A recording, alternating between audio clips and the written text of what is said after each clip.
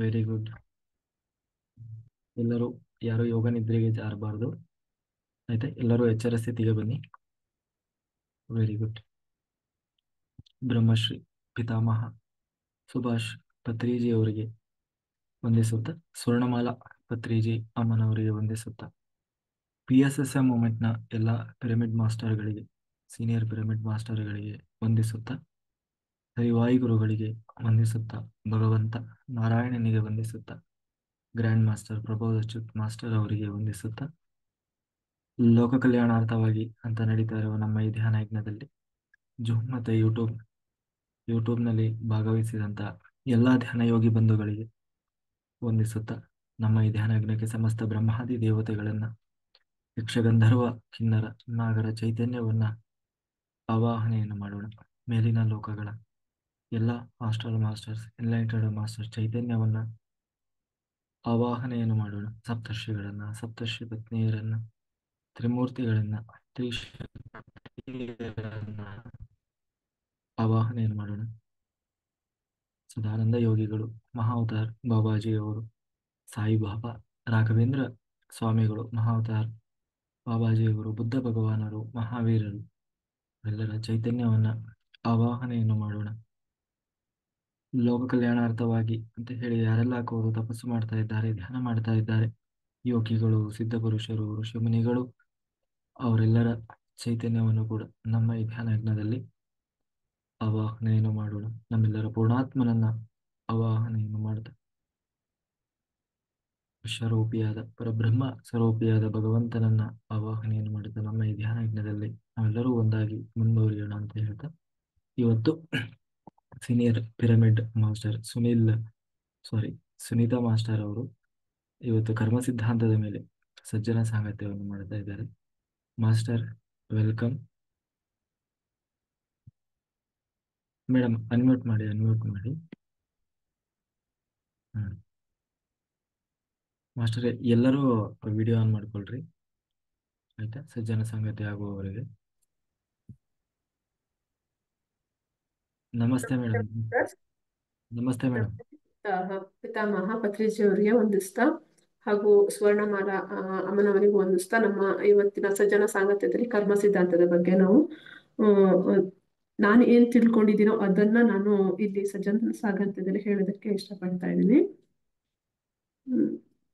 ಇನ್ನು ಸಜ್ಜನ ಸಾಂಗತ್ಯದಲ್ಲಿ ಕೆಲವರು ಏನೇನು ಹೇಳಿದ್ದಾರೆ ಅವನ್ನೆಲ್ಲ ನಾವು ತಿಳ್ಕೊಂಡು ಹೋಗೋಣ. ಈ ಮೊದಲು ಕರ್ಮ ಸಿದ್ಧಾಂತ ಅಂದ್ರೆ ಏನು ಅಂತ ತಿಳ್ಕೊಳ್ಳೋಣ. ಈ ಸೃಷ್ಟಿ ಕೆಲ ಸಿದ್ಧಾಂತಗಳೊಂದಿಗೆ ಮತ್ತೆ ನಿಯಮಗಳೊಂದಿಗೆ ನಡೀತಾ ಇದೆ. ಈ ಸೃಷ್ಟಿನಲ್ಲಿ ಜೀವಿಸ್ತಿರುವ ಪ್ರತಿ ಜೀವಿ ಮಾನವನೊಂದಿಗೂ ಸಹ ಈ ಸೃಷ್ಟಿ ಸಿದ್ಧಾಂತಗಳಿಗೆ, ನಿಯಮಗಳಿಗೆ ಅಂದ್ರೆ ಧರ್ಮಗಳಿಗೆ ಬದ್ಧರಾಗಿರ್ತಾರೆ. ಪ್ರತಿಯೊಬ್ರು ಸೃಷ್ಟಿ ಸಿದ್ಧಾಂತಗಳಿಗೆ ಅನುಗುಣವಾಗಿ ನಾವು ಜೀವಿಸ್ಬೇಕು, ಹಾಗೆ ಸೃಷ್ಟಿ ಧರ್ಮಗಳನ್ನು ಕೂಡ ಪಾಲಿಸ್ಬೇಕು. ಯಾರು ಇದಕ್ಕೆ ವಿರುದ್ಧವಾಗಿ ವರ್ತಿಸ್ತಾರೋ, ಸೃಷ್ಟಿ ವಿರುದ್ಧವಾದ ಕೆಲಸಗಳನ್ನ ಮಾಡ್ತಾರೋ ಅವರು ಶಿಕ್ಷಿಸಲ್ಪಡ್ತಾರೆ, ಕಷ್ಟಗಳಿಗೆ ಗುರಿಯಾಗ್ತಾರೆ.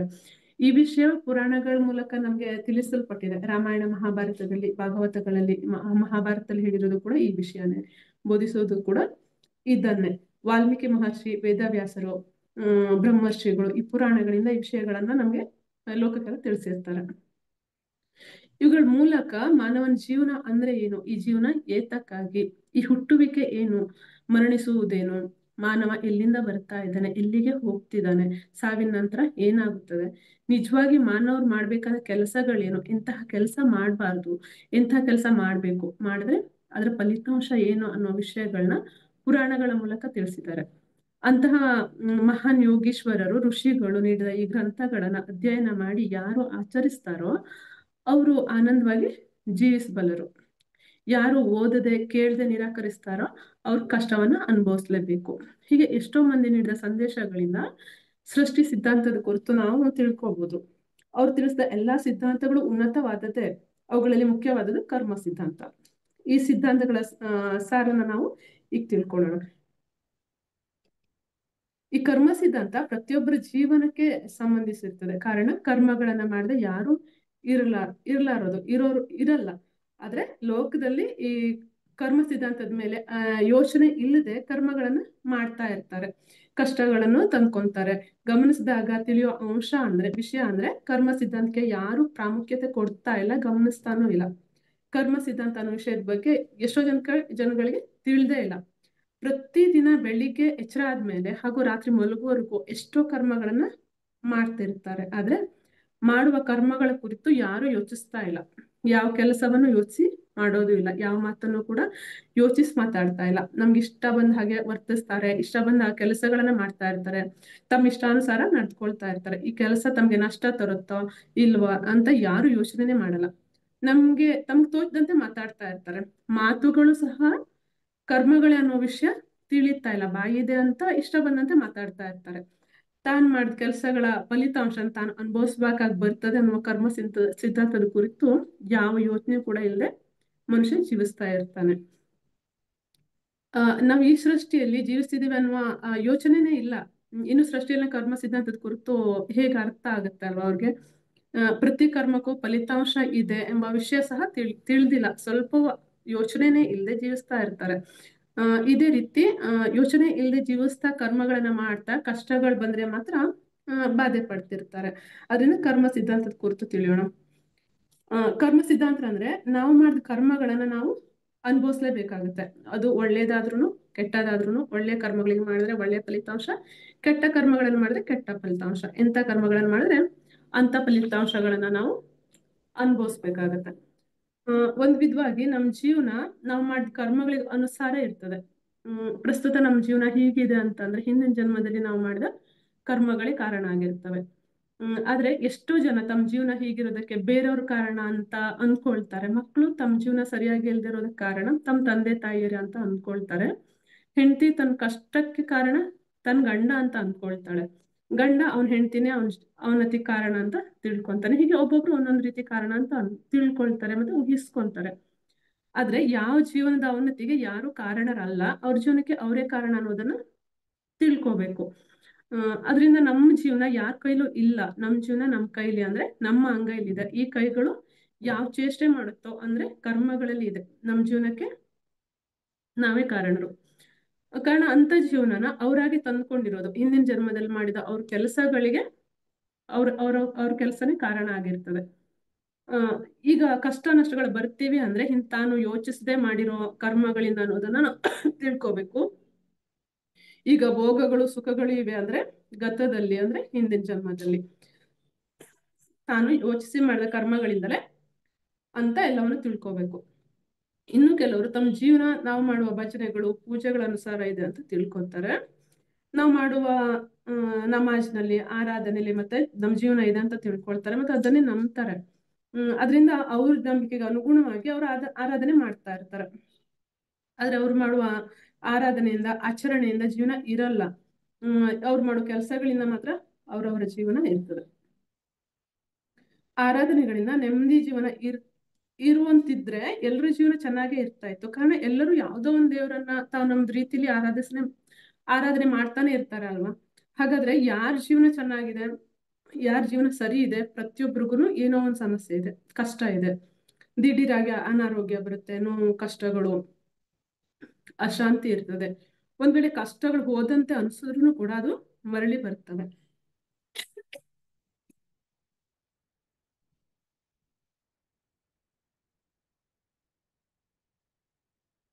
ಹಾಗೆ ನೋಡಿದ್ರೆ ಯಾರ ಜೀವನನು ಚೆನ್ನಾಗಿಲ್ಲ ಅಂತಾನೆ ಹೇಳ್ಬೇಕು. ಆದ ಕಾರಣ ಆರಾಧನೆಗಳಿಂದ ಜೀವನ ಇರುವುದಿಲ್ಲ ಅನ್ನೋದು ಸ್ಪಷ್ಟ. ಅಷ್ಟೇ ಅಲ್ಲದೆ ಪೂಜೆ ಮಾಡೋರನ್ನ ಪ್ರಾರ್ಥನೆ ಮಾಡೋರನ್ನ ನಾವು ಚಿಕ್ಕಂದಿನಿಂದ ನೋಡ್ತಾನೆ ಇರ್ತೀವಿ ಮತ್ತೆ ಕೇಳ್ತೀವಿ. ನೀನ್ ಚಿಕ್ಕಂದಿನಿಂದ ಪೂಜೆಗಳ ಪ್ರಾರ್ಥನೆ ಮಾಡ್ತಿರ್ತೀಯಲ್ಲ, ಮತ್ತೆ ನಿನಗೆ ಯಾಕೆ ಈ ಕಷ್ಟಗಳು ಬಂದಿವೆ ಅಂತಂದ್ರೆ ಅವ್ರು ಕೂಡ್ಲೆ ಮಾಡಿದ ಕರ್ಮ ಎಲ್ಲಿಗೆ ಹೋಗ್ತದೆ, ಮಾಡಿದ್ದನ್ನ ಅನುಭವಿಸ್ಲೇಬೇಕಲ್ಲ ಅಂತ ಹೇಳ್ತಾರೆ. ಹಾಗಂದ್ರೆ ಅವ್ರ ಕರ್ಮಗಳನ್ನ ಅವರು ಅಂಗೀಕರಿಸದಂತೆ ಅಂದ್ರೆ ಒಪ್ಕೊಂಡಂತೆ ಅಲ್ವಾ. ಅದಕ್ಕೆ ಹೇಳುದು ಯಾರೊಬ್ಬರ ಜೀವನ ಮತ್ತೊಬ್ಬರ ಕೈಲಿ ಇಲ್ಲ, ಅವ್ರು ಮಾಡೋ ಕರ್ಮಗಳಲ್ಲಿ ಇದೆ ಅಂತ ತಿಳ್ಕೊಬೇಕು. ಕೆಲವರು ದೇವ್ರ ದಯೆ ತೋರ್ಲಿಲ್ಲ, ಅನುಗ್ರಹಿಸ್ಲಿಲ್ಲ, ಅದರಿಂದ ನನ್ನ ಜೀವನ ಹೀಗೆ ಇದೆ ಅಂತ ಅಂದ್ಕೊಳ್ತಾರೆ. ಚೆನ್ನಾಗಿದ್ರೆ ದೇವ್ರ ದಯೆ, ಅವನ ಅನುಗ್ರಹದಿಂದ ಹೀಗೆ ಇದ್ದಾನೆ ಅಂತ ಅವ್ರ ಅಭಿಪ್ರಾಯ. ಹಾಗಾದ್ರೆ ದೇವ್ರ ಅನುಗ್ರಹದಿಂದ ಎಲ್ಲರ ಜೀವನ ಚೆನ್ನಾಗಿರ್ತದೆ ಅಂತ ಆದ್ರೆ ದೇವ್ರು ಕೆಲವರನ್ನು ಮಾತ್ರ ಅನುಗ್ರಹಿಸೋದಿಲ್ಲ ಅಲ್ವಾ. ಅನುಗ್ರಹಿಸಿದ ಎಲ್ಲರನ್ನೂ ಸಮಾನವಾಗಿ ಅನುಗ್ರಹಿಸ್ತಾನೆ. ಅವ್ನಿಗೆ ಎಲ್ಲರನ್ನೂ ಎಲ್ಲರೂ ಸಮಾನರೇ. ಅದರಿಂದ ಯಾರ ಜೀವನನಾದ್ರೂ ನಾವು ಮಾಡೋ ಕೆಲಸಗಳಿಗೆ ಅನುಗುಣವಾಗಿ ಇರ್ತದೆ ಅಂತ ತಿಳ್ಕೋಬೇಕು. ಸೃಷ್ಟಿಯಲ್ಲಿ ಕರ್ಮ ಸಿದ್ಧಾಂತ ಇದೆ ಅಂತ ತಿಳ್ಕೋಬೇಕು. ಆದ್ರೆ ಅದಕ್ಕೆ ವಸಿಷ್ಠ ಮಹರ್ಷಿಗಳು ಯೋಗ ವಶಿಷ್ಠರಲ್ಲಿ ತಾವು ಮಾಡಿದ ಕರ್ಮಕ್ಕಿಂತ ಬೇರೆ ದೈವವಾಗಲಿ ಪ್ರಾರಬ್ಧವಾಗಲಿ ಯಾವುದೂ ಇಲ್ಲ ಅಂತ ಹೇಳಿದ್ದಾರೆ. ಪೂರ್ವ ಕಾಲದಲ್ಲಿನ ಜನಪದ ಸಿನಿಮಾಗಳನ್ನು ನೋಡಿದ್ರೆ ಮಾಂತ್ರಿಕನ ಪ್ರಾಣ ಎಲ್ಲೋ ಇರುವ ಗಿಣಿಯಲ್ಲಿ ಇರ್ತದೆ. ಅಂದ್ರೆ ಆ ಗಿಣಿ ಚೆನ್ನಾಗಿದ್ರೆ ಮಾಂತ್ರಿಕನ ಪ್ರಾಣ ಚೆನ್ನಾಗಿರ್ತದೆ. ಆದ್ರೆ ಏನಾದ್ರೂ ಆದ್ರೆ ಮಾಂತ್ರಿಕನ ಜೀವನ ಅಪಾಯದಲ್ಲಿ ಸಿಗ್ತದೆ. ಗಿಣಿ ಸತ್ರೆ ಮಾಂತ್ರಿಕನು ಸಾಯ್ತಾನೆ. ಮಾಂತ್ರಿಕನ ಜೀವನ ರಹಸ್ಯ ಗಿಣಿಯಲ್ಲಿರೋ ಹಾಗೆ ಮಾನವನ ಜೀವನ ರಹಸ್ಯ ಅವ್ರು ಮಾಡೋ ಕಾರ್ಯಗಳಲ್ಲಿ ಇರ್ತವೆ. ಕರ್ಮಗಳು ಚೆನ್ನಾಗಿದ್ರೆ ಮಾನವನ ಜೀವನ ಚೆನ್ನಾಗಿರ್ತದೆ. ಕರ್ಮಗಳು ಚೆನ್ನಾಗಿಲ್ದೇ ಇದ್ರೆ ಮಾನವನ ಜೀವನ ಚೆನ್ನಾಗಿರೋದಿಲ್ಲ. ಅದರಿಂದ ಯಾರ ಜೀವನವಾದ್ರೂ ಅವ್ರು ಅಂದ್ಕೊಂಡಂತೆ ಇರೋದೇ ಇಲ್ಲ. ಅವ್ರು ಮಾಡೋ ಕೆಲಸಗಳಿಂದ ಇರ್ತದೆ. ಅಂದ್ರೆ ಅದಕ್ಕೆ ಮಾನವ ಜೀವನದಲ್ಲಿ ಯಾವಾಗ್ಲೂ ಅಂದ್ಕೊಂಡಂತೆ ನಡೆಯೋದೇ ಇಲ್ಲ. ಅದಕ್ಕೆ ಕಾರಣ ಜೀವನ ಚೆನ್ನಾಗಿರ್ಬೇಕು ಅಂತ ಅಂದ್ಕೊಳ್ತಾರೆ, ಅದ್ರ ಕೆಲಸ ಮಾತ್ರ ಅದಕ್ಕೆ ವಿರುದ್ಧವಾಗಿ ಮಾಡ್ತಾ ಇರ್ತಾರೆ. ಹಾಗಾದ್ರೆ ಅಂದ್ಕೊಳ್ಳೋದು ಒಂದು, ನಡೆಯೋದು ಮತ್ತೊಂದು ಅನ್ನೋ ಹಾಗೆ ಆಗುತ್ತೆ. ಅದಕ್ಕೆ ತಾನೊಂದು ಬಗೆದರೆ ದೈವ ಒಂದು ಬಗೆಯುತ್ತದೆ ಅಂತ ಹೇಳ್ತಾರೆ. ದೇವರು ತಾನು ಅಂದ್ಕೊಂಡದನ್ನು ಏಕೆ ಮಾಡೋದಿಲ್ಲ? ಅದಕ್ಕೆ ಅಂದ್ರೆ ಭಗವಂತನ ಸೃಷ್ಟಿಯಲ್ಲಿ ಯೋಚಿಸಿದನ್ನು ಹೊಂದುವ ಮಾರ್ಪಾಡು ಇಲ್ಲ. ಅವ್ರು ಮಾಡಿದ ಕರ್ಮಗಳಿಗೆ ಅನುಗುಣವಾಗಿ ಹೊಂದುವ ಮಾರ್ಪಾಡಿದೆ. ಅದನ್ನೇ ಕರ್ಮ ಸಿದ್ಧಾಂತ ಅಂತ ಹೇಳೋದು. ಇದನ್ನು ತಿಳಿದೇನೆ ತಾನೊಂದು ಬಗೆದ್ರೆ ದೈವ ಒಂದು ಬಗೆಯೋದು ಅಂತ ಅಂದ್ಕೊಳ್ತಾರೆ. ತಾನು ಏನು ಮಾಡಿದ್ರೆ ದೈವ ಅದೇ ಕೊಡ್ತಾನೆ ಅಂತ ತಿಳ್ಕೊಬೇಕು ನಾವು. ಯಾವ ಬೀಜ ಹಾಕಿದ್ರೆ ಅದೇ ಬೆಳೆನ ತೆಗಿತೇವೆ. ಅದಕ್ಕಾಗಿ ಗಾದೆ ಮಾತಿನಲ್ಲಿ ಮಾಡಿದುಣ ಮಹಾದೇವ ಅಂತ ಹೇಳಿದ್ದಾರೆ ಅಷ್ಟೇ ಹೊರತು ಕೇಳ್ದವನು ಕೇಳ್ದಷ್ಟು ಮಹಾದೇವ ಅಂತ ಎಲ್ಲೂ ಹೇಳಿಲ್ಲ. ಅದನ್ನ ಅರ್ಥ ಆಗದೆ ತುಂಬಾ ಜನ ಸರಿಯಾದ ಕೆಲಸ ಮಾಡೋದನ್ನ ಬಿಟ್ಟು ಕೇಳ್ಕೊತಾರೆ, ದೇವ್ರ ಹತ್ರ ಸಂಕಲ್ಪ ಇಟ್ಕೊಳ್ತಾರೆ. ಕಾರಣ ಸರಿಯಾದ ಕೆಲಸ ಮಾಡೋದು ಕಷ್ಟ, ಕೋರ್ಕೊಳ್ಳೋದು ತುಂಬಾ ಸುಲಭ ಅಲ್ವಾ. ಮಾನವ ಯಾವಾಗ್ಲೂ ಸುಲಭವಾಗಿ ಮಾರ್ಗನ ಹುಡುಕ್ತಾನೆ ಇರ್ತಾನೆ. ಕಷ್ಟ ಪಡದೆ ಎಲ್ಲ ಬರ್ಬೇಕು ಅಂತ ಅನ್ಕೊಳ್ತಾನೆ. ಆದ್ರೆ ಸೃಷ್ಟಿಯಲ್ಲಿ ಮಾತ್ರ ಕಷ್ಟ ಪಡದೆ ಬರುವ ಏರ್ಪಾಡು ಇಲ್ವೇ ಇಲ್ಲ. ಕಷ್ಟಪಟ್ರೇನೆ ಬರುತ್ತೆ, ಅದು ಲಭಿಸುತ್ತೆ ನಮ್ಗೆ. ಕಷ್ಟಪಟ್ಟು ಎಂತ ಕೆಲಸ ಮಾಡಿದ್ರೆ ಅಂತ ಫಲಿತವೇ ಬರ್ತದೆ. ಕಷ್ಟ ಪಡದೆ ಯಾವುದೂ ಬರೋದೇ ಇಲ್ಲ. ಕಷ್ಟ ಫಲಿ ಅಂತ ಹೇಳಿದ್ದಾರೆ. ಇವಾಗ ಅಂದ್ರೆ ಕೃಷಿಯಿಂದ ಅಂದ್ರೆ ಶ್ರಮದಿಂದ ದುಃಖ ಹೋಗುತ್ತದೆ, ಕಷ್ಟಗಳು ಹೋಗ್ತವೆ, ದುರ್ಬರ ಪರಿಸ್ಥಿತಿಗಳು ಹೋಗ್ತವೆ. ಅದೇ ಸೃಷ್ಟಿಯಲ್ಲಿರುವ ಏರ್ಪಾಡು, ಅದನ್ನೇ ಹಿರಿಯರು ಶಾಸ್ತ್ರದಲ್ಲಿ ಹೇಳಿರ್ತಾರೆ. ಕರ್ಮ ಸಿದ್ಧಾಂತ ಇದೆ ಅಂತ ತಿಳ್ಕೋಬೇಕು. ಕೆಲಸ ಮಾಡಿದ್ರೆ ಅದ್ರ ಫಲಿತಾಂಶ, ಯಾವ ಕೆಲಸ ಮಾಡಿದ್ರೆ ಅದ್ರ ಫಲಿತಾಂಶ, ಯಾವ ಕೆಲಸ ಮಾಡದಿದ್ರೆ ಯಾವ ಫಲಿತಾಂಶವೂ ಕೂಡ ಇರಲ್ಲ. ಅಂದ್ರೆ ಯಾವ ಕರ್ಮವನ್ನು ಮಾಡದಿದ್ರೆ ಯಾವ ಫಲಿತಾಂಶವೂ ಕೂಡ ಬರೋದಿಲ್ಲ. ನಮ್ ಜೀವನ ನಮ್ ಕೈಲಿ ಅಂದ್ರೆ ಕರ್ಮದಲ್ಲಿದೆ ಅಂತ ತಿಳ್ಕೋಬೇಕು. ಹಿಂದೆ ಮಾಡಿದ ಕರ್ಮಗಳನ್ನ ಅನುಸರಿಸಿ ಪ್ರಸ್ತುತ ನಮ್ಮ ಜೀವನ ನಡೀತಾ ಇದೆ ಅಷ್ಟೇ ಹೊರತು ಪ್ರಸ್ತುತ ಜೀವನದಲ್ಲಿ ಕಷ್ಟಗಳಿಗೆ ಬೇರೆ ಯಾವುದು ಕಾರಣ ಇಲ್ಲ. ಸೃಷ್ಟಿ ಇಲ್ವಾ ಕರ್ಮ ಸಿದ್ಧಾಂತದ ಅನುಸಾರ ಎಲ್ಲರ ಜೀವನ ನಡೀತಾ ಇದೆ ಅಂತ ತಿಳ್ಕೋಬೇಕು. ಇದನ್ ತಿಳಿದೆ ತುಂಬಾ ಜನ ತಮ್ಮ ಜೀವನ ಸರಿ ಇಲ್ದಿದ್ರೆ ಜಾತಕದಲ್ಲಿ ಏನೋ ತೊಂದರೆ ಇದೆ ಅಂತ ಜಾತಕ ತೋರಿಸ್ತಾರೆ.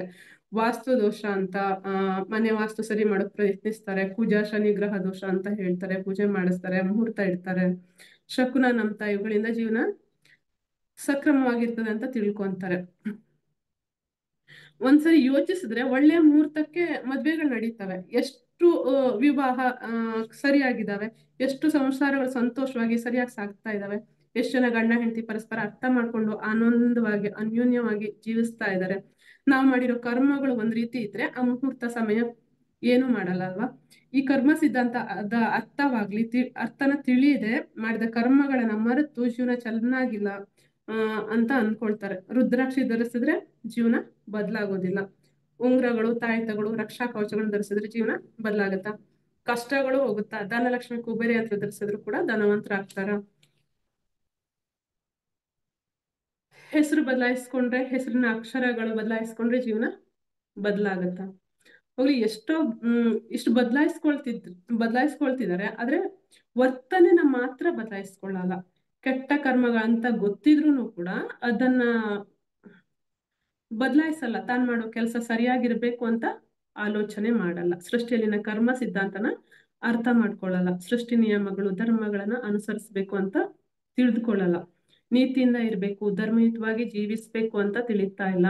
ಇವುಗಳನ್ನ ಆಲೋಚಿಸೋದನ್ನ ಬಿಟ್ಟು ಎಷ್ಟು ಪ್ರಯತ್ನ ಮಾಡಿದ್ರು ಕೂಡ ಪ್ರಯೋಜನ ಏನೂ ಇಲ್ಲ. ಮೊದ್ಲು ನಮ್ಮ ಪ್ರವರ್ತನೆ ಬದಲಾಗ್ಬೇಕು, ಕೆಲಸ ಬದಲಾಗ್ಬೇಕು. ನಾವು ಮಾಡೋ ಕೆಲಸ ಸೃಷ್ಟಿಗೆ ಅನುಗುಣವಾಗಿ ಇರ್ಬೇಕು. ಅಂದ್ರೆ ಸತ್ಯವನ್ನ ನುಡಿಬೇಕು, ಧರ್ಮವನ್ನ ಆಚರಿಸ್ಬೇಕು. ಇದೇ ವೇದದಲ್ಲಿ ಇರುವ ಸಂದೇಶ. ಸತ್ಯಂ ವದ ಸತ್ಯಂ ವದ ಧರ್ಮಂ ಚರ ಅಂತ ಹೇಳ್ತಾರೆ. ಈ ವಾಕ್ಯ ಎಷ್ಟು ಜನ ಅರ್ಥ ಮಾಡ್ಕೊಳ್ತಿದ್ದಾರೆ ಸತ್ಯದ ಕುರಿತು, ಎಷ್ಟು ಜನರಿಗೆ ತಿಳಿದಿದೆ ಸತ್ಯ ಅಂದ್ರೆ ಏನು, ಯಾವ್ದನ್ನ ಸತ್ಯ ಅಂತ ಹೇಳ್ತಾರೆ, ಸತ್ಯವನ್ನ ಯಾಕೆ ನುಡಿಬೇಕು, ಸತ್ಯದ ಹಿರಿಮೆ ಏನು, ಸತ್ಯವನ್ನ ತಿಳಿದಿದ್ರೆ ಬರೋ ನಷ್ಟ ಏನು, ಇದನ್ನ ತಿಳಿಯೋದಕ್ಕೆ ಯಾರು ಪ್ರಯತ್ನಿಸ್ತಾ ಇಲ್ಲ. ನಾನು ಸತ್ಯದಲ್ಲಿ ಇರ್ತೀನ, ಅಸತ್ಯದಲ್ಲಿ ಜೀವಿಸ್ತಿದ್ದೀನ, ಸತ್ಯವನ್ನ ಆಶ್ರಯಿಸಿದಿನ, ಅಸತ್ಯವನ್ನ ಆಶ್ರಯಿಸಿದಿನ, ಅದನ್ನು ಕೂಡ ನಾವು ತಿಳ್ಕೊಬೇಕಲ್ವಾ. ಸತ್ಯಮೇವ ಜಯತೆ ಅಂತ ಹೇಳ್ತಾರೆ. ಅದ್ರ ಅರ್ಥ ಸತ್ಯವೇ ಜಯಿಸ್ತದೆ ಅಂತ. ಜೀವನದಲ್ಲಿ ಜಯ ಸಿಗ್ಬೇಕಾದ್ರೆ ಸತ್ಯವನ್ನ ಆಶ್ರಯಿಸ್ಬೇಕು, ಸತ್ಯದಲ್ಲಿ ಜೀವಿಸಲೇಬೇಕು, ಸತ್ಯವಾದ ಕೆಲಸಗಳನ್ನ ಕರ್ಮಗಳನ್ನ ಮಾಡ್ಲೇಬೇಕು, ಆಗ್ಲೇ ಜಯ ಸಿಗೋದು. ಮತ್ತೆ ಅದರಿಂದ ಜಯ ಸಿಗಲ್ಲ. ಅದರಿಂದ ಮೊದಲು ಸತ್ಯದ ಬಗ್ಗೆ ತಿಳ್ಕೊಬೇಕು, ನಮ್ಮ ಕರ್ಮಗಳು ಸತ್ಯವಾಗಿರುವಂತೆ ನಾವು ನೋಡ್ಕೋಬೇಕು. ಹಾಗೆ ಧರ್ಮದ ಕುರಿತು ಎಷ್ಟು ಜನರಿಗೆ ತಿಳಿದಿದೆ, ಧರ್ಮವನ್ನ ಎಷ್ಟು ಜನ ಆಚರಿಸ್ತಾರೆ, ಧರ್ಮ ಅಂದ್ರೆ ಏನು, ಯಾವುದನ್ನ ಧರ್ಮ ಅಂತ ಹೇಳ್ತಾರೆ, ಧರ್ಮವನ್ನು ಯಾಕೆ ಆಚರಿಸ್ಬೇಕು, ಧರ್ಮ ಅಂದ್ರೆ ಅಂದ್ರೆ ಏನ್ ಮಾಡ್ಬೇಕು, ಧರ್ಮ ಆಚರಿಸ್ಬೇಕು ಅಂದ್ರೆ ಧರ್ಮದ ಔನ್ನತ್ಯ ಏನು, ಧರ್ಮವನ್ನ ಆಚರಿಸಿದ್ರೆ ಏನಾಗುತ್ತೆ. ಧರ್ಮ ರಕ್ಷತಿ ರಕ್ಷತಃ ಅಂತ ಹೇಳಿದ್ದಾರೆ. ನೀನು ರಕ್ಷಿಸಲ್ಪಟ್ಟ ಧರ್ಮವೇ ನಿನ್ನನ್ನ ರಕ್ಷಿಸ್ತದೆ. ಅಂದ್ರೆ ನೀನು ಧರ್ಮವನ್ನ ರಕ್ಷಿಸಿದ್ರೆ ನೀನು ರಕ್ಷಿಸಲ್ಪಡ್ವೆ ಅಂತ ಶಾಸ್ತ್ರದಲ್ಲಿ ಸ್ಪಷ್ಟವಾಗಿ ಹೇಳಿದ್ದಾರೆ. ರಕ್ಷಿಸು ಅಂತ ಪ್ರಾರ್ಥಿಸ್ತಾ ಇರ್ತಾರೆ ಹೊರತು ಧರ್ಮವನ್ನ ರಕ್ಷಿಸಕ್ಕೆ ಯಾರು ಪ್ರಯತ್ನಿಸ್ತಾ ಇಲ್ಲ. ಕಾಪಾಡು ಅಂತ ಅರ್ಥನಾದಗಳನ್ನ ಮಾಡ್ತಾರೆ, ಆದ್ರೆ ಧರ್ಮವನ್ನ ಕಾಪಾಡ್ಬೇಕು ಅಂತ ಯಾಕೆ ಅಂದ್ಕೊಳ್ತಾ ಇಲ್ಲ, ಯಾಕೆ ಪ್ರಯತ್ನಿಸ್ತಾ ಇಲ್ಲ, ಏನು ತಿಳ್ಕೊಳ್ದೇನೆ ಇಷ್ಟ ಬಂದಂತೆ ಜೀವಿಸಿದ್ರೆ, ವರ್ತಿಸಿದ್ರೆ, ಕೆಲಸಗಳನ್ನ ಮಾಡಿದ್ರೆ, ಕರ್ಮಗಳನ್ನ ಮಾಡಿದ್ರೆ ಕಷ್ಟಗಳು ಬರ್ದೆ ಇರುತ್ತ, ಖಂಡಿತ ಬಂದೇ ಬರುತ್ತೆ. ಆದ್ರಿಂದ ಕರ್ಮ ಸಿದ್ಧಾಂತವನ್ನ ತಿಳ್ಕೋಬೇಕು, ಧರ್ಮಯುಕ್ತವಾದ ಕೆಲಸಗಳನ್ನ ಮಾಡ್ಬೇಕು. ಋಷಿಗಳು, ಮಹರ್ಷಿಗಳು, ಬ್ರಹ್ಮರ್ಷಿಗಳು ಸುಮ್ನೆ ಬೋಧಿಸಿರ್ತಾರ, ಅವೆಲ್ಲೋ ಬಿಟ್ಟು ಏನೇನೋ ಮಾಡ್ತಾ ಇರ್ತೀವಿ ನಾವೆಲ್ಲ. ಅವರೆಲ್ಲ ಬೋಧಿಸಿದ ಧರ್ಮ ಮಾರ್ಗವನ್ನ ಬಿಟ್ಟ ಸಂಕಲ್ಪಗಳನ್ನ ಇಟ್ರೆ, ಬೇಡಿಕೆ ಸಲ್ಲಿಸಿದ್ರೆ ಕಷ್ಟಗಳು ಹೋಗ್ತಾವ. ಮಹರ್ಷಿಗಳು ಬೋಧಿಸಿದ ಧರ್ಮ ಮಾರ್ಗವನ್ನು ಅನುಸರಿಸಿದ್ರೆ ಕಷ್ಟಗಳು ಬರಲ್ಲ. ಅವ್ರು ಹೇಳ್ದಂತೆ ಜೀವಿಸಿದ್ರೆ, ಕರ್ಮಗಳನ್ನ ಮಾಡಿದ್ರೆ ಕಷ್ಟಗಳು ಬರಲ್ಲ. ಆದ್ರಿಂದ ಈಗಲಾದ್ರೂ ಕರ್ಮ ಸಿದ್ಧಾಂತದ ಕುರಿತು ನಾವು ತಿಳ್ಕೊಂಡು ಸರಿಯಾದ ಮಾರ್ಗಗಳನ್ನ, ಸರಿಯಾದ ಕರ್ಮಗಳನ್ನ ಮಾಡಿ ಜೀವನವನ್ನ ಸರಿಪಡಿಸ್ಕೋಬೇಕು. ಕರ್ಮ ಸಿದ್ಧಾಂತದ ಕುರಿತು ತಿಳ್ಕೊಂಡು ನಾವು ದೇವ್ರು ಅಂತ ಅಂದ್ಕೊಳ್ಳೋರು, ದೇವದೂತರು ಅಂತ ಅನ್ನಿಸ್ಕೊಂಡವರು, ಮಹರ್ಷಿಗಳು, ಮಹಾತ್ಮರು, ಮಹಾನುಭಾವರು ಕರ್ಮ ಸಿದ್ಧಾಂತದ ಕುರಿತು ಏನ್ ಹೇಳಿದಾರೆ ಅಂತ ನೋಡೋಣ.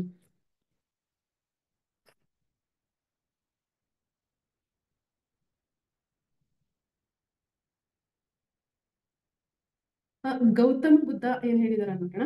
ಪಾಪ ಮಾಡುವಾಗ ಯಾರಿಗಾದ್ರೂ ಸುಖದ ಭ್ರಾಂತಿ ಇರುತ್ತದೆ, ಆದರೆ ಆ ಪಾಪ ಫಲಿತ ಅನುಭವಿಸುವಾಗ ಮಾತ್ರ ಜೀವನ ಕಡು ದುರ್ಭರವಾಗುತ್ತದೆ ಅಂತ ಹೇಳಿದ್ದಾರೆ. ಭಗವಾನ್ ಬುದ್ಧರು ಈ ಮೇಲಿನ ಸಂದೇಶದ ಮೂಲಕ ಕರ್ಮ ಸಿದ್ಧಾಂತದ ಬಗ್ಗೆ ಹೇಳಿದ್ದಾರೆ. ಅವ್ರ ಸಂದೇಶದಿಂದ ನಾವು ತಿಳ್ಕೊಬೇಕಾಗಿರೋ ವಿಷಯ ಅಂದ್ರೆ, ಪಾಪ ಮಾಡಿದ ತಕ್ಷಣ ಫಲಿತ ಬರೋದಿಲ್ಲ, ಅಂದ್ರೆ ಕಷ್ಟ ಬರಲ್ಲ. ಆದ್ರೆ ಆ ಪಾಪದ ಕೊಡ ತುಂಬದ ಮೇಲೆ ಫಲಿತಾಂಶ ಬರುತ್ತದೆ, ಅಂದ್ರೆ ಕಷ್ಟ ಬರ್ತದೆ. ಸಹಜವಾಗಿ ಪಾಪಗಳನ್ನ ಯಾಕೆ ಮಾಡ್ತಾರೆ, ಮಾಡಿದ ಕೂಡ್ಲೆ ಏನೂ ಜರುಗೋದಿಲ್ಲ ಅಲ್ಲ, ಏನೂ ಆಗೋದಿಲ್ಲ. ಹಾಗಾಗಿ ಅದರಿಂದ ಏನಾಗಿದೆ, ಏನಾಯ್ತು, ಏನೂ ಆಗಿಲ್ವಲ್ಲ ಅಂತ ಅಂದ್ಕೊಳ್ತಿರ್ತಾರೆ. ನಾವ್ ಮಾಡಿದ್ ಸರಿ ಅಂತಾನೆ ತಿಳ್ಕೊಂತಾರೆ. ಮತ್ತೆ ಅಂದ್ಕೊಳ್ಳೋದೇ ಅಲ್ದೆ ಅದೇ ಪಾಪನ ಮತ್ತೆ ಮತ್ತೆ ಮಾಡ್ತಿರ್ತಾರೆ. ಹಿರಿಯರು ಹೇಳಿದ್ರು ಕೇಳೋದೇ ಇಲ್ಲ. ಆದ್ರೆ ತಪ್ಪಿಗೆ, ಪಾಪಕ್ಕೆ ಕೂಡಲೇ ಫಲಿತಾಂಶ ಕಾಣಿಸಿದ್ರೆ ಆ ಪಾಪನ ಮತ್ತೆ ಮಾಡಲ್ಲ. ಅಂತ ಪಾಪ ಮಾಡಿದ್ರೆ ಅದ್ರ ಶಿಕ್ಷೆ ಎಷ್ಟು ತೀವ್ರವಾಗಿರುತ್ತದೆ ಅಂತ ತಿಳಿದ್ರೆ ಮತ್ತೆ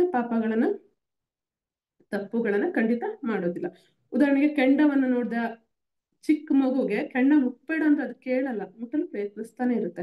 ಒಮ್ಮೆ ಅದನ್ನ ಮುಟ್ಲು ಬಿಟ್ರೆ ಆ ಸುಟ್ಟು ನೋವು ಆ ಮಗುಗೆ ತಿಳಿಯುತ್ತೆ. ನಂತರ ಕೆಂಡವನ್ನು ಮುಟ್ಲು ಹೇಳಿದ್ರು ಕೂಡ ಅದು ಅದ್ರ ಬಳಿಗೆ ಹೋಗಲ್ಲ, ಕಾರಣ ಫಲಿತಾಂಶ ಕೂಡ್ಲೆ ಕಾಣಿಸ್ಕೊಂಡಿದೆ. ಹಾಗೆ ಒಬ್ರ ಕಾಲ್ ಕತ್ತರಿಸಿದಾಗ ಕೂಡ್ಲೆ ಯಾರಾದ್ರೂ ಆ ಶಿಕ್ಷೆ ಹಾಕಿದ್ರೆ, ಅವ್ನ ಕಾಲ್ ತೆಗೆದ್ರೆ ಅಥವಾ ಆಕ್ಸಿಡೆಂಟ್ ಸಂಭವಿಸ ಅವ್ರ ಕಾಲ್ ಹೋದ್ರು ಕೂಡ, ಅಂದ್ರೆ ಕೂಡ್ಲೆ ಫಲಿತಾಂಶ ಕಾಣಿಸಿದ್ರೆ ಆ ತಪ್ಪು ಪಾಪನ ಮತ್ತೆ ಮಾಡೋದಕ್ಕೆ ಹೇಳಿದ್ರು ಕೂಡ ಮಾಡಲ್ಲ. ಈ ಸೃಷ್ಟಿ ಸಿದ್ಧಾಂತ ಏನಂದ್ರೆ, ಪಾಪ ಮಾಡಿದ ಕೂಡಲೇ ಫಲಿತಾಂಶ ಬರೋದಿಲ್ಲ. ಈ ಪಾಪದ ಕೊಡ ತುಂಬಿದಾಗ ಮಾತ್ರ ಕಷ್ಟ ಬರ್ತವೆ. ಆದ್ರಿಂದಲೇ ಎಲ್ಲರೂ ಪಾಪಗಳನ್ನ ಮಾಡ್ತಾ ಇರ್ತಾರೆ. ಈ ವಿಷಯನ ಹಿರಿಯರು ನಮ್ಮ ಪುರಾಣದ ಮೂಲಕ ಹೇಳಿದ್ದಾರೆ. ಶಿಶುಪಾಲನ ವಧೆ ನೋಡಿದವಾಗ ಅವನು 10 ತಪ್ಪನ್ನು ಮಾಡಿದ್ರು, 50 ತಪ್ಪುಗಳನ್ನು ಮಾಡಿದ್ರು ಏನೂ ಆಗ್ಲಿಲ್ಲ. ಅಂದ್ರೆ ಅದ್ರ ಅರ್ಥ ಇನ್ನು ನಮ್ಮ ಪಾಪದ ಕೂಡ ತುಂಬಿಲ್ಲ ಅಂತ. ಅದರಿಂದ ಪಾಪಗಳನ್ನ ಮಾಡಲು ಇದು ಒಂದು ಕಾರಣ. ಫಲಿತಾಂಶ ಕೂಡಲೇ ಕಾಣಿಸ್ತಾ ಇರೋದು. ಎರಡನೇದು ಸುಖಭ್ರಾಂತಿ. ಸುಖಭ್ರಾಂತಿ ಅಂದ್ರೆ ಸುಖ ಪಡ್ಬೇಕು ಅನ್ನೋ ಉದ್ದೇಶದಿಂದ ಪಾಪಗಳನ್ನ ಮಾಡ್ತಿರ್ತಾರೆ. ಆಹಾರನ ಸೇವಿಸೋದು ನಾವು ಅನುಭವ ಸುಖಗಳಲ್ಲಿ ಒಂದು. ಹಾಗಾಗಿ ಮಾನವರು ತಿನ್ನೋದಕ್ಕೆ ಹೆಚ್ಚು ಪ್ರಾಮುಖ್ಯತೆ ಕೊಡ್ತಾರೆ. ವಿಧ ವಿಧವಾದ ಆಹಾರ ರುಚಿಕರವಾಗಿ ತಯಾರು ಮಾಡಿ ತಿಂತಾರೆ. ಹಾಗೆ ದಿನದಲ್ಲಿ 3 ಬಾರಿ ಅಥವಾ ಇನ್ನು ಹೆಚ್ಚಾಗಿ ತಿನ್ನೋರು ಇದ್ದಾರೆ. ಕಾರಣ ತಿನ್ನೋದ್ರಲ್ಲಿ ಅಷ್ಟು ಸುಖ ಇದೆ. ಇನ್ನು ಹೆಚ್ಚಾಗಿ ಅದಕ್ಕೆ ರುಚಿಕರವಾದ ಆಹಾರ ನೋಡಿದ್ರೆ ಯಾರಿಗಾದ್ರೂ ಬಾಯಲ್ಲಿ ನೀರಿರುತ್ತೆ, ಬಾಯಿ ಚಪ್ಪರ್ಸ್ಕೊಂಡು ತಿಂತಾ ಇರ್ತಾರೆ. ಅಷ್ಟೇ ಅಲ್ಲದೆ ಎಷ್ಟು ಸಂಪಾದನೆ ಮಾಡಿದ್ರೆ ಏನು ಪ್ರಯೋಜನ ತಿನ್ಲಾಗ್ದಿದ್ರೆ ಅಂತ ಅನ್ಕೊಳ್ತಾರೆ. ಅಷ್ಟು ಸಂಪಾದನೆ ಮಾಡಿ ತಿನ್ನಲು ಜಿಪುಣತನ ಯಾಕೆ ಮಾಡೋದು, ಇರುವಾಗ ತಿಂದ್ರೆ ಇನ್ಯಾವಾಗ ತಿನ್ನೋದು, ಹೀಗೆ ವಿಧವಾಗಿ ಹೇಳ್ತಾ ಇರ್ತಾರೆ. ಕಾರಣ ಅಂದ್ರೆ ತಿನ್ನೋದ್ರಲ್ಲಿ ಅಷ್ಟು ಸುಖ ಇದೆ. ಈ ಸುಖ ಭ್ರಾಂತಿಯಿಂದನೇ ಮಾಂಸಾಹಾರನ ತಿಂತಾರೆ. ಹಾಗೆ ಮಾಂಸಾಹಾರ ಸೇವಿಸಿ ಪರೋಕ್ಷವಾಗಿ ಜೀವ ಹಿಂಸೆಗೆ ಕಾರಣ ಆಗ್ತಾರೆ. ಅಂದ್ರೆ ಪ್ರಾಣಿ ಪಕ್ಷಿಗಳ ಜಲಚರಗಳ ಹಿಂಸೆಗೆ ಕಾರಣ ಆಗ್ತಾರೆ. ಹಿಂಸೆ ಪಾಪ ಆಗಿರೋದ್ರಿಂದ ಅದ್ರ ಕರ್ಮ ನಾವು ಅನುಭವಿಸ್ಲೇಬೇಕು. ಆದ್ರೂ ಪಾರಾಗ್ತಾ ಇದಾರೆ. ಹಾಗಾದ್ರೆ ಈ ಪಾಪನ ಯಾಕೆ ಮಾಡ್ತಿದ್ದಾರೆ? ಸುಖ ಎನ್ನುವ ವಿಷಯದಿಂದ ಸುಖ ಪಡಬೇಕು ಎನ್ನುವ ಭ್ರಾಂತಿಯಿಂದ ಮಾಡ್ತಾ ಇರ್ತಾರೆ. ಆದ್ರೆ ಹಾಗೆ ತಿಂತ ಕೆಲವು ತಿಂಗಳುಗಳಿಗೆ ಸಂವತ್ಸರ ಆ ಪಾಪ ತುಂಬಿ ಅದ್ರ ಫಲಿತಾಂಶ ಭವಿಷ್ಯತ್ತಿನಲ್ಲಿ ರೋಗಗಳ ರೂಪದಲ್ಲಿ ಅನುಭವಿಸಿದಾಗ ಮಾತ್ರ ಅವ್ರಿಗೆ ಅರ್ಥ ಎಷ್ಟು ನರಕ ಅನುಭವಿಸ್ತಾರೋ, ಎಷ್ಟು ನೋವು ತಿಂತಾರೋ, ನೋವು ತಾಳ್ಲಾರ್ದೆ ಎಷ್ಟು ಒದ್ದಾಡ್ತಾರೆ. ಕೆಲವ್ರು ಹೀಗೆ ಬದುಕೋದಿಂತ ಸಾಯೋದು ಒಳ್ಳೇದು ಅಂತ ದುಃಖಿಸ್ತಾರೆ. ನೋವು ತಾಳ್ಲಾರ್ದೆ ಆತ್ಮಹತ್ಯೆ ಮಾಡ್ಕೊಳ್ಳೋರು ಇದ್ದಾರೆ. ಅಯ್ಯೋ ನನಗೆ ಈ ನೋವು ಯಾಕೆ ಬಂದಿದೆ, ಈ ನೋವು ಸಂಕಟ ಹೇಗೆ ಹೋಗುತ್ತೆ, ಇದನ್ನ ಹೋಗ್ಲಾಡ್ಸೋರು ಯಾರು ಅಂತ ದೇವ್ರು ಗುರುಗಳು ಸ್ವಾಮೀಜಿಗಳು ಅಂತ ಅವ್ರ ಮೊರೆ ಹೋಗ್ತಾರೆ. ಪ್ರಾರ್ಥನಾ ಮಂತ್ರಿಗಳ ಸುತ್ತ ತಿರುಗ್ತಾರೆ. ನಿಮ್ ನೋವನ್ನ ಸಂಕಟವನ್ನ ತೊಲಗಿಸ್ತೇವೆ ಅಂತ ಯಾರಾದ್ರೂ ಹೇಳಿದ್ರೆ ಅವ್ರು ಏನೂ ಮಾಡ್ಲು ಕೂಡ, ಏನೇ ಹೇಳಿದ್ರು ಕೂಡ ಅದನ್ನ ಚಾಚು ತಪ್ಪದೆ ಪಾಲಿಸ್ತಾರೆ. ಅದಕ್ಕೆ ಖರ್ಚು ಮಾಡಲು ಯೋಚನೆ ಮಾಡೋದಿಲ್ಲ. ಇದೆಲ್ಲ ನೋವಿನ ನಿವಾರಣೆಗಾಗಿ. ಒಂದ್ ಕಡೆ ಆರೋಗ್ಯದ ಸಂಕಟ, ಮತ್ತೊಂದ್ ಕಡೆ ವಿಪರೀತವಾಗಿ ಖರ್ಚಾಗಿ ಆರ್ಥಿಕ ಸಂಕಟ. ಸಂಪಾದನೆ ಮಾಡಿದ್ದೆಲ್ಲ ಖರ್ಚು, ಸಾಲದಿದ್ರೆ ಸಾಲ ಕೂಡ ಮಾಡ್ತಾರೆ, ಆಸ್ತಿಗನ ಮಾಡ್ಕೊಳ್ತಾರೆ. ತಮ್ಮೊಂದಿಗೆ ಇರೋರ್ಗು ಕಿರಿಕಿರಿ ಆಗುತ್ತೆ, ಯಾರಿಗೂ ಶಾಂತಿ ನೆಮ್ಮದಿ ಇರೋದಿಲ್ಲ. ಹೀಗೆ ರೋಗಗಳಿಂದ ಜೀವನ ದುರ್ಭರ ಆಗ್ಬಿಡುತ್ತೆ. ರೋಗಗಳು ಕೂಡ ಪಾಪದ ಫಲಿತಾಂಶನೇ. ಅದಕ್ಕೆ ಬುದ್ಧ ಭಗವಾನರು ಪಾಪ ಮಾಡುವಾಗ ಸುಖದ ಭ್ರಾಂತಿ, ಆದ್ರೆ ಆ ಪಾಪ ಅನುಭವಿಸುವಾಗ ಆ ಪಾಪದ ಫಲಿತವನ್ನು ಅನುಭವಿಸುವಾಗ ಜೀವನ ದುರ್ಭರ ಆಗುತ್ತದೆ ಅಂತ ಸ್ಪಷ್ಟವಾಗಿ ಹೇಳಿದ್ದಾರೆ. ಇದನ್ನ ಅರ್ಥ ಮಾಡ್ಕೊಂಡ್ರೆ ಸುಖ ಪಡಲು ಪಾಪ ಮಾಡೋದಿಲ್ಲ, ಕೈಯಾರೆ ಜೀವನವನ್ನ ನರಕಪ್ರಾಯ ಮಾಡಿಕೊಳ್ಳಲ್ಲ ಅವರು. ಹಾಗೆ ಧನ ಸಂಪಾದನೆ ಸಹ ಸುಖಕ್ಕಾಗೆ. ಹಣ ಹೆಚ್ಚಾಗಿದೆ, ದೊಡ್ಡ ಮನೆ ನಿರ್ಮಾಣ ಮಾಡ್ಬೋದು, ಅಂದವಾಗಿ ಅಲಂಕರಿಸ್ಕೋಬಹುದು, AC TV ರೆಫ್ರಿಜರೇಟರ್ನ ಹೊಂದ್ಬೋದು, ಕಾರು ಬೈಕ್ಗಳನ್ನ ತಗೋಬಹುದು, ವಿಲಾಸವಾಗಿ ಜೀವನ ಮಾಡಬಹುದು, ವಿನೋದ ಯಾತ್ರೆಗಳನ್ನ ಮಾಡ್ಬೋದು. ಇಂಥ ಸುಖ ಬೇಕಂದ್ರೆ ಹಣ ಬೇಕು. ಹಾಗಾಗಿ ಎಲ್ರು ಹಣಕ್ಕೆ ಪ್ರಾಮುಖ್ಯತೆ ಕೊಡ್ತಾರೆ. ಸುಖ ಪಡೋದಕ್ಕೆ ಹಣ ಸಂಪಾದನೆ ಮಾಡೋದು ತಪ್ಪಲ್ಲ, ಆದ್ರೆ ಅದಕ್ಕಾಗಿ ಎಷ್ಟೋ ಪಾಪಗಳನ್ನ ಮಾಡ್ತಾರಲ್ಲ ಅದು ತಪ್ಪು. ಸುಳ್ಳನ್ನ ಹೇಳ್ತಾರೆ, ಮೋಸ ಮಾಡ್ತಾರೆ, ದೌರ್ಜನ್ಯ ಮಾಡ್ತಿರ್ತಾರೆ, ಅಕ್ರಮಗಳಿಗೆ ಮುಂದಾಗ್ತಾರೆ. ಎಷ್ಟೋ ಜನ ಪಾಪಕೃತ್ಯಗಳಲ್ಲಿ ತಮ್ಮನ್ನ ತೊಡಗಿಸ್ಕೊಳ್ತಾ ಇರ್ತಾರೆ. ಆದ್ರೆ ಆ ಪಾಪಗಳನ್ನ ಮಾಡಿದಾಗ, ಹಣ ಸಂಪಾದಿಸಿದಾಗ, ಈ ಹಣದಿಂದ ಸುಖವನ್ನ ಅನುಭವಿಸುವಾಗ ಚೆನ್ನಾಗೇ ಇರುತ್ತೆ. ಆದ್ರೆ ಆ ಪಾಪವನ್ನ ಅನುಭವಿಸುವಾಗ ನಷ್ಟಗಳು ಬಂದಾಗ, ವಿಪರೀತವಾಗಿ ಆರ್ಥಿಕ ಸಮಸ್ಯೆಗಳು ಬಂದ್ರು ಕೂಡ ಆ ಕಷ್ಟಗಳನ್ನ ತಡೆಯೋದಕ್ಕೆ ಆಗಲ್ಲ. ಆ ಒತ್ತಡನ ಸಹಿಸ್ಕೊಳ್ಳಾರ ಅನ್ನೋ ವರ್ಣನಾತೀತವಾಗಿರ್ತದೆ.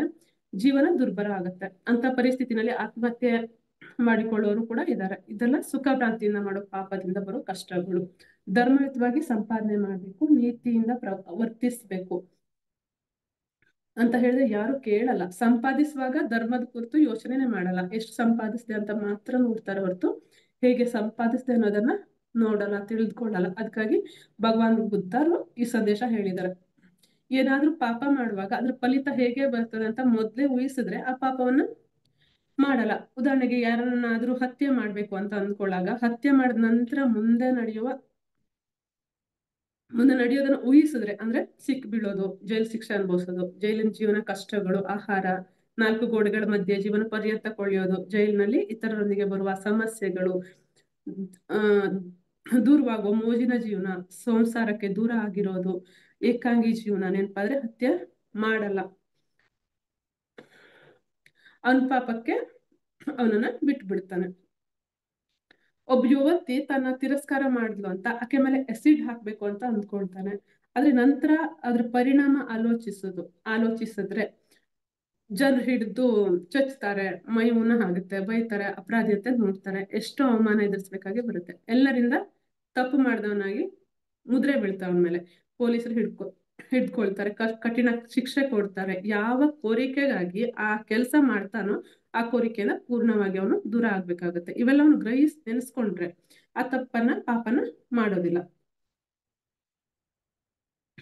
ಒಬ್ಬ ಮಂತ್ರಿ ಕೋಟಿ ರೂಪಾಯಿ ಸಂಪಾದಿಸ್ಬೇಕು ಅಂತ ಅಂದ್ಕೊಳ್ತಾನೆ. ಸಂಪಾದನೆ ಮಾಡ್ಬೇಕು ಅಂದ್ರೆ ಅಕ್ರಮಗಳನ್ನ ಮಾಡ್ಬೇಕು, ಜಾಸ್ತಿ ಸಂಪಾದನೆ ಮಾಡ್ಬೇಕು ಅಂದ್ರೆ ಪಾಪಗಳನ್ನ ಮಾಡ್ಬೇಕು. ಅವನು ಆಲೋಚಿಸ್ತಾನೆ, ಒಂದ್ ವೇಳೆ ಈ ಅಕ್ರಮ ಸಾಬೀತಾದ್ರೆ ಹೊರ ಬಂದ್ರೆ ತನ್ನ ಪದವಿ ಹೋಗುತ್ತೆ, ಮರ್ಯಾದೆ ಹೋಗುತ್ತೆ, ಜೈಲಿನ ಪಾಲಾಗಬಹುದು, ಈಗಿರೋ ಅಂತಸ್ತು, ವಿಲಾಸಮಯ ಜೀವನ, ಹೆಸರು, ಖ್ಯಾತಿ ಎಲ್ಲವೂ ನಾಶ ಆಗುತ್ತೆ. ಈ ಅವಮಾನ ಸಹಿಸೋದು ಕೂಡ ದುರ್ಬಲ ಆಗಿರುತ್ತೆ. ಆಮೇಲೆ ಎಲ್ಲರೂ ಮೇಲೆ ತಿಳಿಯದಂತೆ ವರ್ತನೆ ಮಾಡಿದ್ರು ಕೂಡ ಒಳಗೊಳಗೆ ಬೈಕೊಳ್ತಾ ಇರ್ತಾರೆ, ನಿಂದಿಸ್ತಾರೆ. ಸಮಾಜದಲ್ಲಿ ಅಲ್ಪನಾಗ್ತೀನಿ, ಪ್ರಜೆಗಳು ಗೌರವ ಕೊಡಲ್ಲ, ಎಷ್ಟೋ ಅವಮಾನ, ಸಹಿಸಲಾಗದ ಜೀವನ, ಇವೆಲ್ಲವೂ ಮೊದಲೇ ಯೋಚನೆ ಮಾಡಿದ್ರೆ ಆ ತಪ್ಪನ್ನ ಮಾಡಲ್ಲ. ಇವೆಲ್ಲವನ್ನು ಆಲೋಚಿಸದೆ ಇದ್ರೆ ಭ್ರಷ್ಟಾಚಾರದ ಪಾಲಾಗ್ತಾನೆ. ಅವನ್ ಪಾಪದ ಕೊಡ ತುಂಬಿದ್ರೆ ಸಿಕ್ಕಿಬಿದ್ರೆ, ಮಾಡ್ದ ಹಗರಣ ಹೊರ ಬಂದ್ರೆ ಅದಕ್ಕೆ ಶಿಕ್ಷೆ ಆದ್ರೆ ಅವುಗಳನ್ನ ಅನುಭವಿಸ್ತಾ ಇಂಥ ಕೆಲಸನ ಮಾಡ್ದಿದ್ರೆ ಚೆನ್ನಾಗಿತ್ತು, ತನ್ನ ಕೈಯಾರೆ ಎಲ್ಲ ತಂದ್ಕೊಂಡೆ ಅಂತ ದುಃಖಿಸ್ತಾನೆ. ಆದ್ರೆ ಎಷ್ಟು ಪಶ್ಚಾತ್ತಾಪ ಪಟ್ರು ಪ್ರಯೋಜನ ಇರಲ್ಲ, ದುಃಖ ಪಟ್ರು ಕೂಡ ಲಾಭ ಇರಲ್ಲ. ಅವನು ಮೊದ್ಲೇ ಯೋಚಿಸ್ಬೇಕಿತ್ತು. ಅದಕ್ಕೆ ಭಗವಾನ್ ಬುದ್ಧ ಮೇಲಿನ ಸಂದೇಶ ಕೊಟ್ಟಿರೋದು. ಅದರಿಂದ ಕರ್ಮ ಸಿದ್ಧಾಂತ ಮರಿಬಾರ್ದು. ಇಂಥ ಸನ್ನಿವೇಶಗಳನ್ನು ನಾವು ಅವಾಗ ಸಿನಿಮಾದಲ್ಲೂ ಕೂಡ ಇಂಥ ಸನ್ನಿವೇಶಗಳನ್ನ ನೋಡ್ತಾ ಇರ್ತೇವೆ.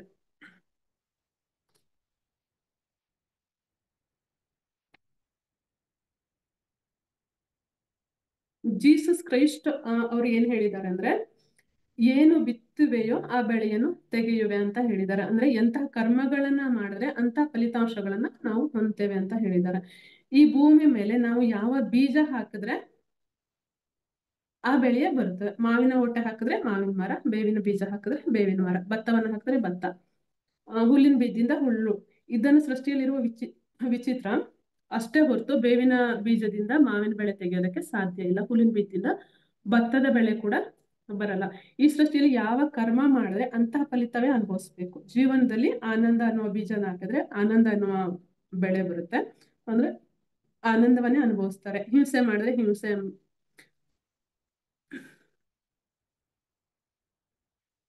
ಅನ್ನೋ ಬೀಜ ಬಿತ್ತಿದ್ರೆ ನಾವು ಹಿಂಸೆ ಅನ್ನೋ ಬೆಳೆಯನ್ನೇ ಪಡಿತೇವೆ. ರೋಗಗಳಿಂದ ಹಿಂಸೆ ಅನುಭವಿಸ್ತಾರೆ. ಪ್ರಾಣಿ ಪಕ್ಷಿಗಳನ್ನ ಹಿಂಸಿಸಿದ್ರೆ ಅವರ ನೋವನ್ನ ನಾವು ಅನುಭವಿಸ್ತೇವೆ ಅಂತ ಹೇಳೋದು ಜೀಸಸ್ ಅವರ ಸಂದೇಶ. ಅದರಿಂದ ನಮ್ಗೆ ಎಂತಹ ಬೆಳೆ ಬೇಕೆಂದ್ರೆ ಅಂತಹ ಬೀಜ ಬಿತ್ತಬೇಕು ನಾವು. ಹಾಗೆ ಜೀವನದಲ್ಲಿ ಎಂತ ಫಲಿತವನ್ನ ನಾವು ಬಯಸಿದ್ರೆ ಅಂತ ಕರ್ಮವನ್ನ ಮಾಡ್ಬೇಕು ಅಷ್ಟೇ ಹೊರತು ಒಂದ್ ಕರ್ಮ ಮಾಡಿ ಮತ್ತೊಂದು ವಿಧದ ಫಲಿತಾಂಶವನ್ನ ಬಯಸಿದ್ರೆ, ಅದು ಫಲವನ್ನ ಬಯಸಿದ್ರೆ ಅದು ಸಿಗಲ್ಲ. ಪ್ರಾರ್ಥನೆ ಮಾಡಿದ್ರು ಕೂಡ ಪ್ರಯೋಜನ ಇಲ್ಲ. ಕರ್ಮಗಳನ್ನ ಮಾಡುವಾಗ ನಾವು ಆಲೋಚನೆ ಮಾಡ್ಬೇಕು, ನಮ್ಮ ಭವಿಷ್ಯತ್ತು ಹೇಗಿರ್ಬೇಕು ಅಂತ ಬಯಸ್ತೇವೆ ಅಂತ ಕರ್ಮಗಳನ್ನ ನಾವು ಮಾಡ್ಬೇಕು. ಅದು ಜಗತ್ನಲ್ಲಿ ಮಾಡುವುದು ಒಂದು ಬಯಸುದು ಮತ್ತೊಂದಾಗಿದೆ. ಹಿಂಸೆ ಮಾಡ್ತಾರೆ, ಆನಂದವನ್ನ ಬಯಸ್ತಾರೆ, ಬಯಸಿದ ಮಾತ್ರಕ್ಕೆ ಆನಂದ ಹೇಗ್ ಸಿಗುತ್ತಲ್ವಾ. ನಾಟಿದ್ದು ಹಿಂಸೆ ಆದ್ಮೇಲೆ ಅದ್ರ ಬೀಜ ಕೂಡ ನಾವು ಅನುಭವಿಸ್ಬೇಕಾಗಿರೋದು ಕೂಡ ಹಿಂಸೆನೆ. ಅದರಿಂದ ಬೀಜವನ್ನ ನಾವು ನಾಟಿ ಮಾಡ್ಬೇಕಾದ್ರೇನೆ ಆಲೋಚಿಸಿ ನಾಟಿ ಮಾಡ್ಬೇಕು. ಕರ್ಮವನ್ನ ಮಾಡುವಾಗ್ಲೇ ಆಲೋಚಿಸಿ ಮಾಡ್ಬೇಕು. ಅದೇ ಜೀಸಸ್ ಅವ್ರ ಸಂದೇಶ. ಮಹಮ್ಮದ್ ಪ್ರವಕ್ತ ಅವ್ರೇನ್ ಹೇಳಿದಾರೆ ಅಂದ್ರೆ, ನಾಳೆಗಾಗಿ ಅಂದರೆ ಭವಿಷ್ಯತ್ತಿಗಾಗಿ ಇಂದು ಬೆಳೆಯನ್ನು ಬೆಳೆಯುವ ಹೊಲವೇ ಈ ಲೋಕ ಅಂತ ಹೇಳಿದ್ದಾರೆ. ಮಹಮ್ಮದ್ ಪ್ರವಕ್ತ ಈ ಲೋಕನ ಬೆಳೆಯನ್ನ ಬೆಳೆಯುವ ಹೊಲಕ್ಕೆ ಹೋಲಿಕೆ ಮಾಡಿದ್ದಾರೆ. ನಾವು ಹೊಲದಲ್ಲಿ ಬೆಳೆನ ಹಾಕ್ತೇವೆ. ಯಾಕೆಂದ್ರೆ ಭವಿಷ್ಯತ್ತಿನ ಅಗತ್ಯಕ್ಕೆ, ಯಾರೇ ಆಗ್ಲಿ ಭವಿಷ್ಯತ್ತಿನ ಅಗತ್ಯ ಒಂದು ದೃಷ್ಟಿಯಲ್ಲಿ ಇರಿಸಿ ಪ್ರಸ್ತುತ ಬೆಳೆ ಬೆಳೀತಾರೆ. ಹೀಗೆ ಹೊಲವು ನಮ್ಮ ಭವಿಷ್ಯದ ಅಗತ್ಯಗಳನ್ನ ತೀರಿಸ್ತದೆ. ಅದಕ್ಕಾಗಿ ಆ ಹೊಲದಲ್ಲಿ ನಾವು ಯಾವ ಬೆಳೆಯನ್ನಾದ್ರೂ ಬೆಳಿತೇವೆ, ಯಾವ ಬೀಜವನ್ನಾದ್ರೂ ಹಾಕ್ಬೋದು, ಆಯ್ಕೆ ನಮ್ದು. ಆ ಹೊಲ ಅದೇ ಬೆಳೆಯನ್ನ ಕೊಡುತ್ತದೆ, ಈ ಬೆಳೆಯನ್ನು ಪಡೆಯುವ ಅವಕಾಶ ಇರುತ್ತೆ, ಅದೇ ಬೆಳೆಯನ್ನು ಬೆಳೆಯುವ ಅವಕಾಶ ಇರುತ್ತೆ. ಈ ಲೋಕದಲ್ಲಿ ನಾವು ಸಹ ಏನ್ ಬೇಕು ಅಂದ್ರೂ ಅದನ್ನ ಹೊಂದಬಹುದು. ಆನಂದ ಬೇಕಂದ್ರೆ ಆನಂದ, ಶಾಂತಿ ಬೇಕಂದ್ರೆ ಶಾಂತಿ, ಪ್ರೇಮ ಬೇಕಂದ್ರೆ ಪ್ರೇಮ, ಗೌರವ ಅಂದ್ರೆ ಬೇಕು ಅಂದ್ರೆ ಗೌರವವನ್ನು ಹೊಂದ್ಬಹುದು, ಹಣ ಬೇಕಂದ್ರೆ ಹಣವನ್ನು ಕೂಡ ಹೊಂದ್ಬಹುದು, ಭೋಗಗಳು ಬೇಕಂದ್ರೆ ಭೋಗಗಳನ್ನು ಕೂಡ ಹೊಂದ್ಬಹುದು ಅಂತ ಅವಕಾಶ ಈ ಲೋಕದಲ್ಲಿ ಇದೆ. ಹೊಲದಿಂದ ಎಂತ ಬೆಳೆಯನ್ನು ಹೇಗೆ ಹೊಂದಬಹುದು, ಈ ಲೋಕದಲ್ಲಿ ಎಂತಹ ಜೀವನ ಬೇಕಂದ್ರೆ ಅಂತಹ ಜೀವನವನ್ನು ಕೂಡ ನಾವು ಹೊಂದಬಹುದು. ಹೊಲದಲ್ಲಿ ನಾಟಿ ಮಾಡ್ಬೇಕು, ಆದ್ರೆ ಈ ಲೋಕದಲ್ಲಿ ಕೆಲಸ ಮಾಡ್ಬೇಕು. ಅದು ಒಳ್ಳೆಯದ್ದು ಕೆಟ್ಟದ್ದು ನಮಗ್ ಸೇರಿದ್ದು. ಈ ಲೋಕದಲ್ಲಿ ಏನನ್ನ ಮಾಡಿದ್ರೆ ಅದನ್ನೇ ಹೊಂದುತ್ತೇವೆ. ಒಳಿತು, ಕೆಡುಕು, ಆನಂದ, ಶಾಂತಿ, ಪ್ರೀತಿ, ಗೌರವ, ಅವಮಾನ, ವಿಮರ್ಶೆ, ನಷ್ಟ, ಹೀಗೆ ನಾವು ಏನೇ ಮಾಡಿದ್ರು ಏನೇ ನೀಡಿದ್ರು ಅದನ್ನೇ ನಾವು ಪಡೀತೇವೆ. ಅದಕ್ಕೆ ಮಾಡಿಕೊಂಡವನಿಗೆ ಮಾಡಿಕೊಂಡಷ್ಟು ಮಹಾದೇವ ಅಂತ ಹೇಳಿದ್ದಾರೆ. ಅದರಿಂದ ಈ ಲೋಕದಲ್ಲಿ ನನಗೆ ಇದು ಬಂದಿಲ್ಲ, ಅದನ್ನ ಹೊಂದಿಲ್ಲ ಅಂತ ಅಂದ್ಕೊಳ್ಳೋದು ತಪ್ಪು. ಈ ಲೋಕದಲ್ಲಿ ಯಾರನ್ನಾದ್ರೂ ಯಾವುದನ್ನಾದ್ರೂ ನಾವು ಹೊಂದಬಹುದು. ಹೊಲದಿಂದ ಯಾವ ಬೆಳೆನಾದ್ರೂ ನಾವು ಹೇಗೆ ಹೊಂದಬಹುದು, ಈ ಲೋಕದಿಂದ ಮಾನವರು ಕೂಡ ಯಾವ್ದನ್ನಾದ್ರೂ ಕೂಡ ಹೊಂದಬಹುದು. ನಮ್ಮ ಭವಿಷ್ಯತ್ಗಾಗಿ ಹೊಲವನ್ನ ಹೇಗೆ ವಿನಿಯೋಗಿಸ್ಕೋತೀವೋ ಹಾಗೆ ನಾಳೆಗಾಗಿ ಅಂದ್ರೆ ನಮ್ಮ ಭವಿಷ್ಯತ್ತಿಗಾಗಿ ಈ ಲೋಕವನ್ನು ಉಪಯೋಗಿಸ್ಕೋಬಹುದು. ವಸಿಷ್ಠ ಮಹರ್ಷಿಗಳು ಏನ್ ಹೇಳಿದಾರೆ ಅಂದ್ರೆ, ಯಾರು ಹೇಗೆ ಮಾಡ್ತಾರೋ ಅವರು ಅದರ ಫಲವನ್ನು ಹಾಗೆ ಅನುಭವಿಸ್ತಾರೆ ಅಂತ. ಅದರಿಂದ ಅವನ್ ಮಾಡಿದ ಕರ್ಮಕ್ಕೆ ದೇವರು ಪ್ರಾರಬ್ಧ ಏನು ಮಾಡಲಾಗುವುದಿಲ್ಲ. ವಸಿಷ್ಠ ಮಹರ್ಷಿ ಸಹ ಕರ್ಮ ಸಿದ್ಧಾಂತದ ಕುರಿತು ಹೇಳಿದ್ದಾರೆ. ಸಹಜವಾಗಿ ಯಾರೇ ಆದ್ರೂ ಜೀವನದಲ್ಲಿ ಏನು ನಡೆದ್ರು ಅದಕ್ಕೆ ದೇವರೇ ಕಾರಣ ಅಂತ ಹೇಳ್ತಾರೆ. ಹಾಗೆ ಏನಾದ್ರೂ ಒಳಿತಾದ್ರೂ ಲಾಭ ಉಂಟಾದ್ರೂ ಸಮಯ ಕೂಡಿ ಬಂದ್ರು ಕೂಡ ಕೂಡಲೇ ಎಲ್ಲ ದೇವರ ದಯೆಯಿಂದ ಅಂತ ಹೇಳ್ತಾರೆ. ಹೇಗಿದೆಯಾ ಅಂತ ಪ್ರಶ್ನೆ ಮಾಡಿದ್ರೆ ದೇವ್ರ ದಯೆಯಿಂದ ಹೀಗಿದ್ದೇನೆ ಅಂತ ಹೇಳ್ತಾರೆ. ಒಳಿತಾಗದೇ ಇದ್ರೆ, ಲಾಭ ಬರ್ದಿದ್ರೆ, ಸಮಯ ಕೂಡಿ ಬರ್ದೇ ಇದ್ರೆ ದೇವರು ದಯೆ ತೋರ್ಲಿಲ್ಲ ಅಂತ ಹೇಳ್ತಾರೆ. ನಮ್ಮ ಜೀವನದಲ್ಲಿ ಏನೇ ನಡೆದ್ರೋದಕ್ಕೆ ದೇವರೇ ಕಾರಣ ಅಂತ ಅಂದ್ಕೊಳ್ತಾರೆ. ಅದಕ್ಕೆ ಲೋಕದಲ್ಲಿ ದೇವರನ್ನ ಆರಾಧಿಸುವುದು, ಪ್ರಾರ್ಥಿಸುವುದು, ನಮಾಜ್ ಮಾಡೋದೆಲ್ಲ ಮಾಡ್ತಾ ಇರ್ತಾರೆ. ಆದ್ರೆ ವಸಿಷ್ಠ ಮಹರ್ಷಿಗಳು, ನೀನು ಮಾಡಿರುವ ಕರ್ಮ ಫಲಿತವೇ ನೀವು ಅನುಭವಿಸುವೆ. ನಿನಗೆ ಒಳಿತಾದರೂ ಲಾಭವಾದರೂ ಹಿಂದೆ ನೀನು ಮಾಡಿಕೊಂಡ ಒಳ್ಳೆಯ ಕರ್ಮ ಫಲಿತವೇ ಹೊರತು ಅಲ್ಲಿ ದೇವರ ಪ್ರಮೇಯವೇನೂ ಇಲ್ಲ. ಆದ್ದರಿಂದ ನಿನ್ನ ಕರ್ಮವೇ ನಿನ್ನ ದೇವರು ಅಂತ ಹೇಳಿದ್ದಾರೆ. ಹಾಗೆ ತುಂಬಾ ಜನ ತಮ್ಮ ಜೀವನದಲ್ಲಿ ಕಷ್ಟಗಳು ಬರ್ತಿದ್ರೆ, ಪರಿಸ್ಥಿತಿಗಳಿಗೆ ಬದಲಾವಣೆ ಆಗದಿದ್ರೆ, ನನ್ನ ಪ್ರಾರಬ್ಧ ಹೀಗಿದೆ, ಏನು ಮಾಡೋದು ಅಂತ ಹೇಳ್ತಾರೆ. ಅದರಿಂದ ಪ್ರಾರಂಭದಿಂದಲೇ ನಮ್ಮ ಜೀವನ ಹೀಗಿದೆ ಅಂತ ತಿಳ್ಕೊಂತಾರೆ. ಆದ್ರೆ ವಸಿಷ್ಠರು, ನೀನ್ ಮಾಡಿದ ಕರ್ಮಗಳಲ್ಲಿ ಅನುಭವಿಸಲು ನೀನು ತಂದುಕೊಂಡ ಕರ್ಮಗಳೇ ನಿನಗೆ ಪ್ರಾರಂಭವಾಗುತ್ತದೆ ಅಂತ ಹೇಳ್ತಾರೆ. ನಿನ್ನ ಕರ್ಮಕ್ಕಿಂತ ಬೇರೆ ಪ್ರಾರಬ್ಧ ಎನ್ನುವುದು ಏನೂ ಇಲ್ಲ ಅಂತ ಹೇಳಿದ್ದಾರೆ. ಯಾರು ಹೇಗೆ ಮಾಡಿದರೂ ಅವರು ಅದರ ಫಲನ ಹಾಗೆ ಅನುಭವಿಸ್ತಾರೆ ಅಂತ ಹೇಳಿದ್ದಾರೆ. ಕರ್ಮ ಸಿದ್ಧಾಂತದ ಕುರಿತು ಅವರು ಈ ರೀತಿ ಹೇಳ್ತಾರೆ. ಶ್ರೀರಾಮಕೃಷ್ಣ ಪರಮಹಂಸರು ಏನ್ ಹೇಳಿದ್ದಾರೆ ಅಂದ್ರೆ, ನಾವು ಯಾವ ಕರ್ಮ ಮಾಡಿದರೂ ಆ ಫಲಿತವನ್ನು ಅನುಭವಿಸಬೇಕು. ಏನಂತ, ಖಾರ ತಿಂದರೆ ಬಾಯಿ ಉರಿಯುತ್ತದೆ, ಸಕ್ಕರೆ ತಿಂದರೆ ಬಾಯಿ ಮಧುರವಾಗುತ್ತದೆ ಅಂತ ಹೇಳಿದ್ದಾರೆ. ಮಾಡಿದ ಕರ್ಮಕ್ಕೆ ಪ್ರತಿಫಲ ಇದ್ದೇ ಇರ್ತದೆ. ಮಾಡಿದ ಕರ್ಮ ಫಲ ಅನುಭವಿಸಿಯೇ ತೀರ್ಬೇಕು.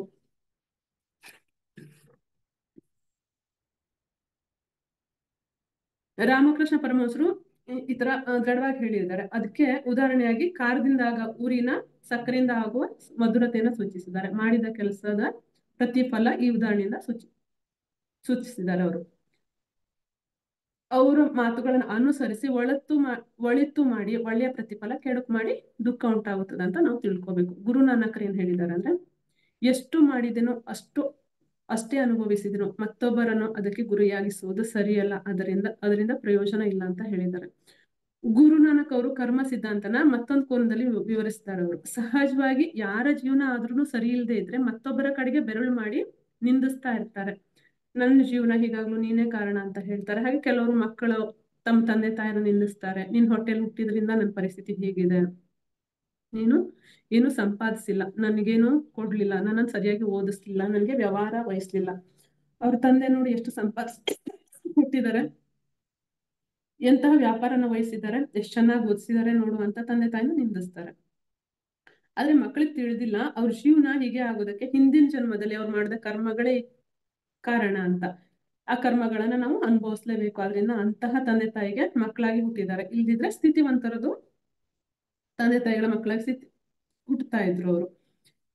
ಕೆಲವ್ರು ಹೆಂಡತಿರು ತಮ್ಮ ಗಂಡನನ್ನ ನಿಂದಿಸ್ತಾ ಇರ್ತಾರೆ. ನಿನ್ನನ್ನು ಮದ್ವೆ ಮಾಡ್ಕೊಂಡಿದ್ರಿಂದ ನನ್ನ ಜೀವನ ಹೀಗಿದೆ, ಬೇರೆಯವರನ್ನ ಮಾಡ್ಕೊಂಡಿದ್ರೆ ಚೆನ್ನಾಗಿರ್ತಾ ಇದ್ದೆ. ಅವ್ರ ಕಾರ್ ಮೇಲೆ ಹೆಂಡತಿನ ಸುತ್ತಾಡಿಸ್ತಿರ್ತಾರೆ, ಒಳ್ಳೆ ಮನೆ ಕಟ್ಸಿದಾರೆ, ಎಷ್ಟು ಒಡವೆ ತಂದಿದ್ದಾರೆ, ನೀನೇನ್ ಮಾಡಿದ್ದೆ ನನ್ನ ಜೀವನಕ್ಕೆ, ನನ್ನ ಜೀವನ ಹೀಗೆ ಆಗಿದೆ ಅಂತ ಜರಿತಾ ಇರ್ತಾರೆ ಗಂಡನ್ನ. ಹಾಗೆ ಕೆಲ ಗಂಡಂದ್ರೆ ಹೆಂಡತಿರ್ನ ನಿಂದಿಸ್ತಾ ಇರ್ತಾರೆ. ನೀನನ್ ಕಟ್ಕೊಂಡೆ ನನ್ನ ಪರಿಸ್ಥಿತಿ ಹೀಗಿದೆ, ಮತ್ತವಳನ್ನ ಮಾಡ್ಕೊಂಡಿದ್ದಿದ್ರೆ ಎಷ್ಟು ವರದಕ್ಷಿಣೆ ಕೊಡ್ತಾ ಇದ್ರು, ಎಷ್ಟು ಆಸ್ತಿ ಬರ್ತಾ ಇತ್ತು ಅಂತ ಹೆಂಡತಿನ ನಾನಾ ರೀತಿಲಿ ನಿಂದಿಸ್ತಾ ಇರ್ತಾರೆ. ಆಕೆ ಕರ್ಮದಿಂದ ಅಂತ ಗಂಡ ಸಿಕ್ಕಿದ್ದು, ಇಲ್ದಿದ್ರೆ ಬೇರೊಬ್ಬ ಗಂಡ ಸಿಗ್ತಾ ಇದ್ದ ಅಲ್ವಾ. ಹಾಗೆ ಅವನು ಮಾಡಿದ ಕರ್ಮಕ್ಕನುಸಾರವಾಗಿ ಅಂತ ಹೆಂಡತಿ ಸಿಕ್ಕಿದಾಳೆ, ಇಲ್ದಿದ್ರೆ ಬೇರೆ ಗುಣ ಇರೋ ಹೆಂಡತಿ ಸಿಗ್ತಾ ಇದ್ಲು. ಅದರಿಂದ ಮತ್ತೊಬ್ಬರನ್ನ ನಾವು ನಿಂದಿಸಿ ಪ್ರಯೋಜನ ಇಲ್ಲ ಅಂತ ಗುರುನಾನಕ್ ಅವರ ಸಂದೇಶ ಸರ್ ಇದು. ಈ ತುಂಬಾ ಜನ ತಮ್ಮ ಜೀವನ ಚೆನ್ನಾಗಿರದಿದ್ದಾಗ ಬೇರೊಬ್ಬರು ನಿಂದಿಸ್ತಾ ಇರ್ತಾರೆ. ಗುರುನಾನಕ್ ಅದೇ ಹೇಳ್ತಾರೆ, ನೀನು ಮಾಡಿಕೊಂಡ ಕರ್ಮಗಳ ಫಲಿತವೇ ನೀನು ಅನುಭವಿಸ್ತಾ ಇರುವೆ. ಅದಕ್ಕೆ ಬೇರೊಬ್ಬರನ್ನು ಯಾಕೆ ನಿಂದಿಸ್ತೀರ? ಅದರಿಂದ ಪ್ರಯೋಜನವೇನೂ ಇಲ್ಲ ಅಂತ ಹೇಳಿದ್ದಾರೆ. ಇದನ್ನು ತಿಳಿದೆ ತುಂಬಾ ಜನ ತಂದೆ ತಾಯಿಯರನ್ನು ನಿಂದಿಸ್ತಾರೆ. ಇವರು ಈಗ ನಿಂದಿಸ್ತಾ ಇದ್ದಾರೆ, ಆದ್ರೆ ಹಿಂದಿನ ಜನ್ಮದಲ್ಲಿ ಕೈ ಎತ್ತಿ ಯಾಕೆ ಕೊಡ್ಲಿಲ್ಲ? ಹಾಗೆ ಇತರರಿಗೆ ಕೊಡ್ಬೇಕಂದ್ರೆ ತುಂಬಾ ಕಷ್ಟ. ಕೊಡ್ಲಿ ಇಷ್ಟಪಡ್ಲಿಲ್ಲ ಅಂದ್ರೆ ನೀನ್ ಇಷ್ಟಪಟ್ಟಿದ್ ಹೇಗೆ ಬರುತ್ತೆ? ಬರ್ಲಿಲ್ಲ ಅಂತ ತಂದೆ ತಾಯಿನ ನಿಂದಿಸಿದ್ರೆ ಅವರು ಏನ್ ಮಾಡ್ತಾರೆ? ನಾವು ಮಾಡ್ಕೊಂಡಿದ್ದನ್ನ ಅನುಸರಿಸಿನೇ ನಮ್ ಜನ್ಮ ಲಭಿಸುತ್ತೆ. ಅದಕ್ಕೆ ತಕ್ಕ ತಂದೆ ತಾಯಿಗಳು ಲಭಿಸಿದ್ರು. ಆಗ ಬಿತ್ತದೆ ಈ ಜನ್ಮದಲ್ಲಿ ಬೆಳೆ ಹೇಗೆ ಬರುತ್ತದೆ? ಬಂದಿಲ್ಲ, ಏನೂ ಇಲ್ಲ ಅಂತ ತಂದೆ ತಾಯಿನ ನಿಂದಿಸಿದ್ರೆ ನಮ್ಮ ಪಾಪ ಇನ್ನೂ ಹೆಚ್ಚಾಗುತ್ತೆ. ಅದಕ್ಕೆ ಮಹಮ್ಮದ್ ಪ್ರವಕ್ತ ನಾಳೆಗೋಸ್ಕರ ಅಂದ್ರೆ ಬರಲಿರುವ ಜನ್ಮಕ್ಕೋಸ್ಕರ ಬೆಳೆ ಬೆಳೆಯುವ ಹೊಲವೇ ಈ ಲೋಕ ಅಂತ ಹೇಳಿದ್ದಾರೆ. ಅದರಿಂದ ಈಗ್ಲಾದ್ರೂ ನಾವು ನಾಟಿ ಮಾಡ್ಬೇಕು. ಏನ್ ಬೇಕೋ ಅದು ಸಹ ಧನವಂತರ ಆಗ್ಬೇಕು ಅಂತ ಅಂದ್ಕೊಂಡ್ರೆ ದಾನ ಮಾಡ್ಬೇಕು. ನಮ್ಮ ಜೀವನಕ್ಕೆ ಬೇರೆಯವರನ್ನ ನಿಂದಿಸಿ ಪ್ರಯೋಜನ ಇಲ್ಲ. ಇದೇ ಗುರುನಾನಕ್ ಅವರ ಸಂದೇಶ. ನಮ್ ಭವಿಷ್ಯತ್ ಹೇಗಿರ್ಬೇಕು ಅಂತ ನಾವು ಅನ್ಕೋತೀವೋ ಅದಕ್ಕೆ ತಕ್ಕ ಕರ್ಮಗಳನ್ನ ಈಗ್ಲೇ ನಾವು ಮಾಡ್ಕೋಬೇಕು. ಮುಂದೆ ನಾವು ಧನವಂತರಾಗ್ಬೇಕು ಅಂದ್ರೆ ನಮಗಿರುವುದ್ರಲ್ಲಿ ಸ್ವಲ್ಪವನ್ನ ಹಂಚಿ, ಮತ್ತೆ ನಾವು ಪ್ರೇಮಿಸಲ್ಪಡ್ಬೇಕು ಅಂದ್ರೆ ಅವರವರ ಗಂಡ ಹೆಂಡತಿ ಮಕ್ಕಳನ್ನ ಪ್ರೀತಿಯಿಂದ ನೋಡ್ಕೋಬೇಕು. ಇನ್ನು ರಾಧಾಸ್ವಾಮಿ ಅವ್ರು ಏನ್ ಹೇಳಿದಾರೆ ಅಂದ್ರೆ, ಯಾವ ಯಾವ ಕರ್ಮಗಳನ್ನ ಮಾಡಿವೆಯೋ ಅನುಭವಗಳನ್ನು ಹೊಂದಬೇಕಾಗಿರುತ್ತೆ. ಅದನ್ನೇ ರಾಧಾಸ್ವಾಮಿ ಕರ್ಮ ಸಿದ್ಧಾಂತದ ಕುರಿತು ಮತ್ತೊಂದು ಕೋನದಲ್ಲಿ ವಿವರಿಸಿದ್ದಾರೆ. ಯಾರು ಯಾವ ಕರ್ಮಗಳನ್ನು ಮಾಡಿದ್ರೆ ಅಂತಹ ಅನುಭವಗಳನ್ನ ಹೊಂದಬೇಕಾಗುತ್ತದೆ. ನೀನು ಇತರ ಜೀವಿಗಳಿಗೆ ಎಂತ ಹಿಂಸೆ ಮಾಡಿದರೆ ಅಂತ ಅನುಭವ ಹೊಂದಬೇಕಾಗಿರುತ್ತದೆ. ಇಂತಹ ನರಕ ತೋರಿಸಿದ್ರೆ ಅಂತ ಅನುಭವ ಹೊಂದಬೇಕಾಗಿರ್ತದೆ. ಎಷ್ಟು ನೋವು ಉಂಟು ಮಾಡಿದ್ರೆ ಅಂತ ಅನುಭವ, ಅಷ್ಟು ನೋವನ್ನ ಸಂಕಟವನ್ನ ಅನುಭವಿಸ್ಲೇಬೇಕು. ಇದೇ ಈ ಸೃಷ್ಟಿಯಲ್ಲಿರುವ ಸಿದ್ಧಾಂತ ಅಂತ ಹೇಳಿದ್ದಾರೆ. ಉದಾಹರಣೆಗೆ, ಒಬ್ಬರಿಗೆ ತುಂಬಾ ಹಣ ಇದೆ, ಹಸುವಿಂದ ಒಬ್ಬ ಭಿಕ್ಷುಕ ಏನಾದ್ರೂ ಕೊಡಿ ಅಂತ ಕೇಳ್ತಾನೆ. ಆದ್ರೆ ಆ ಧನವಂತ ಹೋಗು ಅಂತ ಹೇಳ್ತಾನೆ. ಕಾರಣ ಅವನ ಹಸಿವು ಹೇಗಿರ್ತದಂತ ಈ ಧನವಂತರಿಗೆ ತಿಳಿದಿಲ್ಲ. ಅದರಿಂದ ಅಂತವ್ರು ಮರುಜನ್ಮದಲ್ಲಿ ಭಿಕ್ಷುಕರಾಗಿ ಜನಿಸ್ಬೇಕಾಗುತ್ತದೆ. ಈ ಜನ್ಮ ಎಲ್ಲ ಹಸುವಿನಿಂದ ಕಂಗೆಡ್ತಾನೆ.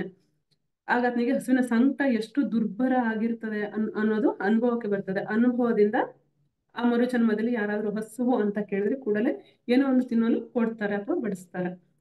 ಅನುಭವಕ್ಕೆ ಬರುವ ಮೊದಲು ಭಿಕ್ಷೆ ಕೊಡಲ್ಲ, ಹೋಗು ಅಂತ ಹೇಳ್ತಾನೆ. ಈಗ ಅನುಭವದಿಂದ ಮರು ಜನ್ಮದಲ್ಲಿ ಯಾರಾದ್ರೂ ಕೇಳಿದ್ರೆ ಕೊಡ್ತಾನೆ. ಅದಕ್ಕೆ ರಾಧಾಸ್ವಾಮಿ ಅವರು ಯಾವ ಯಾವ ಕರ್ಮ ಮಾಡುವಿಯೋ ಅಂತಹ ಅನುಭವಗಳನ್ನ ಹೊಂದಬೇಕಾಗಿದೆ ಅಂತ ಹೇಳ್ತಾರೆ. ಹಾಗೆ ಛಲದಿಂದ, ಕೋಪದಿಂದ ಒಬ್ಬರ ಕೈ ಕತ್ತರಿಸಿದ್ರೆ ನಮ್ಗೆ ಕೈ ಇಲ್ಲದೆ ಎಷ್ಟು ಕಷ್ಟ ಅನ್ನೋದನ್ನ ಅನುಭವಿಸ್ಬೇಕಾಗಿರ್ತದೆ. ಕಣ್ಗಳನ್ನ ತೆಗೆದ್ರೆ ಕಣ್ಗಳಿಲ್ದೆ ಪಡುವ ಪಾಡು ಅದ್ರ ಅನುಭವ. ನಷ್ಟ ಉಂಟು ಮಾಡಿದ್ರೆ ಅದೇ ನಷ್ಟ ನಾವು ಹೊಂದುವ ಅನುಭವ ತಪ್ಪೋದಿಲ್ಲ. ಹೆಂಡತಿಯನ್ನ ಹಿಂಸಿಸಿದ್ರೆ ಮುಂದಿನ ಜನ್ಮದಲ್ಲಿ ಹೆಂಡತಿಯಾಗಿ ಅದೇ ಹಿಂಸೆ ಅನುಭವನ ಹೊಂದಬೇಕಾಗಿರ್ತದೆ. ಸೃಷ್ಟಿಲಿ ಈ ವಿಧವಾದ ತಪ್ಪುಗಳು, ಪಾಪಗಳನ್ನ ಮಾಡೋರು ಅನುಭವಗಳ ಮೂಲಕ ಪಾಪಗಳನ್ನ ಸರಿ ಮಾಡ್ಕೋಬೇಕಾಗಿ ಬರುತ್ತೆ. ಮತ್ತೆ ಅಂತಹ ಕರ್ಮಗಳನ್ನ ಮಾಡದೇ ಇರ್ಲು, ಯಾರಿಗೂ ಹಾನಿ ಉಂಟು ಮಾಡದೇ ಇರ್ಲಿ ಅನುಭವ ಹೊಂದಬೇಕು. ಅನುಭವ ಹೊಂದದೇ ಇದ್ರೆ ಬದಲಾವಣೆ ಸಾಧ್ಯ ಇಲ್ಲ. ತಪ್ಪು ಮಾಡೋದನ್ನ ಬಿಡೋದೇ ಇಲ್ಲ. ಹಾಗೆ ಪ್ರತಿ ಜನ್ಮದಲ್ಲಿ ಅನುಭವಗಳ ಮೂಲಕ ಕೆಲ ಪಾಠಗಳನ್ನ ಕಲ್ತ್ಕೊಳ್ಬೇಕು. ಅದೇ ಸೃಷ್ಟಿಯಲ್ಲಿನ ಕರ್ಮ ಸಿದ್ಧಾಂತದ ಉದ್ದೇಶ. ಕರ್ಮ ಸಿದ್ಧಾಂತದಲ್ಲಿ ಉದ್ದೇಶವನ್ನ ರಾಧಾಸ್ವಾಮಿ ಅವರು ವಿವರಿಸಿದ್ದಾರೆ. ರಾಧಾಸ್ವಾಮಿ ಅವರ ನೀಡಿದ ಸಂದೇಶನ ನಾವು ತಿಳ್ಕೋಬೇಕು ಮತ್ತು ಜೀವನದಲ್ಲಿ ಎಷ್ಟೋ ಕಲ್ತ್ಕೋಬೇಕು. ಕರ್ಮ ಸಿದ್ಧಾಂತ ಮಾನವರಿಗೆ ಮಾತ್ರ, ಪ್ರಾಣಿಗಳ ವಿಷಯದಲ್ಲೂ ಅನ್ವಯಿಸುವುದೇ ಅಂತ ತಿಳ್ಕೊಳ್ಳೋಣ. ಸಹಜವಾಗಿ ಕರ್ಮಗಳು ಅಂದ್ರೆ ತಪ್ಪುಗಳು, ಪಾಪಗಳು ಮಾನವರ ವಿಷಯದಲ್ಲಿ ಇದು ಅನ್ವಯಿಸ್ತದೆ, ಪ್ರಾಣಿಗಳ ವಿಷಯದಲ್ಲಿ ಅನ್ವಯಿಸೋದಿಲ್ಲ. ಪ್ರಾಣಿಗಳ ವಿಷಯದಲ್ಲಿ ಏನೇ ಮಾಡಿದ್ರು ಪರವಾಗಿಲ್ಲ ಎಂಬ ಭಾವನೆ ಹಲವರಲ್ಲಿದೆ. ಅಂದ್ರೆ ಪ್ರಾಣಿಗಳನ್ನ, ಪಕ್ಷಿಗಳನ್ನ ನೋಯಿಸಿದ್ರು, ಹಿಂಸಿಸಿದ್ರು, ಸಾಯಿಸಿದ್ರು, ಕೊನೆಗೆ ತಿಂದ್ರು ಪರವಾಗಿಲ್ಲ ಅಂತಾನೆ ಭಾವಿಸ್ತಾರೆ. ಅದು ಪಾಪ ಅಲ್ಲ ಅಂತಾನೆ ಭಾವಿಸ್ತಾರೆ. ಅವುಗಳು ನಮ್ಗಾಗೆ ಹುಟ್ಟಿವೆ ಅಂತ ಕೂಡ ಭಾವಿಸ್ತಾರೆ. ಹಾಗೆ ಸೃಷ್ಟಿಯಲ್ಲಿ ಎಲ್ಲ ಜೀವಿಗಳು ಸಮಾನವೇ. ಅಂದ್ರೆ ಜೀವವಿರುವ ಪ್ರತಿ ಪ್ರಾಣಿಯೂ ಒಂದೇ. ಕಾರಣ ಪ್ರತಿ ಪ್ರಾಣಿ ಜೀವಿಸೋದಕ್ಕೆ, ಜೀವನ ಸಾಗಿಸೋದಕ್ಕೆ ಭಗವಂತನ ಅಂದ್ರೆ ಚೈತನ್ಯ ಶಕ್ತಿನೇ ಕಾರಣ. ಈ ಚೈತನ್ಯ ಶಕ್ತಿಯೊಂದಿಗೆ ಎಲ್ಲಾ ಪ್ರಾಣಿಗಳು ಸೃಷ್ಟಿಸಲ್ಪಟ್ಟಿವೆ, ನಮ್ ಜೀವನ ಸಾಕ್ತಾವೆ. ಎಲ್ಲರೂ ದೈವ ಸ್ವರೂಪರೇ. ಅದರಿಂದ ಕರ್ಮ ಸಿದ್ಧಾಂತ ಯಾವ ಜೀವಿ ವಿಷಯದಲ್ಲಿ ಮಾಡಿದ್ರು ಕೂಡ ಅನ್ವಯಿಸ್ತದೆ. ಇರುವೆ, ಸೊಳ್ಳೆಗಳ ವಿಷಯದಲ್ಲೂ ಕೂಡ ಅಷ್ಟೇ. ಆದ್ರೆ ಕೆಲ ಚಿಕ್ಕ ಜೀವಿಗಳ ವಿಷಯದಲ್ಲಿ ಪಾಪದ ತೀವ್ರತೆ ಕಡಿಮೆ ಇರುತ್ತೆ. ದೊಡ್ಡ ದೊಡ್ಡ ಪ್ರಾಣಿಗಳ ವಿಷಯದಲ್ಲಿ ಪಾಪದ ತೀವ್ರತೆ ಹೆಚ್ಚಾಗಿರ್ತದೆ. ಮಾನವರ ವಿಷಯದಲ್ಲಿ ಮತ್ತಷ್ಟು ಜಾಸ್ತಿ ಆಗಿರ್ತದೆ. ಕಾರಣ ಪ್ರಾಣಿಗಳು ಸಾಮೂಹಿಕ ಆತ್ಮಗಳು, ಮಾನವರು ಮಾತ್ರ ಏಕಾತ್ಮರು. ಅಷ್ಟೇ ಅಲ್ಲದೆ ಮಾನವನ ಶರೀರ ಪಂಚಭೂತ ತತ್ವಗಳನ್ನು ಹೊಂದಿವೆ. ಹಾಗೆ ವೃಕ್ಷಗಳು ಏಕಭೂತ ತತ್ವ ಹೊಂದಿವೆ, ಕ್ರಿಮಿಕೀಟಗಳು ದ್ವಿಭೂತ ತತ್ವ ಹೊಂದಿವೆ, ಪಕ್ಷಿಗಳು ತ್ರಿಭೂತ ತತ್ವ ಹೊಂದಿವೆ, ಪ್ರಾಣಿಗಳು 4 ಭೂತ ತತ್ವಗಳನ್ನು ಹೊಂದಿವೆ. ಸೃಷ್ಟಿ ಪರಿಣಾಮ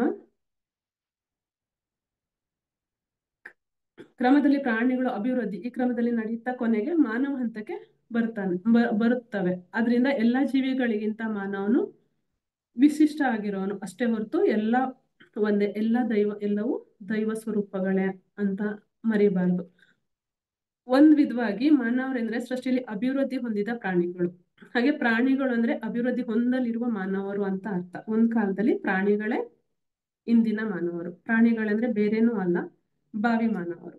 ಅದರಿಂದ ಎಲ್ಲವೂ ಒಂದೇ. ಕರ್ಮ ಸಿದ್ಧಾಂತ ಎಲ್ಲಾ ಜೀವಿಗಳಿಗೂ ಅನ್ವಯಿಸ್ತವೆ ಅಂತ ತಿಳ್ಕೋಬೇಕು. ಯಾವ ಜೀವಿ ವಿಷಯದಲ್ಲಿ ಯಾರು ಹಿಂಸೆ ಮಾಡಿದ್ರು, ಪಾಪ ಮಾಡಿದ್ರು, ದೌರ್ಜನ್ಯ ಮಾಡಿದ್ರು ಅನುಭವಿಸ್ಲೇಬೇಕು, ಅನುಭವ ಹೊಂದಲೇಬೇಕು. ಸಮಾಜದಲ್ಲಿ ನಾವು ಗಮನಿಸಿದಾಗ ತುಂಬಾ ಜನ ಎಷ್ಟೋ ವಿಧವಾದ ನೋವು ಅನುಭವಿಸ್ತಾ ಇರ್ತಾರೆ, ಕಷ್ಟಗಳನ್ನ ಅನುಭವಿಸ್ತಾ ಇರ್ತಾರೆ. ನರಕ ಸದೃಶವಾಗಿ ಆ ಕಷ್ಟಗಳು ಇರ್ತವೆ. ತುಂಬಾ ಜನರಿಗೆ ಅಗ್ನಿ ಅವಘಡದಲ್ಲಿ ಶರೀರ ಭಾಗಗಳು ಸುಟ್ಟೋಗಿರ್ತವೆ, ಶರೀರ ಸಹ ಸುಟ್ಟೋಗಿರ್ತವೆ. ಹಾಗೆ ಸುಟ್ಟ ಗಾಯದಿಂದ ಸಾಯೋರು ಸಹ ಇದ್ದಾರೆ. ದೀಪಾವಳಿಲಿ ಪಟಾಕಿ ಸುಡ್ತಾ ಮೈ ಸುಟ್ಕೊಳ್ಳೋರು ಇದ್ದಾರೆ. ಅಡ್ಗೆ ಮಾಡ್ತಾ ಗ್ಯಾಸ್ ಆಕ್ಸಿಡೆಂಟ್ ನಿಂದ ಮೈ ಸುಟ್ಟವರು ಇದ್ದಾರೆ. ಅತ್ತೆ ಮನೆಯಲ್ಲಿ ಶರೀರವನ್ನ ಸೀಮೆ ಎಣ್ಣೆಯಿಂದ ಸುಟ್ಟು ಸಾಯಿಸಲ್ಪಟ್ಟವರು ಇದ್ದಾರೆ. ಆಸಿಡ್ ದಾಳಿಯಿಂದ ಮೈ ಸುಟ್ಟವರು, ಕರೆಂಟ್ ಶಾರ್ಟ್ ಸರ್ಕ್ಯೂಟ್ ನಿಂದ ಬೆಂಕಿಯಲ್ಲಿ ಸುಟ್ಟು ಸತ್ತವರು ಕೂಡ ಇದ್ದಾರೆ. ಬಸ್ಗಳು ಸುಟ್ಟು, ರೈಲು ಬೋಗಿಗಳು ಸುಟ್ಟು ಹೋಗಿ, ವಿಮಾನ ಬಿದ್ದು ಹೊತ್ಕೊಳ್ಳೋದ್ರಿಂದ ಕೂಡ ಸುಟ್ಟು ಸತ್ತವರು ಇದ್ದಾರೆ. ಯುದ್ಧದಲ್ಲಿ ಬಾಂಬ್ ಹಾಕೋದ್ರಿಂದ ಊರೇ ಹೊತ್ಕೊಂಡು ಎಷ್ಟೋ ಜನ ಸುಟ್ಟು ಹೋಗ್ತಿದ್ದಾರೆ, ಸಾಯ್ತಾ ಇದ್ದಾರೆ. ಪ್ರಪಂಚದಾದ್ಯಂತ ಎಷ್ಟೋ ಊರುಗಳು ಹೊತ್ತಿ ಹೋಗ್ತವೆ. ಅಲ್ಲಿ ಎಷ್ಟು ಜನ ಮೈ ಸುಟ್ಟು ಸಾಯ್ತಾ ಇದ್ದಾರೆ, ಅವರಲ್ಲಿ 1000 ಪಕ್ಷಗಳ ಸಂಖ್ಯೆಯಲ್ಲಿ ನಮ್ಗೆ ಪ್ರಪಂಚದಲ್ಲಿ ಕಾಣಿಸ್ತಾ ಇದ್ದಾರೆ. ಹೀಗೆ ಇವರೆಲ್ಲ ಸುಟ್ಟು ನರಕ ಅನುಭವಿಸ್ತಿದ್ರೆ ಅವರಿಗೆ ಸಂಭವಿಸಿದ ದುರಂತದಿಂದ ಅವ್ರ ಕುಟುಂಬದವರು ಪರೋಕ್ಷವಾಗಿ ಎಷ್ಟೊಂದು ನೋವು ಅನುಭವಿಸ್ತಾ ಇರ್ತಾರೆ. ಹಾಗಾದ್ರೆ ಯಾಕೆ ಹೀಗಾಗ್ತಾ ಇವೆ ಆಲೋಚಿಸ್ಬೇಕಲ್ಲ. ಇವರೆಲ್ಲ ಹೀಗೆ ಅನುಭವಿಸಲು ಏನ್ ಮಾಡಿದ್ದಾರೆ, ಅಂತಹ ನೋವು ಯಾಕೆ ಅನುಭವಿಸ್ಬೇಕು? ಯಾವ ತಪ್ಪು ಮಾಡಿದ್ರು ಇಂತಹ ಶಿಕ್ಷೆ ಯಾಕೆ? ನ್ಯಾಯಾಲಯದಲ್ಲಿ ಅಪರಾಧಿಗಳಿಗೆ ಶಿಕ್ಷೆ ಬೀಳ್ದಿದ್ರು ನಿರಪರಾಧಿಗೆ ಮಾತ್ರ ಶಿಕ್ಷೆ ಬೀಳ್ಬಾರ್ದು ಅಂತ ಹೇಳ್ತಾರೆ. ಹಾಗಾದ್ರೆ ಕರುಣಾಮಯ ಭಗವಂತ ಇಷ್ಟೊಂದು ದಾರುಣವಾದ ಶಿಕ್ಷೆ ಯಾಕೆ ಕೊಡ್ತಾ ಇದ್ದಾನೆ? ನಂಬಿರೋ ದೇವ್ರೆ ಯಾಕೆ ನರಕ ತೋರಿಸ್ತಾ ಇದ್ದಾನೆ? ದಯೆಯುಳ್ಳ ದೇವ್ರು ಯಾಕೆ ದಯೆ ತೋರಿಸ್ತಾ ಇಲ್ಲ? ದೇವ್ರಷ್ಟು ಕ್ರೂರಿನ? ಆಲೋಚಿಸಿದ್ರೆ ಇವೆಲ್ಲ ಅಯೋಮಯ ಅಂತ ಅನ್ನಿಸ್ತವೆ, ಅರ್ಥ ಆಗಲ್ಲ. ಹಾಗಾದ್ರೆ ಮಾನವನ ದೋಷ ಏನೂ ಇಲ್ಲ ಅಂತ ಅನ್ನೋಕ್ಕಾಗತ್ತ? ಮಾನವರು ಯಾವ ತಪ್ಪನ್ನು ಪಾಪಗಳನ್ನು ಮಾಡ್ಲಿಲ್ಲ ಅಂತ ಹೇಳೋದಕ್ಕಾಗತ್ತಾ? ಮಾನವರು ಅಮಾಯಕರ, ಏನು ಅರಿಯದವರ? ದೇವ್ರು ಮಾತ್ರ ಕಷ್ಟಗಳನ್ನ ಕೊಡ್ತಾ ಇದ್ದಾನ? ದೇವರಿಗೆ ದಯ ಇಲ್ವಾ ಅಂತ ನಾವು ಆಲೋಚಿಸ್ಬೇಕು. ಆಹಾರಕ್ಕಾಗಿ ಪ್ರಪಂಚ ವ್ಯಾಪ್ತಿ ನಿತ್ಯವೂ ಎಷ್ಟೋ ಪಕ್ಷಿ ಪ್ರಾಣಿಗಳನ್ನ ಹಿಂಸೆ ಮಾಡ್ತಾರೆ, ಸುಡ್ತಾರೆ, ಸಾಯಿಸ್ತಾರೆ. ಅವುಗಳ ಫಲಿತಾಂಶವೇ ಹೀಗೆ ನಡೀತಾ ಇದೆಯೇನೋ ಅಂತ ನಾವು ಯಾಕೆ ಆಲೋಚಿಸ್ತಾ ಇಲ್ಲ? ಈ ಕಾರಣ ಅಲ್ಲದೆ ಮತ್ತೇನು ಕಾರಣ ಇರಬಹುದು? ಏನು ಇಲ್ಲದೆ ಸುಮ್ಮನೆ ಹೀಗೆಲ್ಲ ನಡೀತಾ ಇರ್ತಾವ? ಪ್ರಾಣಿಗಳನ್ನ ಪಕ್ಷಿಗಳನ್ನ ಸುಡೋದು ತಪ್ಪಲ್ಲ ಅನ್ನುವಾಗ ಸುಟ್ಟೋದ ಮನುಷ್ಯರು ಏನ್ ಮಾಡಿರೋದಕ್ಕೆ ಹೀಗಾಯ್ತು ಅಂತ ನಾವು ಆಲೋಚಿಸ್ಬೇಕು. ರಾಧಾಸ್ವಾಮಿ ಅಂತ ಮಹಾತ್ಮರು, ಜ್ಞಾನಿಗಳು, ದೈವ ಸ್ವರೂಪರು ಸುಮ್ಮನೆ ಯಾವ್ದನ್ನು ಹೇಳಿಲ್ಲ ಅಲ್ಲ. ಅವ್ರ ಮಾತಿನಲ್ಲಿ ಸತ್ಯ ಇಲ್ಲ ಅಂತ ಹೇಳೋದಕ್ಕಾಗತ್ತಾ? ಅವ್ರ ಹೇಳಿಕೆನ ಪರಾಮರ್ಶಿಸ್ಬೇಕು ಅಲ್ವಾ? ಅವ್ರ ಸಂದೇಶಗಳನ್ನ ಅರ್ಥ ಮಾಡ್ಕೋಬೇಕು. ಯಾರಾದ್ರೂ ಹಿರಿಯ ಅನುಭವಿಗಳು ಹೇಳಿದ ಸಂದೇಶಗಳ ಸಾರವನ್ನ ಅರ್ಥ ನಮ್ಮ ಜೀವನದಲ್ಲಿ ನಾವು ಅಳವಡಿಸ್ಕೋಬೇಕು. ಪ್ರಪಂಚ ವ್ಯಾಪ್ತಿಯಾಗಿ ಬೊಂಬಾಯಿ, ದೆಹಲಿ, ಕಲ್ಕತ್ತಾದಂತ ಮಹಾನಗರದಲ್ಲಿ ಇರುವಂತಹ ರೆಡ್ ಲೈಟ್ ಏರಿಯಾಗಳಲ್ಲಿ ಎಷ್ಟೋ ಲಕ್ಷ ಜನ ಸ್ತ್ರೀಯರ ಮೂಲಕ ವ್ಯಭಿಚಾರ ಮಾಡಿಸ್ತಾ ಇದ್ದಾರೆ. ಜನರ ಆನಂದಕ್ಕಾಗಿ ಧನಾರ್ಜನೆ ಗುರಿಯಾಗಿಸ್ಕೊಂಡು ವ್ಯಾಪಾರಿಗಳ ಸಂಪಾದನೆಗಾಗಿ, ಅವರ ಆನಂದಕ್ಕಾಗಿ ಸ್ತ್ರೀಯರನ್ನ ಇಕ್ಕಟ್ಟಾದ ಕೋಣೆಗಳಲ್ಲಿ, ಗಾಳಿ ಬೆಳಕು ಸರಿಯಾಗಿ ಇಲ್ಲದೆ ಇರೋ ಕೋಣೆಗಳಲ್ಲಿ ಜೀವನವೆಲ್ಲ ಬಂಧಿಸಿರುತ್ತಾರಲ್ಲ. ಯಾರೋ ಕೆಲವರ ಆನಂದಕ್ಕಾಗಿ ಈ ಸ್ತ್ರೀಯರು ಜೀವನವೆಲ್ಲ ಸ್ವೇಚ್ಛೆಯನ್ನು ಕಳ್ಕೊತಾ ಇದ್ದಾರೆ. ಹೊರಗಿನ ಪ್ರಪಂಚದ ಅರಿವೆ ಇಲ್ಲದೆ ಜೀವಿಸ್ತಾ ಇರ್ತಾರೆ. ಬಂಧಿಸಿದ ಮೇಲ್ವಿಚಾರಕರು ಸಂತೆಯಲ್ಲಿ ಪಶುಗಳನ್ನು ಕೊಳ್ಳುವ ಹಾಗೆ ಇವರನ್ನ ಖರೀದಿಸ್ತಾ ಇದ್ದಾರೆ. ಖುಷಿಗಾಗಿ ಪಕ್ಷಿಗಳನ್ನ ಪಂಜರದಲ್ಲಿ ಇರಿಸುವ ಹಾಗೆ, ನಾಯಿಗಳನ್ನ ಚಿಕ್ಕ ಚಿಕ್ಕ ಗೂಡುಗಳಲ್ಲಿ ಕಟ್ಟಿ ಹಾಕಿದ ಹಾಗೆ, ಮೀನುಗಳನ್ನ ಚಿಕ್ಕ ಚಿಕ್ಕ ಗಾಜಿನ ಪೆಟ್ಟಿಗೆಗಳಲ್ಲಿ ಇರಿಸದಂತೆ ಈ ಸ್ತ್ರೀಯರನ್ನು ಕೂಡ ಇಕ್ಕಟ್ಟಾದ ಕೋಣೆಗಳಲ್ಲಿ ಬಂಧಿಸ್ತಿದ್ದಾರೆ. ಗಮನಿಸಿದ್ರೆ ಆ ಪ್ರಾಣಿಗಳ ಯಜಮಾನ ಏನು ಕೊಟ್ರೆ ಅದು ತಿನ್ಬೇಕು, ಯಾವಾಗ ಕೊಟ್ರೆ ಆಗ ತಿನ್ಬೇಕು, ಏನು ಮಾಡ್ಲಿ ಹೇಳಿದ್ರೆ ಅದನ್ನೇ ಮಾಡ್ಬೇಕು. ಒಂದ್ ವಿಧವಾಗಿ ಕೆಂಪು ದ್ವೀಪದಲ್ಲಿರೋ ಸ್ತ್ರೀಯರು ಸಹ ಹಾಗೆ ಆ ನಿರ್ವಾಹಕರ ಕೈಯಲ್ಲಿ ನಲುಗ್ದವ್ರೆ. ಅವರು ಜೀವನವೆಲ್ಲ ಇತರರನ್ನು ಆನಂದ ಪಡಿಸ್ತಾ ಸ್ವೇಚ್ಛೆಯಲ್ಲದೆ ಜೀವಿಸ್ಬೇಕಾಗಿರುತ್ತದೆ. ಯಾಕೆ ಈ ಗುಲಾಮರ ಬದುಕು, ಯಾಕೆ ಈ ನರಕ ಆಲೋಚನೆ ಮಾಡಿದ್ರೆ ಅರ್ಥ ಆಗುತ್ತಲ್ಲ.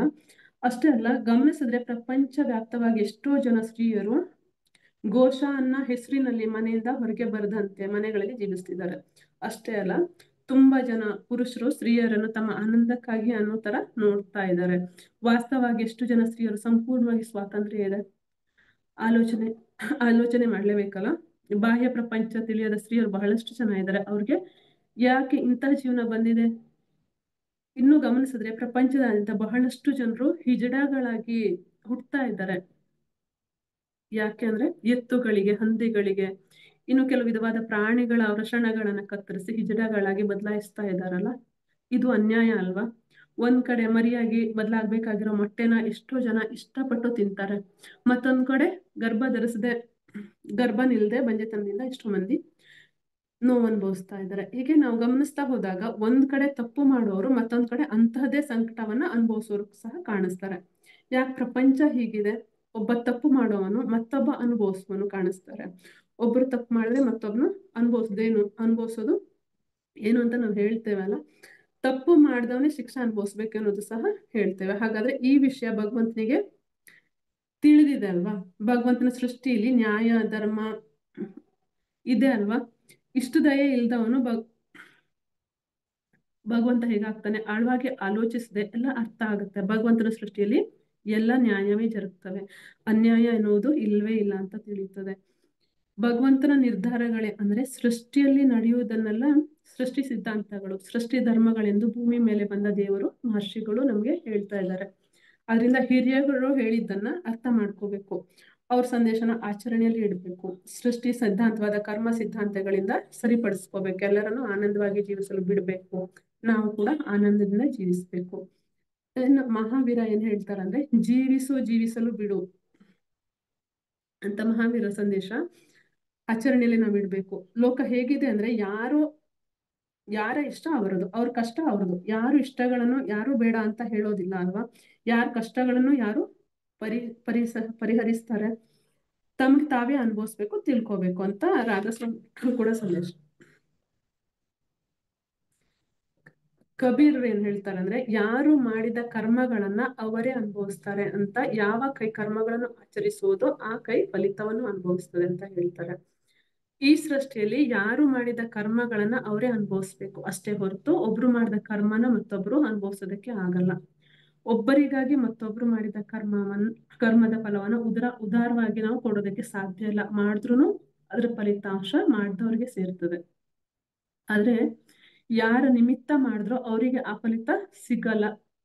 ಅದೇ ಕಬೀರ್ ಅವರ ಸಂದೇಶ. ಸಹಜವಾಗಿ ಜಗತ್ತಿನಲ್ಲಿ ಯಾರಾದ್ರೂ ಮರಣಿಸಿದ್ರೆ, ಅಂದ್ರೆ ಮಕ್ಕಳಾಗ್ಲಿ, ತಂದೆ ತಾಯಿ ಆಗ್ಲಿ, ಹೆಂಡತಿ ಆಗ್ಲಿ, ಗಂಡನಾಗ್ಲಿ ಮರಣಿಸಿದ್ರೆ ಅವರ ಜ್ಞಾಪಕಾರ್ಥ ಕೆಲ ದಾನಗಳನ್ನ, ಸೇವಾ ಕಾರ್ಯಕ್ರಮಗಳನ್ನ ಮಾಡ್ತಾರೆ. ಹಾಗೆ ಮಾಡೋದ್ರಿಂದ ಫಲಿತ ಅವ್ರಿಗೆ ಸೇರುತ್ತದೆ ಅಂತ ಭಾವಿಸ್ತಾರೆ. ಹಾಗೆ ಸತ್ತವ್ರಿಗೆ ಕರ್ಮಕಾಂಡಗಳನ್ನ ಮಾಡ್ತಾರೆ. ಆ ಸಂದರ್ಭದಲ್ಲಿ ಅವರ ಶಕ್ತಿಯ ಮೇರೆಗೆ ದಾನಗಳನ್ನು ಕೂಡ ಮಾಡ್ತಾರೆ. ಹಾಗೆ ಮಾಡೋದ್ರಿಂದ ಆ ದಾನದ ಫಲಿತಾಂಶ ಮರಣಿಸಿದವ್ರಿಗೆ ಒಳಿತು ಮಾಡ್ತವೆ, ಲಾಭ ಮಾಡ್ತವೆ ಅಂತ ತಿಳ್ಕೊಂಡಿರ್ತಾರೆ. ಉನ್ನತ ಲೋಕಗಳನ್ನ ಸೇರಲು ಅವರಿಗೆ ಸಹಾಯ ಆಗ್ತವೆ ಅಂತ ಭಾವಿಸ್ತಾರೆ. ಆದ್ರೆ ಕಬೀರರ ಸಂದೇಶ ಏನು ಅಂದ್ರೆ, ಯಾವ ಕರ್ಮ ಆದ್ರೂನು, ಅದು ಒಳ್ಳೇದಾದ್ರೂ ಕೆಟ್ಟದಾದ್ರೂ, ಪುಣ್ಯ ಆದ್ರೂ ಪಾಪ ಆದ್ರೂ ಮಾಡಿದವ್ರೆ ಅನುಭವಿಸ್ಬೇಕು. ಆದ್ರೆ ಯಾರಿಗಾಗಿ ಮಾಡ್ತೇವೋ ಅವರು ಅನುಭವಿಸೋದಿಲ್ಲ. ಆ ಕರ್ಮ ಮಾಡಿದವರಿಗೇನೆ ಸೇರುತ್ತದೆ. ಆದ್ರೆ ಯಾರಿಗಾಗಿ ಮಾಡಿದೇವೋ ಅವ್ರಿಗೆ ಸೇರಲ್ಲ ಅಂತ ಕಬೀರರು ಹೇಳಿದ್ದಾರೆ. ಈ ವಿಷಯವನ್ನ ನಮ್ಗೆ ಪುರಾಣಗಳಲ್ಲಿ ಸಹ ಹೇಳಲಾಗಿದೆ. ವಾಲ್ಮೀಕಿ ದರೋಡೆ ಹತ್ಯೆಗಳನ್ನ ಮಾಡ್ತಾ ಇದ್ದ. ಒಮ್ಮೆ ನಾರದ ಮಹರ್ಷಿ ವಾಲ್ಮೀಕಿಯವರಿಗೆ ಎದುರಾಗಿ, ನೀನ್ ಯಾಕೆ ಈ ಹತ್ಯೆನ ಪಾಪಗಳನ್ನ ಮಾಡ್ತಿರ್ವೆ ಅಂತ ಕೇಳ್ತಾರೆ. ಆಗ ವಾಲ್ಮೀಕಿ, ನನ್ನ ಹೆಂಡತಿನ ಪೋಷಣೆ ಮಾಡಲು ನನ್ನ ಹೆಂಡತಿಗಾಗಿ ಕೆಲಸ ಮಾಡ್ತಾ ಇದ್ದೀನಿ ಅಂತ ಹೇಳ್ತಾನೆ. ಆಗ ನಾರದ್ರು, ನಿನ್ನ ಹೆಂಡತಿಗಾಗಿ ಪಾಪ ಕರ್ಮಗಳನ್ನ ಮಾಡ್ತಾ ಇದೀಯಲ್ಲ, ನೀನ್ ಸಂಪಾದಿಸಿದ್ದನ್ನ ನಿನ್ ಹೆಂಡತಿ ಹಂಚ್ಕೊಂತಾಳೆ, ಅನುಭವಿಸ್ತಾಳ. ಆದ್ರೆ ನೀನು ಮಾಡಿದ ಪಾಪಗಳನ್ನ ಆಕೆ ಹಂಚ್ಕೊಂತಾಳ, ಕೇಳು ಅಂತ ಹೇಳ್ತಾರೆ. ಕೂಡಲೇ ವಾಲ್ಮೀಕಿ ಹೆಂಡತಿ ಬಳಿಗೆ ಹೋಗಿ ಆ ವಿಷಯನ ಕೇಳ್ತಾನೆ. ಆಗ ಆಕೆ ತನ್ನ ಪಾಪದೊಂದಿಗೆ, ನಿನ್ನ ಪಾಪದೊಂದಿಗೆ ನಂಗೇನು ಸಂಬಂಧ? ಏನೋ ನೀನ್ ತರ್ತಾ ಇದೆಯಾ, ನಾನು ಅನುಭವಿಸ್ತಾ ಇದ್ದೀನಿ. ನಾನೇನಾದ್ರೂ ನಿನ್ಗೆ ಪಾಪಗಳನ್ನ ಮಾಡು ಅಂತ ಹೇಳಿದ್ದೀನ ಅಂತ ಕೇಳ್ತಾಳ. ವಾಲ್ಮೀಕಿ ಅವಾಗ ಗೊತ್ತಾಗುತ್ತೆ. ಕೂಡಲೇ ನಾರದರ ಬಳಿಗೆ ಹೋಗಿ ಅವ್ರ ಕಾಲ ಮೇಲೆ ಬಿತ್ತು, ಆಗ ನಾನೇನ್ ಮಾಡ್ಬೇಕು ಬೋಧಿಸಿ ಅಂತ ಕೇಳ್ತಾರೆ ವಾಲ್ಮೀಕಿ. ಹಾಗೆ ನಾರದರ ಬೋಧನೆಯಿಂದ ಕಿರಾತಕ ಆಗಿರುವ ರತ್ನಾಕರ ವಾಲ್ಮೀಕಿ ಮಹರ್ಷಿ ಆಗ್ತಾರೆ, ರಾಮಾಯಣವನ್ನ ರಚನೆ ಮಾಡ್ತಾರೆ. ಈ ಉದಾಹರಣೆಯ ಅನುಸಾರ ಯಾರು ಮಾಡಿದ ಕರ್ಮ ಫಲ ಅವರಿಗೆ ಸೇರ್ತದೆ, ಬೇರೆ ಯಾರಿಗೂ ಸೇರೋದಿಲ್ಲ ಅಂತ ಅರ್ಥ ಆಗುತ್ತೆ. ಇದೇ ಕಬೀರರ ಸಂದೇಶ. ಆದ್ರಿಂದ ಸಂಸಾರ ಪೋಷಣೆ ಮಾಡಬೇಕಂತ ಪಾಪಗಳನ್ನ ಮಾಡ್ತಾ ಅಧರ್ಮರಾಗಿ ಸಂಪಾದನೆ ಮಾಡಿದ್ರೆ ಆ ಸಂಪಾದನೆಯಿಂದ ಸಂಸಾರದಲ್ಲಿ ಎಲ್ಲರೂ ಸುಖ ಪಡ್ತಾರೆ ಹೊರತು ಮಾಡಿದ ಪಾಪಗಳನ್ನು ಮಾತ್ರ ಮಾಡ್ದವನೇ ಅನುಭವಿಸ್ಬೇಕು. ಈ ಪಾಪ ಫಲಿತ ಜನ್ಮ ಜನ್ಮಗಳಲ್ಲಿ ಆತನ ಹಿಂಬಾಲಿಸ್ತಾ ಇರುತ್ತೆ. ಇದನ್ನ ಅದ್ರಿಸಿ ಸಂಪಾದನೆಗಾಗಿ ಪಾಪಗಳನ್ನ ಮಾಡಬಾರ್ದು ಅನ್ನೋದನ್ನ ನಾವು ಅರ್ಥ ಮಾಡ್ಕೋಬೇಕು. ಹಾಗೆ ಕೆಲವರು ತನ್ನ ತಂದೆಗೆ ಇವನು ಅನ್ಯಾಯ ಮಾಡ್ದ, ನನ್ನ ತಂದೆನ ಕೊಂದ, ನನ್ನ ತಂದೆ ಕಾಲ್ ಕತ್ತರಿಸ್ದ, ನನ್ನ ತಂದೆಗೆ ಅನ್ಯಾಯ ಮಾಡ್ದ, ತಾನು ಸಹ ದ್ವೇಷ ತೀರ್ಸ್ಕೊಳ್ಳೋದಕ್ಕೆ ಆ ವ್ಯಕ್ತಿನ ಸಾಯಿಸೋದು, ಹಿಂಸೆ ಮಾಡೋದನ್ನ ಮಾಡ್ತಾನೆ. ಹಾಗೆ ಮಾಡಿದ್ರೆ ಆ ಪಾಪ ಫಲಿತಾಂಶನ ತಾನೇ ಅನುಭವಿಸ್ಬೇಕಾಗಿ ಬರ್ತದೆ. ಸಹಜವಾಗಿ ತನ್ನ ಹೆಂಡತಿಗೆ ಮಗಳಿಗೆ ಅನ್ಯಾಯ ಮಾಡಿದ ಅಂತ ಪ್ರತಿಯಾಗಿ ದ್ವೇಷದಿಂದ ಅವ್ರ ಮೇಲೆ ಹಾಗೆ ತೀರ್ಸ್ಕೊಳ್ತಾರೆ. ಆದ್ರೆ ಸೃಷ್ಟಿಯಲ್ಲಿ ಕರ್ಮ ಸಿದ್ಧಾಂತದ ಪ್ರಕಾರ ಯಾರಿಗಾಗಿ ಮಾಡಿದ್ರು ಆ ಮಾಡಿದವನೇ ಕರ್ಮವನ್ನ ಅನುಭವಿಸ್ಬೇಕು. ಹಾಗೆ ತುಂಬಾ ಜನ ವಾರಸುದಾರಗಳಿಗೆ ಆಸ್ತಿನ ಕೂಡಿಟ್ಟು ಕೊಡ್ತಾರೆ, ತಾವು ಮಾತ್ರ ಯಾವುದೇ ಒಳ್ಳೆ ಕೆಲಸ ಪುಣ್ಯ ಕಾರ್ಯಗಳನ್ನು ಮಾಡದೆ ಸಾಯ್ತಾರೆ. ಆ ಸಂಪತ್ತು ವಾರಸುದಾರರಿಗೆ ಸೇರ್ತದೆ. ಆ ವಾರಸುದಾರರು ಆ ಸಂಪತ್ತನ್ನ ಪುಣ್ಯ ಕಾರ್ಯಗಳಿಗೆ ವಿನಿಯೋಗಿಸಿದ್ರೆ ಇಲ್ಲಿ ಕಷ್ಟಪಟ್ಟು ಸಂಪಾದಿಸಿದವನಿಗೆ ಯಾವ ಫಲಿತ ಕೂಡ ಇರೋದಿಲ್ಲ. ಅಂದ್ರೆ ದಾನ ಮಾಡಿದವನಿಗೆ ಆ ಪುಣ್ಯ ಬರುತ್ತೆ. ಅದರಿಂದ ಯಾರಾದ್ರೂ ಸರಿನೇ ಇರುವಾಗ್ಲೇ ತಮ್ದು ಅಂತ ಅಂದ್ಕೊಂಡ ಹಣದಿಂದ ಪುಣ್ಯ ಕಾರ್ಯಗಳಿಗೆ, ಲೋಕ ಕಲ್ಯಾಣಕರವಾದ ಕೆಲಸಗಳಿಗೆ ವಿನಿಯೋಗಿಸಿದ್ರೆ ಆತನಿಗೆ ಸಿಗ್ತದೆ ಅಷ್ಟೇ ಹೊರತು ಎಷ್ಟೇ ಸಂಪಾದಿಸಿದ್ರು ಫಲ ಇಲ್ಲ ಅನ್ನೋದನ್ನ ತಿಳ್ಕೋಬೇಕು. ಅದರಿಂದ ನಿಮ್ಗಿರೋದನ್ನ ನಿಮ್ದು ಅಂತ ಅಂದ್ಕೊಂಡೋದ್ರಲ್ಲಿ ಸ್ವಲ್ಪನಾದ್ರೂ ದಾನ ಧರ್ಮಾದಿ ಕಾರ್ಯಗಳಿಗೆ ಖರ್ಚು ಮಾಡ್ಬೇಕು. ಸೃಷ್ಟಿಯಲ್ಲಿ ಈ ಕರ್ಮ ಸಿದ್ಧಾಂತನೇ ಕಬೀರ್ ಹೇಳಿದ್ದಾರೆ. ಪ್ರತೀಕಾರಕ್ಕಾಗಿ ನಿನ್ನ ಶಕ್ತಿಯನ್ನ ಸಮಯವನ್ನ ವ್ಯರ್ಥ ಮಾಡಬೇಡ. ಯಾರು ನಿನಗೆ ಕಷ್ಟ ಕೊಟ್ಟಿದ್ದಾರೋ ಅವರು ತಾವು ಮಾಡಿದ ಕರ್ಮ ಫಲವನ್ನು ಕಡ್ಡಾಯವಾಗಿ ಅನುಭವಿಸ್ತಾರೆ ಅಂತ ಹೇಳಿದ್ದಾರೆ. ಸರ್ ಟೈಮ್ ಆಯ್ತಲ್ವಾ? ನಾಳೆ. Thank you masters. ನನ್ನಲ್ಲಿರುವ ಭಗವಂತ ನನ್ನ ಏನು ನುಡಿಸಿದಾನೋ ಅದನ್ನ ನಾನು ನುಡಿದಿದ್ದೇನೆ. ತಪ್ಪಿರುವುದೆಲ್ಲ ನನ್ನ ಅಜ್ಞಾನದಿಂದ ಆಗಿದ್ದಾವೆ. ಇಷ್ಟನ್ನು ಹೇಳ್ತಾ ಇವತ್ತು ನಾನು ಕರ್ಮ ಸಿದ್ಧಾಂತವನ್ನ ಮುಗಿಸ್ತಾ ಇದ್ದೇನೆ. ನಾಳೆ ಮುಂದುವರಿಸೋಣ. Thank you. ಹೇಳ್ಬಿಡಿ. ಕೃಷ್ಣಾರ್ಪಣ. ಕೃಷ್ಣಾರ್ಪಣಮಸ್ತು. Very good. ಚೆನ್ನಾಗಿತ್ತು. ಬಹಳ ಅದ್ಭುತವಾಗಿ ಮೂಡಿ ಬಂತು ಕರ್ಮ ಸಿದ್ಧಾಂತ. Okay, very good madam, very good. Okay masters, ಎಲ್ಲ ಹ್ಯಾಂಡ್ ರೈಸ್ ಮಾಡಿ ಮಾತಾಡಿ ಬೇಗ ಚಳಿಯಿಂದ ಹೊರಗಡೆ ಬನ್ನಿ.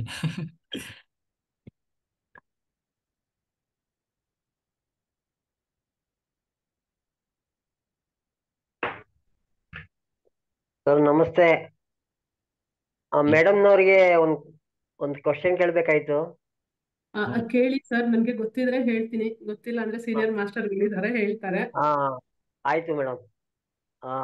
ಇದು ಮೇಡಮ್ ಕರ್ಮ ಸಿದ್ಧಾಂತ ಪ್ರಕಾರ ಅಂದ್ರೆ ಈಗ ಎಷ್ಟೊಂದ್ ಜನ ಮ್ಯಾಕ್ಸಿಮಮ್ ನಾನ್ ವೆಜಿಟೇರಿಯನ್ಸ್ ಇದಾರೆ ಮೇಡಮ್. ಅವ್ರದ್ದು ಎಲ್ಲ ನಾನ್ ವೆಜ್ ತಿನ್ನೋದು ಜಾಸ್ತಿ ಇದಾರೆ. ನಾನು ವಾರಣಾಸಿಗೆ ಹೋಗಿದ್ದೆ. ಅಲ್ಲಿ ಎಂತೆಂತ ಒಳ್ಳೆ ಅದ್ಭುತ ದೇವಸ್ಥಾನ ಇದೆ, ಹಿಂದೂ ಧರ್ಮದ ಬುನಾದಿನೇ ಇದೆ. ಅಲ್ಲೂ ನಾನ್ ವೆಜಿಟೇರಿಯನ್ಸ್ ಮೆಜಾರಿಟಿ ಇದ್ದಾರೆ. ಮೆಜಾರಿಟಿ ನಾನ್ ವೆಜ್ ಇದ್ದಿದ್ರು ತಿಂತಾ ಇದಾರೆ, ಪ್ರಾಣಿ ಹಿಂಸೆ ಮಾಡಿ. ಅವ್ರಿಗೆ ಯಾಕೆ ಕರ್ಮ ಬರ್ತಾ ಇಲ್ಲ ಅಂದ್ರೆ ಕಾಯಿಲೆಗಳು ಬರುತ್ತೆ ಅವ್ರಿಗೆ. ಬಟ್ ಅವ್ರು ಕೊಟ್ಟಿರೋ ಹಿಂಸೆಗೆ ಅವರು ಈಗ 1 ಲಕ್ಷ ರೂಪಾಯಿ ಹಿಂಸೆ ಕೊಟ್ಟರೆ 1 ರೂಪಾಯಿ ಕಾಯಿಲೆ ಬರ್ತಾ ಇದೆ ಅವ್ರಿಗೆ. ಇಲ್ಲ, ಅವರು ಈ ಜನ್ಮದಲ್ಲಿ ಮಾಡಿರೋ ಕರ್ಮಗಳನ್ನ ಮುಂದಿನ ಒಂದು ಬಹುಶಃ ಅವರು ವಯಸ್ಸಾದ ಕಾಲದಲ್ಲೂ ಕೂಡ ಅವರು ಅನುಭವಿಸಬಹುದು, ಅಥವಾ ಮುಂದಿನ ಜನ್ಮದಲ್ಲಾದ್ರೂ ಕೂಡ ಅವರು ಅನುಭವಿಸ್ತಾರೆ. ಕರ್ಮ ಸಿದ್ಧಾಂತದ ಪ್ರಕಾರ ಅದೇ ಇರೋದು. ಅವರು ಹಿಂದಿನ ಜನ್ಮದಲ್ಲಿ ಮಾಡಿದ ಪುಣ್ಯಗಳಿಗನುಸಾರವಾಗಿ ಇವತ್ತು ಅವರು ನೆಮ್ಮದಿಯಾಗಿ ಬದುಕ್ತಾ ಇದ್ದಾರೆ. ಇವತ್ತಿನ ಮಾಡುವ ಪಾಪ ಕರ್ಮಗಳಿಗನುಸಾರವಾಗಿ ಮುಂದಿನ ಜನ್ಮದಲ್ಲಿ ಅಥವಾ ಈ ಜನ್ಮದಲ್ಲಿಯೂ ಕೂಡ ವಯಸ್ಸಾದ ಕಾಲದಲ್ಲಿಯೂ ಕೂಡ ಅವರು ಅನುಭವಿಸುವಂತ ಸಾಧ್ಯತೆಗಳು ಇರ್ತವೆ ಅಂತ ಹೇಳಿದ್ದಾರೆ. ಮತ್ತೆ ಮೇಡಮ್ ಈ ವಕೀಲರು ತುಂಬಾ ಚೀಟಿಂಗ್ ಮಾಡ್ತಾರೆ ಮೇಡಮ್. ವಕೀಲರು ಮತ್ತೆ ಈ ಪೊಲೀಸ್ ಅವರು ಯಾರಿಗಾದ್ರೂ ಅನ್ಯಾಯ ಆದ್ರೆ ದುಡ್ಡು ತಗೊಂಡ್ಬಿಟ್ಟು ಅಲ್ಲೆಲ್ಲ ಮ್ಯಾನಿಪುಲೇಟ್ ಮಾಡ್ಬಿಡ್ತಾರೆ ನ್ಯಾಯನ. ಜಸ್ಟಿಸ್ ನ. ಈ ಜಡ್ಜ್ ಜೊತೆ ವಕೀಲ್ ಇಬ್ರು ಸೆಟ್ಟಿಂಗ್ ಮಾಡ್ಕೊಂಡು ಎಲ್ಲ ಡಿಸಿಷನ್ಸ್ ಎಲ್ಲ ರಾಂಗ್ ಕೊಡ್ತಾರೆ, ಮ್ಯಾನಿಪುಲೇಟ್ ಮಾಡ್ಬಿಡ್ತಾರೆ ವಿಟ್ನೆಸ್ ಎಲ್ಲ. ಅಷ್ಟೆಲ್ಲ ಪಾಪ ಕರ್ಮ ಮಾಡಿದ್ರು ಅವ್ರಿಗೆ ಏನು ಆಗ್ತಾನೆ ಇಲ್ವಲ್ಲ ಮೇಡಮ್? ಅದನ್ನೇ ಸರ್ ಹೇಳ್ತಾ ಇರೋದು. ಅವರು ಇವಾಗ ಮಾಡಿದ ಪಾಪ ಕರ್ಮಗಳಿಗೆ ಅನುಸಾರವಾಗಿ ಮುಂದಿನ ಜನ್ಮಗಳಲ್ಲಿ ಅಥವಾ ಅವರ ವಯಸ್ಸಾದ ಕಾಲದಲ್ಲಿ, ಮುಂದಿನ ಜೀವನ, ಈ ಜನ್ಮದಲ್ಲಿಯೂ ಕೂಡ ಅವರು ಅನುಭವಿಸಬಹುದು ಅವರ ವಯಸ್ಸಾದ ಕಾಲದಲ್ಲಿ, ಅಥವಾ ಇದನ್ನು ಮುಂದಿನ ಜನ್ಮದಲ್ಲಿ ಆದ್ರೂ ಕೂಡ ಅವರು ಅನುಭವಿಸೋ ಸಂಭವ ಇರುತ್ತದೆ. ಸಂಭವ ಅಲ್ಲ, ಅನುಭವಿಸ್ತಾರೆ. ಅದಕ್ಕೇನು ಪ್ರೂಫ್ ಇದೆ ಮೇಡಮ್ ಅವ್ರು ಅನುಭವಿಸ್ತಾರೆ, ಅವ್ರಿಗೆ ಶಿಕ್ಷೆ ಆಗುತ್ತೆ ಅಂತ? ಪ್ರೂಫ್ ಅಂದ್ರೆ ಇವತ್ತು ಇಲ್ಲಿ ಧ್ಯಾನಿಗಳಲ್ಲೇ ಕೂಡ ಎಕ್ಸಾಂಪಲ್ ಹೇಳ್ಬೇಕು, ನಾನು ಕೂಡ ಅನುಭವಿಸ್ತಾ ಇದ್ದೀನಿ ಕಷ್ಟಗಳ. ಅಂದ್ರೆ ಧ್ಯಾನಕ್ಕೆ ಬರೋದಕ್ಕಿಂತ ಮೊದಲು ನಾನು ಕೂಡ ತುಂಬಾ ಅನುಭವಿಸಿದ್ದೀನಿ. ಅಂದ್ರೆ ನಾನು ಅನ್ಕೊಳ್ಳೋದು, ನಾನು ಈ ಜನ್ಮದಲ್ಲಿ ಯಾವ ಒಂದು ಪಾಪ ಕರ್ಮಗಳನ್ನ ಮಾಡಿಲ್ಲ, ಅದು ನನ್ಗೆ ಗೊತ್ತು. ಆದ್ರೆ ಇವತ್ತು ನಾನು ತಂದೆ ತಾಯಿಗಳನ್ನ ಕಳ್ಕೊಂಡು ಒಂಟಿಯಾಗಿ ಬದುಕ್ತಾ ಇದ್ದೇನೆ. ಇವತ್ತು ನಾನು ಈ ಕರ್ಮಗಳನ್ನ ಅನುಭವಿಸ್ತಾ ಇದ್ದೀನಿ ಅಂದ್ರೆ ಹಿಂದಿನ ಜನ್ಮದಲ್ಲಿ ನಾನ್ ಮಾಡಿರೋ ಪಾಪ ಕರ್ಮಗಳೇ ಅಂತ ನನ್ಗೆ ಇವತ್ತು ಅನ್ನಿಸ್ತಾ ಇದೆ. ಹಾಗಾಗಿ ನಾನು ಇದನ್ನ ಹೇಳ್ತಾ ಇದ್ದೀನಿ. ಮತ್ತೆ ಕೆಲವೊಂದು ದಾರ್ಶನಿಕರು ಕೂಡ ಅದೇ ಮಾತನ್ನ ಹೇಳಿದ್ದಾರೆ. ಈ ಜನ್ಮಗಳಲ್ಲಿ ಮಾಡಿದ ಪಾಪ ಕರ್ಮಗಳನ್ನ ಮುಂದಿನ ಜನ್ಮದಲ್ಲಿ ಅವರು ಅನುಭವಿಸ್ತಾರೆ, ಯಾರಿಗೂ ತಪ್ಪಿದ್ದಲ್ಲ. ಮೇಡಮ್ ಈ ಹಿಂದಿನ ಜನ್ಮ ಯಾರು ನೋಡಿದ್ದಾರೆ ಮೇಡಮ್? ಸರ್ ನಾನಂತೂ ನೋಡಿಲ್ಲ, ಆದ್ರೆ ಕೆಲವು ದಾರ್ಶನಿಕರು ನಾನು ನೋಡಿಲ್ಲ, ಅದಕ್ಕೆ ಕೇಳಿದೆ.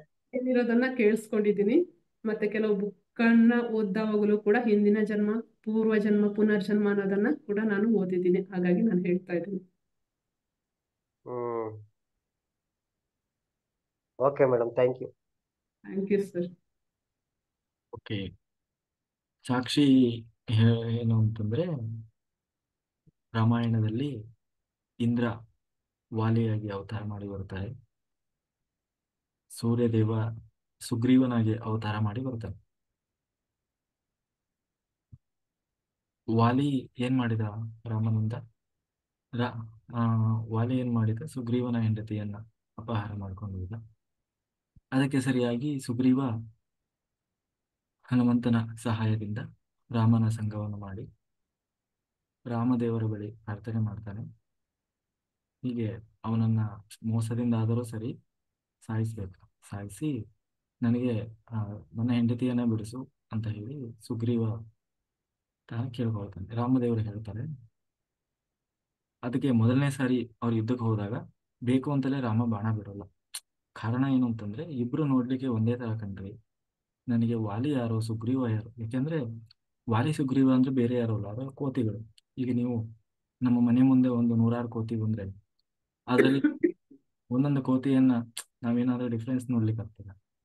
ಇಲ್ಲ, ಎಲ್ಲಾ ಕೋತಿನೂ ಹೆಚ್ಚು ಕಡಿಮೆ ಒಂದೇ ತರ ಕಾಣ್ತವೆ. ಹಾಗೆ ಅದರಲ್ಲಿ ಆ ವಾಲಿ ಬೇರೆ ಸುಗ್ರೀವ ಬೇರೆ ಅನ್ನೋ ಹಾಗೆ ಕಾಣ್ಲಿಲ್ಲ. ಅದು ಒಂದು ಕಾರಣ. ಹಾಗಂತ ಹೇಳಿ ರಾಮನಿಗೆ ಗೊತ್ತಾಗ್ಲಿಲ್ಲ ಅಂತಲ್ಲ. ಅದರ ಅರ್ಥ, ನೀವು ಅಣ್ಣ ತಮ್ಮಂದಿರಾಗಿಯೇ ಒಬ್ರನ್ನೊಬ್ಬನ ದ್ವೇಷ ಮಾಡಬಾರ್ದು. ನೀವಿಬ್ರು ನೋಡ್ಲಿಕ್ಕೆ ಒಂದೇ ತರ ಇದ್ದೀರಿ, ಇಬ್ರು ಒಂದೇ ಅನ್ನುವುದನ್ನ ಅವನಿಗೆ ಅರಿವು ಮೂಡಿಸ್ಬೇಕಿತ್ತು. ಎರಡನೇದಾಗಿ, ಅವನು ಹೇಳಿದ ಅಂತ ರಾಮ ಮಾಡಿಬಿಟ್ರೆ ಆ ಪಾಪದಲ್ಲಿ ರಾಮನೂ ಪಾಲುದಾರನಾದಂಗೆ ಆಗ್ತದೆ. ಆ ಕಾರಣದಿಂದ ಮೊದಲು ಅವನಿಗೆ ಒಂದು ಸಾರಿ ನೋಡೋಣ ಅರಿವು ಬರ್ತದ ಅಂತ ಹೇಳಿ ರಾಮ ಮೊದಲನೇ ಬಾರಿಗೆ ಹೊಡಿಲಿಲ್ಲ ಬಾಣ. ಆಗ ಸರಿ ಹೊಡೆತ ತಿಂದು ಬಂದ ಸುಗ್ರೀವ. ಎರಡನೇ ಸಾರಿನೂ ಕೂಡ ಇಲ್ಲ ಇಲ್ಲ ಅಂತ ಹೇಳಿ ಹನುಮಂತ ದೇವರು ಒಂದು ಹಾರ ಹಾಕಿ ಕಳಿಸಿದ್ರು. ಎರಡನೇ ಸಾರಿ ಏನೋ ಆಪ್ಷನ್ ಒಂದು ಹಾರ ಹಾಕಿ ಕಳಿಸಿದ್ರು. ಆಗ ಏನ್ ಮಾಡಿದ ವಾಲಿಯನ್ನ ರಾಮದೇವರು ಹೊಡೆದ್ರು. ಆಯ್ತಾ? ಇದನ್ನ ನಾವು ಕರೆಕ್ಟಾಗಿ ನೋಡ್ಕೋಬೇಕು, ಗಮನಿಸ್ಬೇಕು. ಆಯ್ತಾ? ಸುಗ್ರೀವ ಆದೇಶ ಮಾಡಿದ್ದಾನೆ ರಾಮದೇವರು, ಈ ಸಾರಿ ನೀನು ಮಾಡಿರ್ಲಿಲ್ಲ ಅಂದ್ರೆ ನಾನು ಸಾಯೋದು ಗ್ಯಾರಂಟಿ. ಯಾಕೆಂದ್ರೆ ವಾಲಿ ಹೆಂಗೆ ಹೊಡಿತಾ ಇದ್ದಾನೆ ನನಗೆ. ಆಯ್ತಾ? ನೀನು ಬಾಣ ಹೊಡಿಲೇಬೇಕು ಅಂತ ಸುಗ್ರೀವ ಹೇಳಿದ್ದಾನೆ. ಯಾರಿಗೆ? ರಾಮದೇವರಿಗೆ. ಆಯ್ತು ಅಂತ ಹೇಳಿ ರಾಮ, ಯಾಕಂದ್ರೆ ಅವನ ಆದೇಶ. ಅದಕ್ಕೆ ಸುಗ್ರೀವನ ಆದೇಶದ ಮೇರೆಗೆ ರಾಮದೇವರು ವಾಲಿಗೆ ಹೊಡೆದರು. ಇಲ್ಲಿ ಸುಗ್ರೀವ ಯಾರೋ? ಸೂರ್ಯ. ವಾಲಿ ಯಾರು? ಇಂದ್ರ. ಆಯ್ತಾ? ಸತ್ತೋದ್ರು. ಯಾರು? ವಾಲಿ ಸತ್ತೋದ. ಅದಕ್ಕೆ ವಾಲಿಗೆ ಭಗವಂತ ಅಲ್ಲೇ ದರ್ಶನ ಕೊಟ್ಟು ನೀನು ಬಂದ ಕಾರ್ಯ ಮುಗಿದಿದೆ ಅನ್ನೋದನ್ನು ಅನುಗ್ರಹ ಮಾಡಿದೆ. ಅವನಿಗೆ ಮುಕ್ತ ಆಯ್ತು. ಇನ್ನು ಆ ತೇತ್ರಾಯುಗ ಮುಗಿತು. ದ್ವಾಪರಾಯುಗದಲ್ಲಿ ಇದೇ ಇಂದ್ರ ಅರ್ಜುನನಾಗಿ ಹುಟ್ಟಿ ಬರ್ತಾನೆ, ಇದೇ ಸೂರ್ಯ ಕರ್ಣನಾಗಿ ಹುಟ್ಟಿ ಬರ್ತಾನೆ. ಹ್ಮ್? ಇದೇ ರಾಮದೇವರೇ ಮುಂದೆ ಕೃಷ್ಣನಾಗಿ ಹುಟ್ಟಿ ಬರ್ತಾರೆ. ಕೊನೆಗೆ ಯುದ್ಧರಂಗದಲ್ಲಿ ಇಲ್ಲಿ ಯಾರು ಸುಗ್ರೀವ, ಯಾರು ಕರ್ಣ. ಸುಗ್ರೀವ ಯಾರು ಕರ್ಣ. ಇದೇ ಸುಗ್ರೀವ ಹಿಂದೆ ರಾಮನಿಗೆ ಹೇಳಿದ್ನಲ್ಲ, ಹೊಡಿ ಬಾಣವನ್ನ, ಹೊಡಿ ಬಾಣವನ್ನ ಅಂತ. ಈಗ ಕೃಷ್ಣ ಅದನ್ನ ರಿಪೀಟ್ ಮಾಡ್ತಾ ಇದ್ದಾನೆ. ಹೊಡಿ ಅವನಿಗೆ. ಕರ್ಣ ತನ್ನ ಎಲ್ಲ ಬಾಣ ಏನು ಅಸ್ತ್ರಶಸ್ತ್ರಗಳನ್ನ ಕಳ್ಕೊಂಡು ಆ, ರಥ ಮುರಿದು ಹೋಗಿದೆ. ರಥದಲ್ಲಿ ಅವನಿಗೆ ಎಲ್ಲ ವಿದ್ಯೆಗಳು ಮರೆತು ಹೋಗಿದೆ. ತಾನು ನಿಶಸ್ತ್ರನಾಗಿ ನಿಂತಿದ್ದಾನೆ. ಅಧರ್ಮ. ಅವನ ಮೇಲೆ ಬಾಣ ಪ್ರಯೋಗ ಮಾಡೋದು ಕೂಡ ಅಧರ್ಮ. ಆದರೂ ಕೃಷ್ಣನೇ ಹೇಳ್ತಾ ಇದ್ದಾನೆ ಅರ್ಜುನನಿಗೆ, ಹೊಡಿ ಬಾಣವನ್ನ. ಅರ್ಜುನ ಹೇಳ್ತಾ ಇದ್ದಾನೆ, ಕೃಷ್ಣ ಇದು ಅಧರ್ಮ ಇದು. ಯಾಕೆಂದ್ರೆ ಅವನ ನಿಶಸ್ತ್ರನಾಗಿದ್ದಾನೆ, ಜೊತೆಗೆ ಸಾರಥಿ ಇಲ್ಲ, ಅವನ ಹತ್ರ ಶಸ್ತ್ರವೂ ಇಲ್ಲ, ಇನ್ನು ಕೆಳಗಡೆ ರಥದ ಮೇಲೂ ನಿಂತಿಲ್ಲ, ಕೆಳಗೆ ನಿಂತಿದ್ದಾನೆ. ಇಂತಹ ಸಮಯದಲ್ಲಿ ಹೊಡೆದ್ರೆ ಅದು ಅಪರಾಧ ಆಗ್ತದೆ, ತಪ್ಪಾಗ್ತದೆ, ಅದು ಅಧರ್ಮ ಅಂತ ಹೇಳಿ ಹೇಳ್ತಾ ಇದ್ದಾನೆ ಯಾರು, ಅರ್ಜುನ. ಕೃಷ್ಣ ಹೇಳ್ತಾ ಇದ್ದಾನೆ, ನಾನು ಹೇಳ್ತಾ ಇದ್ದೇನೆ ಹೊಡಿ ನೀನು ಬಾಣ, ಅದೆಲ್ಲ ಯಾಕೆ ನಿನಗೆ, ಹೊಡಿ ಬಾಣವನ್ನ ಅಂತ. ಅದಕ್ಕೆ ಕರ್ಣ ಹೇಳ್ತಾರೆ, ಅಲ್ಲ ಕೃಷ್ಣ, ನೀನು ಏನು ಅಖಿಲಾಂಡ ಕೋಟಿ ಬ್ರಹ್ಮಾಂಡ ನಾಯಕ, ನೀನು ಸಾಕ್ಷಾತ್ ಭಗವಂತನಾಗಿ ನೀನು ಅಧರ್ಮವನ್ನ ಪ್ರೋತ್ಸಾಹ ಮಾಡ್ತಾ ಇದ್ದೀಯ. ಅದ್ ಹೆಂಗೆ ಹೇಳ್ತಾ ಇದ್ದೀನಿ? ಯಾಕೆಂದ್ರೆ ಇದನ್ನ ಎಲ್ಲರಿಗೂ ಗೊತ್ತಿದೆ, ನೀವು ಮಾಡ್ತಾ ಇರೋದು ಅಧರ್ಮ ಅಂತ. ಯಾಕೆಂದ್ರೆ ಅವನು ನಿಶಸ್ತ್ರನಾಗಿದ್ದಾನೆ. ಯುದ್ಧದಲ್ಲಿ ಸರಿಸಾಮಾನ್ಯರಾಗಿದ್ದಾಗ ಮಾತ್ರ ಯುದ್ಧ ಮಾಡುವುದು. ಎದುರಾಳಿಯ ಕೈಯಲ್ಲಿ ಶಸ್ತ್ರ ಜಾರಿ ಬಿದ್ದರೆ ಯುದ್ಧ ಮಾಡೋ ಹಾಗಿಲ್ಲ. ಅವನು ಮತ್ತೆ ಪುನಃ ಶಸ್ತ್ರ ತಗೊಳ್ಬೇಕು ಕೈಗೆ. ಅವನು ರಥದಲ್ಲಿದ್ದಾಗಲೇ ಯುದ್ಧ ಮಾಡಬೇಕು. ಸಾರಥಿ ಇಲ್ಲದೆ ಇರುವಾಗೆಲ್ಲ ಯುದ್ಧ ಮಾಡಂಗಿಲ್ಲ. ಹಿಂಗೆಲ್ಲ ಬಹಳಷ್ಟು ರೂಲ್ಸ್ ಇದಾವೆ. ಅದು ಯಾವುದೂ ಇಲ್ಲ ಅವನಿಗೆ. ಅದಕ್ಕೆ ಕರುಣ ಹೇಳ್ತಾನೆ, ಇದು ಅಧರ್ಮ, ಅಧರ್ಮ, ಅಧರ್ಮ ಅಂತ. ಆಗ ಕೃಷ್ಣ ಹೇಳ್ತಾನೆ, ನಿನಗೆ ಈಗ ಧರ್ಮ ಅಧರ್ಮದ ಅರಿವು ಬಂತೇನಪ್ಪ? ಈಗ ಬಂತ ನಿನಗೆ ಧರ್ಮ ಏನು ಧರ್ಮ ಅಧರ್ಮದ ಅರಿವು? ಇಷ್ಟು ದಿವಸ ಯಾಕೆ ನಿನಗೆ ಧರ್ಮ ನೆನಪಿಗೆ ಬರಲಿಲ್ಲ? ದುರ್ಯೋಧನನ ಕೈಯಲ್ಲಿ ಸೇರಿಕೊಂಡು ಮಾಡಬಾರದ ಅನ್ಯಾಯ ಮಾಡಿದಿಲ್ಲ. ನನ್ನ ಭಕ್ತರಾದಂತಹ ಪಾಂಡವರಿಗೆ ಕಡಿಮೆ ಕಿರುಕುಳ ಕೊಟ್ಟೆ. ಎಲ್ಲದಕ್ಕಿಂತ ಹೆಚ್ಚಾಗಿ ನನ್ನ ಭಕ್ತೆಯಾದಂತಹ ದ್ರೌಪದಿ ಅಪಮಾನ ಅನುಭವಿಸ್ತಾ ಇರಬೇಕಾದ್ರೆ ಇವನು ಹೇಳಿದ, ಯಾರು, ದುರ್ಯೋಧನ, ಬಾ ನನ್ನ ತೊಡೆ ಮೇಲೆ ಬಂದು ಕೂತ್ಕೋ ಅಂತ. ಅದಕ್ಕೆ ಕರ್ಣ ಹೇಳಿದ, ಬೇಗ ಹೋಗು, ಏನು ಆ ಏನು ಅಂತಃಪುರಕ್ಕೆ ಹೋಗು. ಯಾರ ಅಂತಃಪುರಕ್ಕೆ? ದುರ್ಯೋಧನ ಅಂತಃಪುರಕ್ಕೆ ಹೋಗು. ಹೇಗಿದ್ರು ನೀನು 5 ಜನ ಇದ್ದಾರಲ್ವ, 6ನೇವನಾಗಿ ದುರ್ಯೋಧನ ಇರ್ತಾನೆ ಅಂತ ಹೇಳಿ. ಅಂದ್ರೆ ಒಂದು ಹೆಣ್ಣನ್ನ ಅಷ್ಟು ಕೇವಲವಾಗಿ ಮಾತನಾಡಿದೆ ಅಲ್ಲಿ. ಎಲ್ಲದರ ಜೊತೆಗೂ ನಿನ್ನ ಸ್ನೇಹಿತನ ಜೊತೆಗೆ ನೀನು ಸಾಥ್ ಕೊಟ್ಟೆ. ಅಷ್ಟೆಲ್ಲ ನಡೆಯುವಾಗ ಅದು ಅಧರ್ಮ ಅವನು ಮಾಡ್ತಾ ಇರೋದು ಅಂತ ಅವತ್ತು ನಿನಗೆ ಅರಿವಿಗೂ ಬರಲಿಲ್ವ? ಅರಿಗಿನ ಮನೆಯಲ್ಲಿ ಪಾಂಡವರನ್ನ ಜೀವಂತ ಸುಡ್ಲಿಕ್ಕೆ ಪ್ರಯತ್ನ ಮಾಡಿದಿಲ್ಲ ಅವತ್ತು? ಅದು ಅಧರ್ಮ ಅಂತ ಅವತ್ತು ನಿನಗೆ ನೆನಪಾಗ್ಲಿಲ್ವ? ಮೋಸದಿಂದ ಅಭಿಮನ್ಯುವನ್ನ ನಿಶಸ್ತ್ರನಾಗಿದ್ದಾಗ ಮೋಸದಿಂದ ಬಾಣ ಹೊಡೆದು ಕೊಂದೆ ಅಲ್ವ? ಆಗ ಅದು ಅಧರ್ಮ ಅಂತ ಅನಿಸ್ಲಿಲ್ವ ನಿನಗೆ? ಈಗ ಧರ್ಮದ ನೆನಪಾಗ್ತಾ ಇದೀಯಾ? ನೀನು ಇಲ್ಲಿಯವರೆಗೆ ಧರ್ಮವನ್ನ ರಕ್ಷಣೆ ಮಾಡಿದ್ದೆ ಅಂತ ಆದ್ರೆ, ಅಂದ್ರೆ ನೀನು ಧಾರ್ಮಿಕನಾಗಿದ್ದೆ ಅಂತ ಆದ್ರೆ, ಆ ಧರ್ಮವೇ ಈ ನಿನ್ನ ಅಂತ್ಯಕಾಲದಲ್ಲಿ ನಿನ್ನನ್ನು ರಕ್ಷಣೆ ಮಾಡ್ತಾ ಇತ್ತು. ಅದೇ ಧರ್ಮೋ ರಕ್ಷಿತಿ ರಕ್ಷಿತಃ. ನಾವು ಸದಾ ನಮ್ಮ ಬದುಕಿನಲ್ಲಿ ಧರ್ಮವನ್ನ ಪರಿಪಾಲನೆ ಮಾಡ್ತಾ ಇದ್ರೆ ಅಂತ್ಯಕಾಲದಲ್ಲಿ ಆ ಧರ್ಮವೇ ನಮ್ಮನ್ನ ರಕ್ಷಣೆ ಮಾಡ್ತಾ ಇತ್ತು. ಖಂಡಿತ ಅವನು ಒಂದು ವೇಳೆ ಧಾರ್ಮಿಕನಾಗಿದ್ರೆ ಕೃಷ್ಣ ಅವನಿಗೆ ಬಾಣ ಹೊಡಿ ಅಂತ ಖಂಡಿತ ಹೇಳ್ತಾ ಇರಲಿಲ್ಲ. ಯಾಕೆಂದ್ರೆ ಅವನ ಜೀವನ ಪರ್ಯಂತ ಅವನೊಬ್ಬ ಶೂರ ಇದ್ದಾನೆ, ಅವನು ದಾನವೀರ ಶೂರ, ಅದರಲ್ಲಿ 2 ಮಾತಿಲ್ಲ. ಆದ್ರೆ ದುರ್ಯೋಧನನ ಜೊತೆಗೆ, ಶಕುನಿಯ ಜೊತೆಗೆ ಸೇರಿ ಖಂಡಿತ ಅವನು ಅಧರ್ಮದ ದಾರಿಯಲ್ಲಿದ್ದ. ಹಾಗಾಗಿ ಅವನು ಪೂರ್ತಿ ಮಾಡಿದ್ದು ಅಧರ್ಮವೇ. ಹಾಗಾಗಿ ಅಧಾರ್ಮಿಕನನ್ನ ಅಧರ್ಮದಿಂದಲೇ ಸಾಯಿಸ್ಬೇಕು, ಇದು ಕೃಷ್ಣನ ತಂತ್ರ. ಹಾಗಾಗಿ ಅವನಿಗೆ ಹೇಳಿದ, 2ನೇದಾಗಿ ಹಿಂದಿನ ಜನ್ಮದಲ್ಲಿ ಹೇಳಿದ್ನಲ್ಲ, ಇದೇ ಕರ್ಣನೇ ಸುಗ್ರೀವನಲ್ಲ, ಮತ್ತೆ ಅವನ ಇಂದ್ರ ಯಾರು, ಅರ್ಜುನ, ಅವನಿಗೆ ಬಾಣ ಹೊಡಿಸಿಕೊಂಡಿದ್ನಲ್ಲ, ಆ ಕರ್ಮ ಈಗ ರಿವರ್ಸ್ ಆಯ್ತು. ಹಾಗಾಗಿ ಇದಕ್ಕೆ ಇದೇ ಸಾಕ್ಷಿ, ನಿದರ್ಶನ. ಆಯ್ತಾ? ಆಮೇಲೆ ವಾಲಿ ಸತ್ತೋದ್ಮೇಲೆ ವಾಲಿಯ ಹೆಂಡತಿ ತಾರೆ ಪುನಃ ಅವಳು ಕೂಡ ಸುಗ್ರೀವನ ಜೊತೆಗೆ ಹೋಗಿರ್ತಾಳೆ. ಅಂದ್ರೆ ಗಂಡ ಸತ್ತ ಮೇಲೆ ಸುಗ್ರೀವನ ಜೊತೆಗೆ, ಅಂದ್ರೆ ಅವನ ಮನೆಯಲ್ಲಿ ಇರ್ತಾಳೆ, ಅಂದ್ರೆ ಅವನ ಸಹವಾಸ ಮಾಡ್ತಾಳೆ. ಆ ತಪ್ಪಿಗಾಗಿ ಅವಳೇ ಮುಂದೆ ಚಿತ್ರಾಂಗದೆಯಾಗಿ ಹುಟ್ಟಿ ಬರ್ತಾಳೆ. ಯಾರು? ತಾರೆ. ಆ ಕಾರಣಕ್ಕಾಗಿ ಒಂದು ಸಾರಿ ಅರ್ಜುನ ಅವಳನ್ನ ಮದುವೆಯಾಗಿ ಮತ್ತೆ ಜೀವನ ಪರ್ಯಂತ ಅವಳನ್ನ ಮತ್ತೆ ನೋಡ್ಲಿಕ್ಕೆ ಹೋಗ್ಲಿಲ್ಲ. ಇವೆಲ್ಲ ಒಂದಕ್ಕೊಂದು ನಿದರ್ಶನ. ಹಿಂದಿನ ಜನ್ಮ ಇತ್ತು ಇಲ್ಲ ಅನ್ನೋದಕ್ಕೆ ಏನು ಸಾಕ್ಷಿ ಅನ್ನೋದಕ್ಕೆ. ಓಕೆ, ಹಿಂದಿನ ಹನುಮಂತ ದೇವರೇ ಮುಂದೆ ಭೀಮಸೇನರಾಗಿ ಅವತಾರ ಮಾಡಿ ಬರ್ತಾರೆ. ಓಕೆ, ಎಲ್ಲಿ ಹೋಗ್ಬಿಟ್ರು? ಓಕೆ. ಹಾಗಾಗಿ ಎಲ್ಲವೂ ನಮ್ಮ ಅನುಭವಕ್ಕೆ ಬರಬೇಕು ಅಂತ ಏನಿಲ್ಲ. ಈಗಾಗಲೇ ಋಷಿಮುನಿಗಳು, ಸಾಧು ಸಂತರು, ಯೋಗಿಗಳು ತಪಸ್ಸು ಮಾಡಿ ಅವರ ಅನುಭವಕ್ಕೆ ಬಂದಿದ್ದನ್ನು ಬರೆದಿದ್ದೇ ವೇದಗಳು, ಉಪನಿಷತ್ತುಗಳು, ಮಹಾನ್ ಗ್ರಂಥಗಳು. ನಾವೆಲ್ಲ ಅವರೆಲ್ಲ 100 ವರ್ಷ 10 ವರ್ಷ ತಪಸ್ಸು ಮಾಡಿದ್ದಾರೆ. ಅವರ ಅನುಭವಕ್ಕೆ ಬಂದಿದ್ದು ಸತ್ಯವನ್ನ ಕಂಡಿದ್ದನ್ನ ಎಲ್ಲರಿಗೂ ಅದನ್ನ ತಿಳ್ಕೊಳ್ಳಿಕ್ಕೆ ಆಗೋಲ್ಲ ಅನ್ನುವ ಕಾರಣದಿಂದಲೇ ಅವುಗಳನ್ನೆಲ್ಲ ಬರೆದೇ ಇಟ್ಟಿದ್ದಾರೆ. ತಲೆಗೆ ಬಂದಂಗೆ ತೋಚಿದ್ದಲ್ಲ. ಆಮೇಲೆ ಎಲ್ಲರೂ ಒಂದು ಸೇಮ್ ಆಗಿ ಬರೆದಿದ್ದಾರೆ ಅಂತಂದ್ರೆ ಖಂಡಿತ ಅದನ್ನ ನಾವು ಒಪ್ಕೊಳ್ಬೇಕಾಗ್ತದೆ. ನಾವು ಆ ಸ್ಥಿತಿಯನ್ನ ತಲುಪಿಲ್ಲ, ಇನ್ನು ನಾವು ಆರಂಭಿಕ ಹಂತದಲ್ಲಿದ್ದೇವೆ. ಹಾಗಾಗಿ ಆ ತಿಳ್ಕೊಳ್ಬೇಕಿಲ್ಲ ಅಂತಲ್ಲ, ಅಂದ್ರೆ ಏನಂತೀವಿ, ಆ ವಿಶ್ವಾಸ ಇರಬೇಕು. ಈಗ ಕೃಷ್ಣ ಹೇಳಿದ ಭಗವದ್ಗೀತೆ ಮೇಲೆ ನಮ್ಗೆ ವಿಶ್ವಾಸ ಇಲ್ಲ ಅಂದ್ರೆ ಇನ್ನೇನ್ ತಿಳ್ಕೊಳ್ತೀವಿ ನಾವು, ಅಲ್ವಾ? ಅದರಲ್ಲಿ ಕೃಷ್ಣ ಹೇಳ್ತಾನಲ್ಲ, ಈಗಾಗಲೇ ನೀನು ಎಷ್ಟೋ ಜನ್ಮಗಳನ್ನು ಎತ್ತಿ ಬಂದಿದ್ದೀಯ, ಆದರೆ ನಿನಗೆ ಅದರ ನೆನಪಿಲ್ಲ, ನನಗೆ ನೆನಪಿದೆ. ನಾನು ಕೂಡ ಎಷ್ಟೋ ಅವತಾರ ಮಾಡಿ ಬಂದಿದ್ದೇನೆ. ಪ್ರತಿಯೊಂದು ಅವತಾರದ ನೆನಪು ನನಗಿದೆ. ನೀನು ಮಾತ್ರ ಅಲ್ಲ, ಇಲ್ಲಿಯವರೆಗೆ ಎಷ್ಟೊಂದು ಕೋಟಿ ಕೋಟಿ ಜೀವರಾಶಿಗಳಿದ್ದಾವೆ. ಆ ಎಲ್ಲಾ ಜೀವರಾಶಿಗಳು ಅದೆಷ್ಟೋ ಲಕ್ಷ ಲಕ್ಷ ಏನೋ ಜನ್ಮಗಳನ್ನು ತೆತ್ತು ಬಂದಿದ್ದಾರೆ. ಅವರೆಲ್ಲರ ಜನ್ಮದಲ್ಲಿ ಬಂದ ಆ ಪಾಪ ಕರ್ಮ ಎಲ್ಲವೂ ನನಗೆ ಪರಿಚಯ ಇದೆ, ಆದ್ರೆ ಅವ್ರು ಯಾರಿಗೂ ಪರಿಚಯ ಇಲ್ಲ. ನಿನಗೂ ಕೂಡ ನಿನ್ನ ಹಿಂದಿನ ಯಾವ ಅವತಾರಗಳು ಎಷ್ಟಿದ್ದಾವೆ ಅದು ಯಾವುದೂ ನಿನಗೆ ಅರಿವಿಲ್ಲ, ಆದ್ರೆ ನನಗೆ ಅದರ ಅರಿವಿದೆ ಅಂತ. ಹಾಗೆ ಅದು ಈ ಮಾಯೆ, ಅದು ಮರೆಸಿ ಬಿಡುತ್ತದೆ ಎಲ್ಲವನ್ನು. ಹಾಗೆಂದ ಮಾತ್ರಕ್ಕೆ ಯಾವುದೂ ಇಲ್ಲ ಅಂತೇನಿಲ್ಲ. Very good. ಇದು ಸಾಕ್ಷಿ. ಆಮೇಲೆ ಅವರಿಗೆ ಹೇಳಿದ್ರಲ್ಲ, ಏನಂತೀವಿ, ಆ ಅಲ್ಲಿ ಒಳ್ಳೆ ತೀರ್ಥಕ್ಷೇತ್ರ, ಅಲ್ಲೇ ಹಿತ್ತಲ ಗಿಡ ಮದ್ದಲ್ಲ ಅಂತಾರಲ್ಲ, ಹಂಗೆ ಅದು ದೂರ ಇದ್ದವರಿಗೆ ಅದ್ರ ಪ್ರಾಮುಖ್ಯತೆ ಗೊತ್ತಿಲ್ಲ. ಅಲ್ಲೇ ಇದ್ದವರಿಗೆ ಅದು ಏನಂತೀವಿ, ಅದೇನಂತ ಪ್ರಾಮುಖ್ಯತೆ ಅನ್ಸಲ್ಲ. Okay masters. ಸವಿತಾ ಮಾಸ್ಟರ್ ಕಗ್ಗ ಮತ್ತೆ ಯಾರಾದ್ರೂ ಮಾತಾಡೋರಿದ್ರೆ ಮಾತಾಡಿ.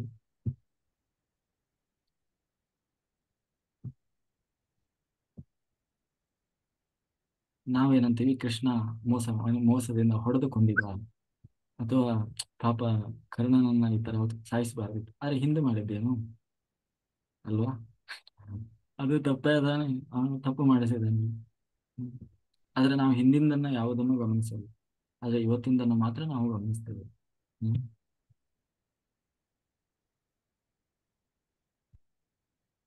ಎಲ್ಲ ಮಲಗಿಬಿಟ್ರ ಅಂತ. ಎಲ್ಲರಿಗೂ ನಮಸ್ಕಾರ. ಓದ್ತಿದ್ದೇನೆ ಸರ್.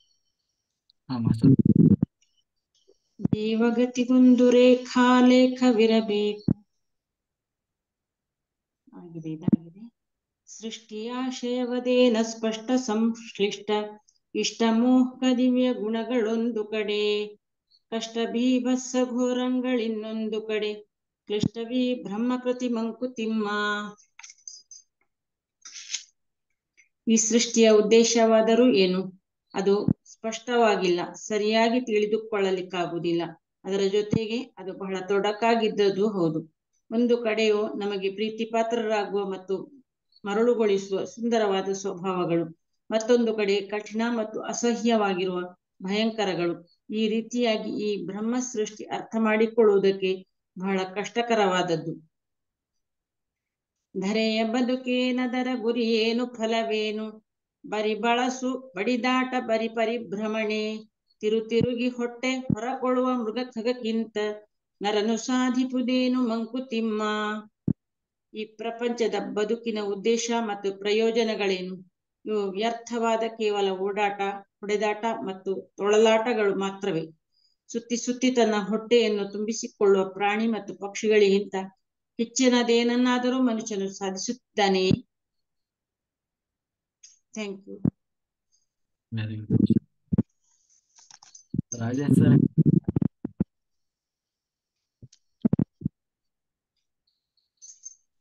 ಅನ್ಮ್ಯೂಟ್ ಮಾಡಿ. ನಮಸ್ತೆ.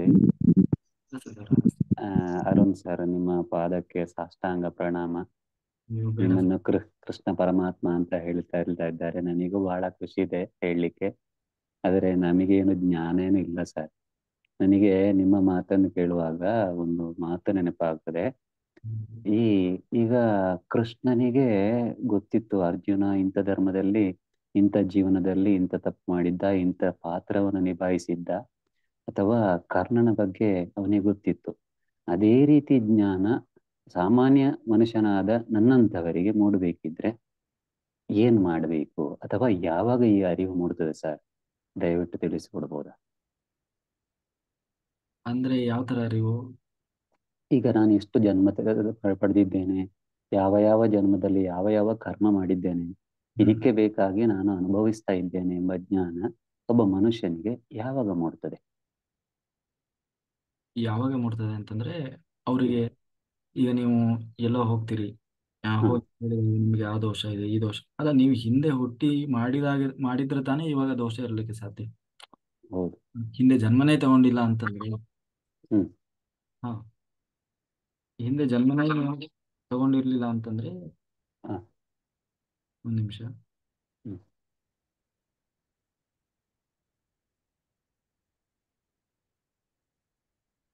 ಈಗ ಹಿಂದೆ ನೀವು ಜನ್ಮನೇ ತಗೊಂಡಿಲ್ಲ ಅಂತಾದ್ರೆ ಹ್ಮ್ ದೋಷ ಎಲ್ಲಿಂದ ಬಂತು ಅಲ್ವಾ? ಹ್ಮ್ ಹೌದು. ಹಿಂದೆ ನಾವು ಮಾಡಿದೀವಿ ಅಂತ ಅರ್ಥ. ಎರಡನೇದು, ನಾವು ಇವಾಗ ಆ ಸ್ಥಿತಿಗೆ ಹೋಗೋದು ಒಂದೇ. ಈಗ ಎಲ್ಲಾ ನಾವು ಎಷ್ಟೋ ಲಕ್ಷ ಲಕ್ಷ ಜನ್ಮ ತಗೊಂಡಿದ್ವಿ, ಆದ್ರೆ ಎಲ್ಲಾ ಜನ್ಮಗಳು ನಮಗೆ ನಮಗೆ ಏನೋ ನೋಡ್ಕೊಳ್ಲಿಕ್ಕೆ ಆಗಲ್ಲ. ಯಾವ ಹ್ಮ್ ಜನ್ಮದು ಬ್ಯಾಲೆನ್ಸ್ ಇರ್ತದಲ್ಲ, ಅಂದ್ರೆ ಕರ್ಮ ಹ್ಮ್ ಧರ್ಮ ನಾವು ಕ್ಯಾರಿ ಮಾಡ್ತಾ ಇರ್ತೀವಲ್ಲ, ನಿಜ. ಆ ಜನ್ಮಗಳನ್ನ ನೋಡ್ಕೊಳ್ಬೋದು, ನೋಡ್ಲಿಕ್ಕೆ ಸಾಧ್ಯ ಇದೆ. ಹೇಗೆ ಸರ್ ಅದು? ಹೇಗೆ ಅಂದ್ರೆ ಅದು ಧ್ಯಾನದಲ್ಲೇ ಸಾಧ್ಯ, ಬೇರೆ ಇನ್ಯಾವ ಆಪ್ಷನ್ ಇಲ್ಲ. ಓಹೋ. ಹ್ಮ್ ಧ್ಯಾನದಲ್ಲಿ ಅದನ್ನೇ ನಾವು ಹ್ಮ್ ಅಂತೀವಿ, ವಾಪಸ್ ಹೋಗೋದು ಅಂತೀವಲ್ಲ, ಅಂದ್ರೆ ಧ್ಯಾನ. ಹ್ಮ್ ಆ ಹ್ಮ್ ಜನ್ಮಕ್ಕೆ ಏನಾದ್ರೂ ಸಂಬಂಧಪಟ್ಟಿದ್ರೆ ಅದು ಹ್ಮ್ ನಮಗೆ ಧ್ಯಾನದಲ್ಲಿ ಕಾಣಿಸ್ತದೆ. ಓಹೋ. ಕೆಲವೊಮ್ಮೆ ಹೇಳ್ತಾರೆ ನೋಡಿ, ಎಷ್ಟೊಂದು ನನಗೆ ಅಲ್ಲೆಲ್ಲೋ ಹೋಗಿದ್ದೆ, ಅವ್ರು ಹ್ಮ್ ಮಾಡಿದ್ರು, ಯಾರೋ ಹ್ಮ್ ಬಂದಿದ್ರು, ಹ್ಮ್ ಅವ್ರು ಯಾರು ಪರಿಚಯ ಇರಲ್ಲ, ಏನಿಲ್ಲ. ಹ್ಮ್ ಆದ್ರೆ ಅನುಭವ ಆಗ್ತದೆ, ಅನುಭವ ಅಂತಿರಲ್ಲ, ಹ್ಮ್ ಅದೇನು ಅಂದ್ರೆ ಯಾವುದೋ ಜನ್ಮ. ಅದು ಕೆಲವೊಮ್ಮೆ ಹಾವು ಕಾಣಿಸ್ತದೆ, ಹ್ಮ್ ಕೆಲವೊಮ್ಮೆ ಏನೋ ಒಂಥರ ಪ್ರಾಣಿಗಳು, ವಿಚಿತ್ರ ವಿಚಿತ್ರ. ಅದು ಹ್ಮ್ ಅದರ ಪರಿಚಯ ಇರಲ್ಲ, ಆ ಜಾಗದ ಪರಿಚಯ ಇರಲ್ಲ, ಹ್ಮ್ ಯಾವುದೂ ಇರಲ್ಲ, ಎಲ್ಲವೂ ಹೊಸದಾಗಿರ್ತದೆ. ಹ್ಮ್ ಅದು ಗತಿಸ್ತದೆ, ಅದಕ್ಕೊಂದು ಅರ್ಥನೂ ಇರಲ್ಲ, ಏನೂ ಇರಲ್ಲ, ಅದೆಲ್ಲ ವಿಷನ್. ಓಹೋ. ಅದು ಏನು ವಿಷನ್ ಅಂತಂದ್ರೆ, ನಮ್ದು ಫಾಸ್ಟ್ ಲೈಫ್ ಕರ್ಮ ಬ್ಯಾಲೆನ್ಸ್ ಅದು ಓಹೋ. ಕ್ಲಿಯರ್ ಆಗ್ತಾ ಇರ್ತದೆ. ಆದ್ರೆ ಅದು ಹ್ಮ್ ಅರಿವಿಗೆ ಬರಲ್ಲ. ಅದು ಅಂದ್ರೆ ಅಷ್ಟು ಓಹೋ. ವಿಶ್ಲೇಷಣೆ ಮಾಡ್ಲಿಕ್ಕೆ ಹೋಗ್ಬಾರ್ದು. ಹ್ಮ್ ಯಾಕೆಂದ್ರೆ ಹ್ಮ್ ಯಾರ್ಯಾರ್ದು ಜನ್ಮದಲ್ಲಿ ಎಲ್ಲಿ ಏನೇನ್ ಇರ್ತದೆ ಗೊತ್ತಿರಲ್ಲ. ಹ್ಮ್ ಕೆಲವು ಹ್ಮ್ ಸ್ಪಷ್ಟವಾಗಿ ಗೊತ್ತಾಗ್ತದೆ. ಅದು ಓಹೋ. ಹೈ ಎನರ್ಜಿ ಇದ್ರೆ, ಅದು ಹ್ಮ್ ನಾವು ಅರ್ಥ ಮಾಡ್ಕೊಂಡ್ರೆ ಹ್ಮ್ ಅದು ನಮಗೆ ಸ್ಪಷ್ಟವಾಗಿ ಗೊತ್ತಾಗ್ತದೆ. ಇಲ್ಲಾಂದ್ರೆ ಸುಮ್ಮನೆ ಅದೊಂದು ವಿಷನ್ ಅಷ್ಟೇ, ಅದನ್ನೇ ನಾವು ವಿಷನ್. ಕೆಲವರಿಗೆ ಎಲ್ಲ, ಯಾಕೆ ಎಲ್ಲರಿಗೂ ವಿಷನ್ ಇರಲ್ಲ ಅಂದ್ರೆ, ಅದೆಲ್ಲ ಕಳೆದು ಹೋದವರಿಗೆ ಅದರ ಅವಶ್ಯಕತೆ ಇರಲ್ಲ. ಈಗ ಓಹೋ. ಈಗ ನಾವು ಏನ್ ಮಾಡ್ತೀವಿ ಅಂದ್ರೆ, ಆ ಈಗ ನಾವು ಕಣ್ಣು ಮುಚ್ಚಿ ಕೂತ್ರೆ ಸಾಕು, ಬರೀ ನಮ್ಮ ಕಣ್ಣಿಗೆ ಏನೋ ಬರೀ ಯೋಚನೆಗಳೇ ಬರ್ತವೆ ಅಂತ ಕೆಲವರು ಹೇಳ್ತಾರೆ. ಹ್ಮ್ ಅದಕ್ಕೆ ಏನು ಕಾರಣ? ಅದು ಅದು ಪಾಸ್ ಆಗ್ತಾ ಇರ್ತದೆ, ಅಂದ್ರೆ ಕ್ಲೀನಿಂಗ್ ಆಗ್ತಾ ಇರ್ತದೆ. ಏನು ನಮ್ಮ ಚಿತ್ತ, ಹ್ಮ್ ಅಂದ್ರೆ ಆಲೋಚನೆಗಳು ಸ್ಟೋರ್ ಆಗಿರ್ತದಲ್ಲ, ಚಿತ್ತ ಹ್ಮ್ ಸ್ಟೋರೇಜ್, ಹ್ಮ್ ಮನಸ್ಸಿಗೆ. ಅದು ಹ್ಮ್ ಕ್ಲೀನ್ ಆಗ್ತಾ ಇರ್ತದೆ. ಅದು ಕ್ಲೀನ್ ಆಗುವಾಗ ಅದು ಪಾಸ್ ಆಗುತ್ತೆ ಕಣ್ಣು ಓ. ಮುಂದೆ. ಅದು ನಮಗೆ ಆಲೋಚನೆಗಳು ಬರ್ತಾ ಇದೆ ಅನ್ನೋ ಹ್ಮ್ ಅನುಭವ. ಹ್ಮ್ ಆಲೋಚನೆಗಳು ಬರುವುದು ಕೂಡ ಒಂದು ಅನುಭವ, ಓಹೋ. ಒಂದು ಎಕ್ಸ್ಪೀರಿಯನ್ಸ್. ಅದರ ಅರ್ಥ ಅದು ಕ್ಲೀನ್ ಆಗ್ತಾ ಇದೆ ಅಂತ. ಹ್ಮ್ ಆಲೋಚನೆಗಳು ಬರೋದು. ಹ್ಮ್ ಹಾ, ಅದು ಇನ್ನೊಂದು ಏನಾಗ್ತದೆ ಅಂದ್ರೆ, ಹ್ಮ್ ಈಗ ನೀವು ಮರ್ತೇ ಹೋಗಿರ್ತೀರಿ, ಎಷ್ಟೋ ನೀವು ಚಿಕ್ಕ ವಯಸ್ಸಿನಲ್ಲೋ ಅಥವಾ ಎಲ್ಲೋ, ಅದು ನಿಮಗೆ ನೆನಪೇ ಇರೋಲ್ಲ ಘಟನೆ. ಹ್ಮ್ ಧ್ಯಾನಕ್ಕೆ ಕೂತಾಗ ಅದು ನೆನಪಿಗೆ ಬರ್ತದೆ. ನಿಜ ಬರ್ತದೆ. ಅದು ಏನು ಕಾರಣ ಅಂದ್ರೆ, ಅದು ಸ್ಟೋರ್ ನಮ್ಮ ಚಿತ್ತ, ಓಹೋ.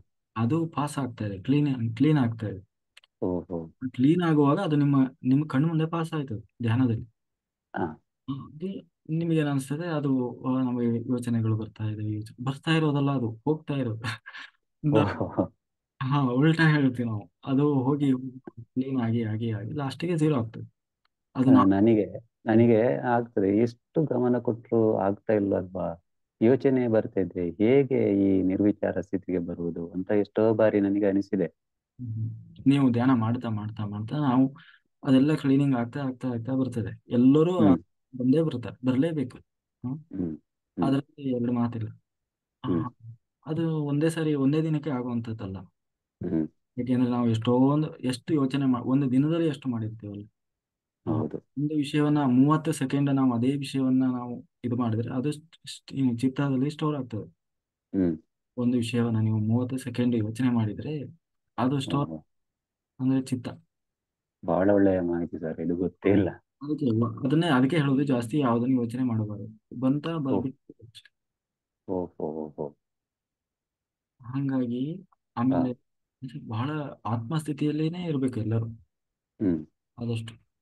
ಅಂದ್ರೆ ಹ್ಮ್ ಇವಾಗ ಕೃಷ್ಣ ಹೇಳ್ತಾನಲ್ವ, ಹ್ಮ್ ಆ, ಯಾರಪ್ಪ ನಿನ್ನ ವೈರಿಗಳು ಯಾರು, ನಿನ್ನ ಶತ್ರುಗಳು ಎರಡು ನಿನ್ನೊಳಗೆ, ನಿನ್ನ ಮನಸ್ಸೇ ನಿನ್ನ ವೈರಿ, ನಿನ್ನ ಮನಸ್ಸೇ ನಿನ್ನ ಶತ್ರು. ಆ, ಹ್ಮ್ ಎಲ್ಲರೂ ಹ್ಮ್ ಕೇವಲ ಪಾತ್ರಧಾರಿಗಳು. ಹ್ಮ್ ಅವರವ್ರ ಪಾತ್ರ, ನಿನ್ನ ಕರ್ಮಕ್ಕೆ ಅನುಸಾರವಾಗಿ, ನಿನ್ನ ಪ್ರಾರಬ್ಧಕ್ಕೆ ಅನುಸಾರವಾಗಿ ಅವರು ಎಲ್ಲರೂ ಅವರವ್ರ ಪಾತ್ರ ನಿರ್ವಹಿಸ್ತಾ ಇದ್ದಾರೆ ಅಷ್ಟೇ. ಎಲ್ಲರೊಳಗೂ ಕೂತು ಎಲ್ಲವನ್ನ ಮಾಡಿಸ್ತಾ ಇರೋನು ನಾನು. ಹಾಗಾಗಿ ಹ್ಮ್ ಹ್ಮ್ ನಾವು ಯಾವುದನ್ನು ಜಡ್ಜ್ ಮಾಡ್ಲಿಕ್ಕೆ ಹೋಗ್ಬಾರ್ದು, ಯಾರನ್ನು ದೋಷಿಸ್ಲಿಕ್ಕೆ ಹೋಗ್ಬಾರ್ದು, ಯಾರನ್ನು ನಾವು ನಿಂದಿಸ್ಲಿಕ್ಕೆ ಹೋಗಬಾರ್ದು. ಎಲ್ಲದಕ್ಕೆ ಮೂಲ ನಾನು. ಹ್ಮ್. ಹ್ಮ್ ಎಲ್ಲದರ ಮೂಲ ನಮ್ದೇ. ಆದ್ರೆ ಹ್ಮ್ ನಮ್ದನ್ನು ನೋಡ್ಕೊಳ್ಳಲ್ಲ ಹಿಂದೆ.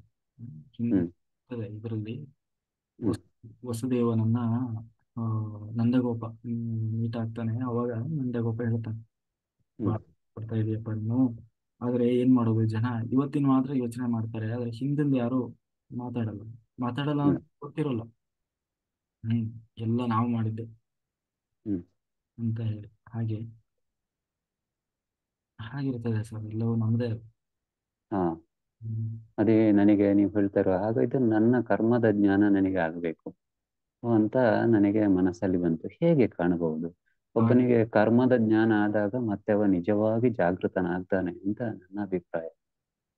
ಹೌದು ಹೌದು, ಅದು ಕರ್ಮದ ಹ್ಮ್ ಜ್ಞಾನ ಅಂದ್ರೇನೆ, ನಾ ಹೇಳಿದ್ನಲ್ಲ ಸರ್ ಈಗ, ಹ್ಮ್ ನೀವು ನಾನು ಮಾಡಿದ್ದನ್ನ ನಾನು ಅನುಭವಿಸ್ತಾ ಇದ್ದೇನೆ. ಜೊತೆಗೆ ನೀವು ಯಾರನ್ನೂ ಗುರಿ ಮಾಡೋ ಹಾಗಿಲ್ಲ. ಹೌದು ಯಾ- ಹೌದು, ನಿಜ ನಿಜ. ಯಾರಿಗೂ ಹಿಂಸೆ ಆಗ್ಬಾರ್ದು, ಆಯ್ತಾ. ಹ್ಮ್ ಹ್ಮ್ ನಾವು ಕೇವಲ ನಮ್ಮ ಪಾಲಿನ ಕರ್ತವ್ಯ ಧರ್ಮವನ್ನು ಮಾತ್ರ ನಿಭಾಯಿಸ್ತಾ ಹೋಗ್ಬೇಕು. ಹ್ಮ್. ಹ್ಮ್ ಅವಾಗ ಅದು ಕರ್ಮ ಬರೋಲ್ಲ. ಎಲ್ಲದಕ್ಕಿಂತ ಹೌದು. ಹೆಚ್ಚಾಗಿ ಎಲ್ಲವೂ ದೇವರ ಸೇವೆ ಅಂತಾನೆ ಮಾಡಬೇಕು. ಮುಂದೆ ಹ್ಮ್ ನೊಳಗೆ ಕೂತು ಭಗವಂತ ಮಾಡಿಸ್ತಾ ಇದ್ದೇನೆ, ಹ್ಮ್ ಮಾಡ್ತಾ ಇದ್ದೇವೆ. ತಪ್ಪೋ ಸರಿಯಾಗಿ ಗೊತ್ತಿಲ್ಲ, ಲಾಸ್ಟಿಗೆ ಕೃಷ್ಣ ಅರ್ಪಣ. ಹ್ಮ್ ಹಾ, ಅಷ್ಟೇ. ಅದು ಹಾಗಿರುವಾಗ ಏನಾಗ್ತದೆ, ಈ ಹ್ಮ್ ಎಲ್ಲರೊಳಗೂ ದೇವರಿದ್ದಾನೆ, ದೇವರು ಮಾಡಿಸ್ತಾನೆ ಅಂತ ನೋಡಿದ್ರೆ ಯಾರನ್ನ ದ್ವೇಷ ಮಾಡ್ತದೆ ನೀವು? ಆಗುದಿಲ್ಲ. ಹ್ಮ್. ಆದ್ರೆ ನಮಗೆ ತುಂಬಾ ಕುತ್ತಿಗೆ ಬಿಗಿ ಹಿಡಿದಾಗ ಮಾತ್ರ ಬರ್ತದೆ, ಅಯ್ಯಪ್ಪ ಯಾಕೆ ಈಗ ಮಾಡ್ತಾರೆ, ಏನೋ ಸೋತೋಗಿದ್ದೇನೆ, ಇನ್ನು ಬಿಡ್ತಾ ಇಲ್ವೇ ಅಂತ. ಆಗ ಸ್ವಲ್ಪ ಬರ್ತದೆ ಒಳಗಿಂದ. ಅದೇ ಬರ್ತದೆ. ಹ್ಮ್ ಅದು ಇದು ಆತ್ಮಸ್ಥಿತಿ ಅಂತ. ಅದಕ್ಕೂ ಮೀರಿ ಗಟ್ಟಿ ಆಗ್ಬೇಕು ನಾವು. ಹ್ಮ್ ಹ್ಮ್. ನಿರ್ವಿಕಲ್ಪ ನಿರ್ವಿಕಲ್ಪ ಸ್ಥಿತಿ, ಸಮಾಧಿ. ಹ್ಮ್ ಹ್ಮ್ ಹ್ಮ್. ಸರ್, ಮತ್ತೆ ಈ ಮತ್ತೆ ಧ್ಯಾನದಿಂದ ಕರ್ಮ ನಾಶ ಆಗ್ತದೆ ಅಂತ ಹೇಳ್ತಾರಲ್ಲ, ನನಗದು ಹೇಗೆ ಅಂತ ಗೊತ್ತಾಗುದಿಲ್ಲ. ನಿಮಗೆ ಸಮಯ ಒಪ್ಪುತ್ತದೆ ಅಂತ ಹೇಳಿದ್ರೆ ಹೇಳ್ಬೋದಾ? ಈ ಧ್ಯಾನ ಮಾಡ್ತಾ ಮಾಡ್ತಾ ಒಬ್ಬನ ಕರ್ಮ ನಾಶ ಆಗ್ತದೆ ಅಂತ ಹೇಳ್ತಾರಲ್ಲ, ಅದು ಹೇಗೆ ಸರ್? ಹ್ಮ್ ಕರ್ಮನಾಶ ಆಗ್ತದೆ ಅಂತಂದ್ರೆ ಅದೇ ಧ್ಯಾನಾಗ್ನಿ. ಧ್ಯಾನದಲ್ಲಿ ಕರ್ಮನಾಶ ಆಗ್ತದೆ. ಅದು ಆ ಶಕ್ತಿ ಇರ್ತದೆ, ಧ್ಯಾನದಿಂದ ಕಳ್ಕೊಳ್ಳುವ ಶಕ್ತಿ. ಹ್ಮ್ ಅಂದ್ರೆ ಅದೇ ವಿಶ್ವಮೂಲ ಚೈತನ್ಯ, ಹ್ಮ್ ತಪಸ್ಸು ಅಂತೀವಲ್ಲ, ಧ್ಯಾನ ಆಗ್ನಿ ದಗ್ಧ ಕರ್ಮಾಣ. ಹ್ಮ್ ಧ್ಯಾನ ಮತ್ತೆ ಆ, ಜ್ಞಾನ. ಹ್ಮ್ ಭಗವದ್ಗೀತೆಯಲ್ಲಿಯೇ ಕೃಷ್ಣ ಹೇಳ್ತಾನಲ್ಲ, ಜ್ಞಾನ ಹ್ಮ್ ಅನ್ನುವುದು ಒಂದು ದೋಣಿ, ಹ್ಮ್ ಪಾಪ ಅನ್ನುವುದು ಒಂದು ದೊಡ್ಡ ಸಮುದ್ರ. ಹ್ಮ್ ಸಮುದ್ರದಂತಹ ಪಾಪಗಳಿರಲಿ. ಹ್ಮ್ ಆ, ನೀನು ಒಂದು ಸಣ್ಣ ದೋಣಿ ಹೇಗೆ ಒಂದು ಸಮುದ್ರವನ್ನು ದಾಟಿಸಬಲ್ಲದೋ, ಹ್ಮ್ ಹಾಗೆ ಜ್ಞಾನ ಅನ್ನುವುದು ಒಂದು ಸಣ್ಣ ದೋಣಿ ಇದ್ದ ಹಾಗೆ. ಹ್ಮ್ ಆ ಜ್ಞಾನದ ಆಸರೆಯನ್ನು ನೀನು ಹಿಡಿದೆ ಅಂತ ಆದ್ರೆ ಆ ಜ್ಞಾನವೇ ನಿನ್ನ ಸಮುದ್ರವನ್ನ, ಈ ಸಂಸಾರ ಅನ್ನುವ ಸಮುದ್ರ, ಅದು ನಿನ್ನ ಕರ್ಮ, ಪಾಪ ಕರ್ಮ ಹ್ಮ್ ಅನ್ನುವ ಸಂಸಾರವನ್ನು ದಾಟಿಸ್ತದೆ. ಅವನು ಅದರಲ್ಲೂ ಮತ್ತೆ ಹೇಳ್ತಾರೆ, ಅವನು ಎಂತಹ ಪಾಪಿಯಾಗಿರ್ಲಿ, ಆ ಒಂದು ಹ್ಮ್ ಕಾಲಘಟ್ಟದಲ್ಲಿ ಅವನಷ್ಟು ಪರಮ ಪಾಪಿ ಯಾರೂ ಇಲ್ಲ. ಆದ್ರೆ ಹ್ಮ್ ಅಂಥವನಿಗೂ ಕೂಡ ಹ್ಮ್ ಹಾ ಅವನೆಲ್ಲಾ ಕರ್ಮ ಕಳ್ಕೊಳ್ಳಿಕ್ಕೆ ಇರುವ ಏಕೈಕ ಮಾರ್ಗ ಅಂದ್ರೆ ಅದು ಜ್ಞಾನ. ಜ್ಞಾನದಿಂದ ಧ್ಯಾನ. ಓ ಬರೀ ಧ್ಯಾನ ಮಾಡಿದ್ರೆ ಏನು ಪ್ರಯೋಜನ ಇಲ್ಲ. ಜ್ಞಾನ ಓ. ಜ್ಞಾನ ಪಡಿಬೇಕು. ಜ್ಞಾನ ಹೇಗೆ ಬರ್ತದೆ ಸರ್? ಧ್ಯಾನದಿಂದಲೇ ಜ್ಞಾನ ಬರುದಾ ಅಲ್ಲವಾ? ಜ್ಞಾನ ಧ್ಯಾನ ಎರಡೂ ಒಟ್ಟೊಟ್ಟಿಗೆ ಹೋಗ್ಬೇಕು. ಫಸ್ಟ್ ಜ್ಞಾನ ಸಂಪಾದನೆ ಮಾಡಬೇಕು. ಹ್ಮ್ ದೇವರು ಅಂದ್ರೆ ಏನರು, ಅವನು ಎಲ್ಲಿದ್ದಾನೆ, ಹೇಗಿದ್ದಾನೆ ಅಂತೇಳಿ. ಹ್ಮ್ ಆಮೇಲೆ ಧ್ಯಾನದಲ್ಲಿ ಅದನ್ನ ಅನುಭವ ಪೂರ್ವಕವಾಗಿ ತಿಳ್ಕೊಳ್ಳೋದು. ಹ್ಮ್ ಹ್ಮ್ ಈಗ ನೀವು ಆ, ಆತ್ಮಸ್ಥಿತಿ ದೇವರು ಅಂತ ಯಾವುದು ಗೊತ್ತಿಲ್ಲ, ಅದು ಹೇಗೆ ಏನೋ, ಅಥವಾ ಅದ್ರ ಮೇಲೆ ನಂಬಿಕೆನೇ ಇಲ್ಲ ಅಂದ್ರೆ ನೀವೇನ್ ಧ್ಯಾನ ಮಾಡ್ತೀರಿ ಅಲ್ವಾ? ಮಾಡಿಯೂ ಫಲ ಇಲ್ಲ. ಫಸ್ಟ್ ತಿಳ್ಕೊಳ್ಬೇಕು. ಹ್ಮ್ ಫಸ್ಟ್ ಜ್ಞಾನ ಸಂಪಾದನೆ ಮಾಡಬೇಕು. ಯಾವುದು ಒಳ್ಳೇದು, ಯಾವುದು ಕೆಟ್ಟದ್ದು, ಏನು ಮಾಡಬೇಕು, ಏನು ಮಾಡಬಾರ್ದು, ನಮ್ಮ ನಿತ್ಯ ಜೀವನ ಹೇಗಿರಬೇಕು, ಹ್ಮ್ ಸಂಸ್ಕಾರ ಹೇಗಿರಬೇಕು, ಅದನ್ನೆಲ್ಲ ತಿಳ್ಕೊಂಡು, ಅಂದ್ರೆ ಒಂದು ಡಿಸಿಪ್ಲೈನ್ಡ್ ಲೈಫ್ ಅಂತೀವಲ್ಲ, ಹ್ಮ್ ಹಿಂಗಿರ್ಬೇಕು. ಈಗ ನೀವು ಧ್ಯಾನ ಮಾಡ್ತೀರಿ, ಹೊರಗಡೆ ಹೋಗಿ ಮತ್ತೆ ನಿಮಗೆ ಇಷ್ಟ ಬಂದಂಗೆ ಹೆಂಗೆಂಗೋ ಬದುಕಿದ್ರಿ ಅಂದ್ರೆ ಮತ್ತೆ ಅದು ಹೆಂಗೆ ಧ್ಯಾನ ನಿಮ್ ಕರ್ಮ ಕಲಿತದೆ ಹ್ಮ್ ಅಲ್ವಾ? ಹಂಗೆ ಡಿಸಿಪ್ಲೈನ್ಡ್ ಲೈಫ್ ಇರಬೇಕು, ಜೊತೆಗೆ ಧ್ಯಾನ ಮಾಡಬೇಕು. ಸರ್, ಧ್ಯಾನದಿಂದ ಡಿಸಿಪ್ಲಿನ್ ಬರೋದಿಲ್ಲ. ಧ್ಯಾನದಿಂದ ಬರ್ತದೆ, ಹ್ಮ್ ಧ್ಯಾನದಿಂದ ಬಂದೇ ಬರ್ತದೆ. ಹ್ಮ್ ಅದೇ ಹೇಳಿನಲ್ಲ, ಅದು ರಾತ್ರಿ ಆಗುವಂಥದ್ದಲ್ಲ, ಹ್ಮ್ ಮಾಡ್ಕೊಂಡು ಈಗ ಹ್ಮ್ ನಮಗೆ ತಿಳಿಯದ ಹಾಗೆ ನಮ್ಮಲ್ಲಿ ಆ ಬದಲಾವಣೆ ಎಲ್ಲದಕ್ಕಿಂತ ಹೆಚ್ಚಾಗಿ ಅದೇ ಬರೀ ಧ್ಯಾನ ಮಾಡಿದ ತಕ್ಷಣ ಬದಲಾಗ್ತಾರೆ ಅಂತಲ್ಲ, ಜ್ಞಾನ ತಿಳ್ಕೊಳ್ಬೇಕು. ಹೇಳಿದ್ನಲ್ಲ, ಈಗ ಈಗ ಮತ್ತೆ ಅದಕ್ಕೆ ಹೇಳೋದು ನೋ ಗಾಸಿ, ನೋ ಹ್ಮ್ ನೋ ಗಾಸಿ, ನೋ ಜಡ್ಜ್ಮೆಂಟ್. ಇವೆಲ್ಲ ಯಾಕೆ ಅಂತಂದ್ರೆ ಅದರ ಮೂಲ ಯಾಕೆ ಹಾಗೆ ಹೇಳ್ತಾರೆ ಅಂತಂದ್ರೆ ಅದರ ಅರ್ಥ ಅಷ್ಟೇ.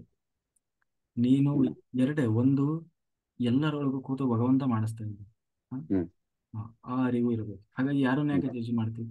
ನಿನ್ನ ಕರ್ಮ ಅನುಸಾರವಾಗಿ ಅವರವರ ಪಾತ್ರ ನಿಭಾಯಿಸ್ತಾ ಇದ್ದಾರೆ. ಹ್ಮ್ ಹಾ ಹಾಗಿರುವಾಗ ನಾವು ಯಾರನ್ನ ಯಾಕೆ ಜಡ್ಜ್ ಮಾಡಬೇಕು? ಈಗ ನಾವು ಈಗ ಡಾಕ್ಟರ್, ಈಗ ಒಬ್ಬ ಲಾಯರು, ಒಬ್ಬ ಹ್ಮ್ ಜಡ್ಜು, ಅವ್ರವ್ರ ಕರ್ತವ್ಯ ಅವ್ರು ನಿಭಾಯಿಸ್ತಾರೆ. ಹ್ಮ್ ನಾವ್ಯಾರು ಅವ್ರನ್ನ ಹೋಗಿ ಇದು ಮಾಡ್ಲಿ? ಹ್ಮ್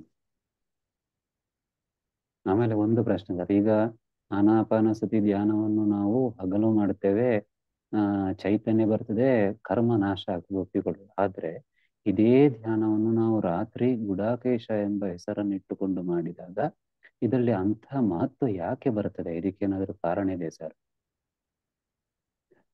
ರಾತ್ರಿ ಅನ್ನೋದಕ್ಕಿಂತ ಅದೇ ಒಂದು ಹಾ ವಾತಾವರಣ ಪೀಸ್ ಆಗಿರ್ತದೆ.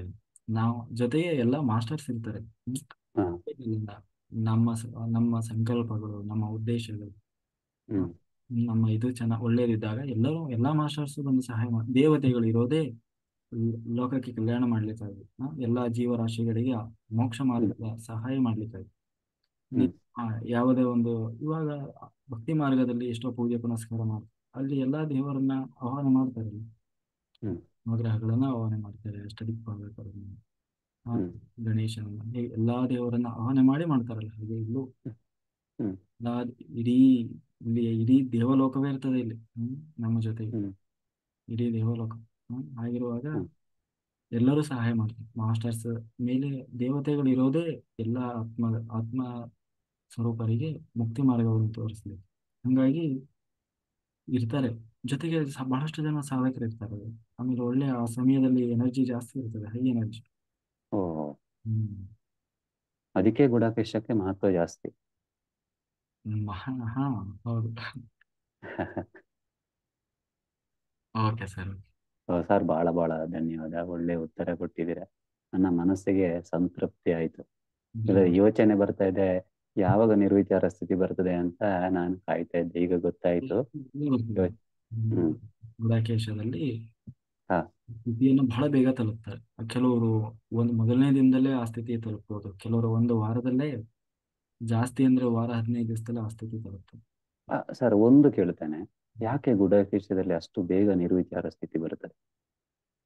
ಅಲ್ಲಿ ಬೇಗ ಕಳ್ಕೊಳ್ತಾರೆ, ಪ್ರಜ್ಞೆ ಕಳ್ಕೊಳ್ತಾರೆ. ಕೂತೋದು ಓಕೆ. ಹ್ಮ್. ಹಾ ಅಂದ್ರೆ ಅದೇ ಸಮಾಧಿ ಸ್ಥಿತಿಗೆ ಹೋಗ್ತಾರೆ ಬೇಗ. ಓಹೋ ಹೋ. ಸಮಾಧಿ ಸ್ಥಿತಿ ಅಂದ್ರೆ ಹ್ಮ್ 30 ನಿಮಿಷ ಯಾವುದೇ ಆಲೋಚನೆ ಇಲ್ಲದೆ, ಹ್ಮ್ ಒಂದೇ ಒಂದು ಆಲೋಚನೆಯೂ ಬರದೆ ಅವನು ಧ್ಯಾನ ಸ್ಥಿತಿಯಲ್ಲಿದ್ದ ಅಂದ್ರೆ ಅದು ಸಮಾಧಿ ಸ್ಥಿತಿ. ನೀವು ರಾತ್ರಿ ಧ್ಯಾನ ಮಾಡುವಾಗ ಸಾಮಾನ್ಯವಾಗಿ ಆಲೋಚನೆಗಳು ಬರಲ್ಲ, ಹ್ಮ್ ಆದಷ್ಟು ಬರಲ್ಲ. ಆ, ಹ್ಮ್ ಆಮೇಲೆ ಹೇಳಿದ್ನಲ್ಲ ನಾನು ಈ ಕಡೆ ನಾವು ಮಾತಾಡೋದೇ ಅವರಿಗೆ ಎಷ್ಟೋ ಜನರಿಗೆ ಕೇಳಿಸ್ತಾ ಇರಲ್ಲ, ಇನ್ ಎಲ್ಲಿಂದ ಆಲೋಚನೆ ಕೇಳೋದು ಗೊತ್ತಾಗ್ಬೇಕ. ಹ್ಮ್ ಹಂಗೆ ಅಂದ್ರೆ ಆತ್ಮ ಹ್ಮ್ ಆತ್ಮ ಏನಿರ್ತದೆ ಅದು ಸಮಾಧಿ ಸ್ಥಿತಿಯಲ್ಲಿ ಇರ್ತದೆ. ಹ್ಮ್ ನಮ್ಮ ಫಿಸಿಕಲ್ ದೇಹ ಮಾತ್ರ ನಮ್ಮ ಕಂಟ್ರೋಲ್ ಕಳ್ಕೊಂಡಿರ್ತದೆ ಅಷ್ಟೇ. ಹ್ಮ್ ಹ್ಮ್ ಹ್ಮ್ ನಮ್ಮ ನಾವು ಫಿಸಿಕಲ್ ದೇಹ ಹ್ಮ್ ಅದೇ ಅದು ಹೇಳಿದ್ನಲ್ಲ, ಇಲ್ಲಿ ನಮ್ಮ ದೇಹ ಇರ್ತದೆ, ಒಳಗಡೆ ಎಥೆರಿಕ್ ಬಾಡಿ ಇರ್ತದೆ, ಸೂಕ್ಷ್ಮ ಶರೀರ ಇದೆ, ಅವೆಲ್ಲ ಪ್ರಜ್ಞಾಸ್ಥಿತಿಯಲ್ಲೇನೇ ಇರ್ತದೆ. ನಮ್ಮ ಹೊರಗಡೆ ಈ ಅನ್ನಮಯ ಕೋಶ ಮಾತ್ರ ಪ್ರಜ್ಞೆ ಕಳ್ಕೊಂಡಿರ್ತದೆ. ಓಹೋ. ಅದೆಲ್ಲ ಧ್ಯಾನ ಸ್ಥಿತಿಯಲ್ಲೇ ನಡೀತಾ ಇರ್ತದೆ ನಿರಂತರವಾಗಿ ಧ್ಯಾನ. ಹಾ ಹಾ.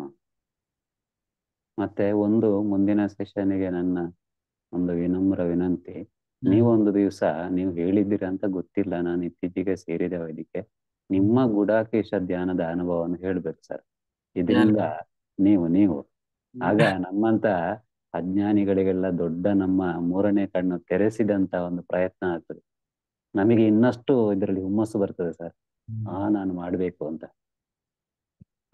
ಒಂದು ಮಂಡಲ ಮುಗಿಸಿ ಒಬ್ಬ ಸಾಧಕ ಅನುಭವ ಹೇಳ್ತೇನೆ, ಅದು ದೊಡ್ಡದೇ, ಅದಕ್ಕೆ ನಾನು ತಲೆಬಾಗ್ತೇನೆ. ಆದ್ರೆ ಎಲ್ಲವನ್ನೂ ಸಾಧಿಸಿ ನಿಂತು ಇತರರಿಗೆ ಬೋಧಿಸುವ ಆ ಆತ್ಮದ ಅನುಭವ ಏನು, ಅದು ನಮಗೆ ಬರಬೇಕು ಸರ್. ಅದು ದೊಡ್ಡ ಒಂದು ನಮಗೆ ಟಾರ್ಚ್ ಲೈಟ್ ಆಗ್ತದೆ. ಅದು ಭಗವದ್ಗೀತೆಯನ್ನು ನಮಗೆ ಬೋಧಿಸದಂತೆ ಆಗ್ತದೆ. ಹೇಗೆ ಅರ್ಜುನನ ಕಣ್ಣು ತೆರೆಯುತ್ತದೋ ಹಾಗೆ ನಮ್ಮಂತ ಅಜ್ಞಾನದಲ್ಲಿರುವ ಅರ್ಜುನರ ಕಣ್ಣು ತೆರೆಸಿದಂತೆ ಆಗ್ತದೆ ಕೃಷ್ಣ ಪರಮಾತ್ಮ ಅಂತ. ನಾನು ಧ್ಯಾನದಲ್ಲಿ ಮೊದಲು ನೋಡಿದ್ದೆ ಕೃಷ್ಣನನ್ನು. ಓ.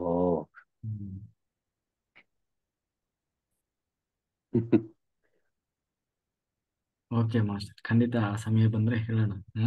ಹೇಳ್ಬೇಕು ಸರ್, ದಯವಿಟ್ಟು ನಿಮ್ಮ ಹತ್ರ ವಿನಂತಿ. ನಮಗೆ ಎಷ್ಟೋ ಹುಮ್ಮಸ್ ಆಗ್ತದೆ, ಎಷ್ಟೋ ಆಗ್ತದೆ.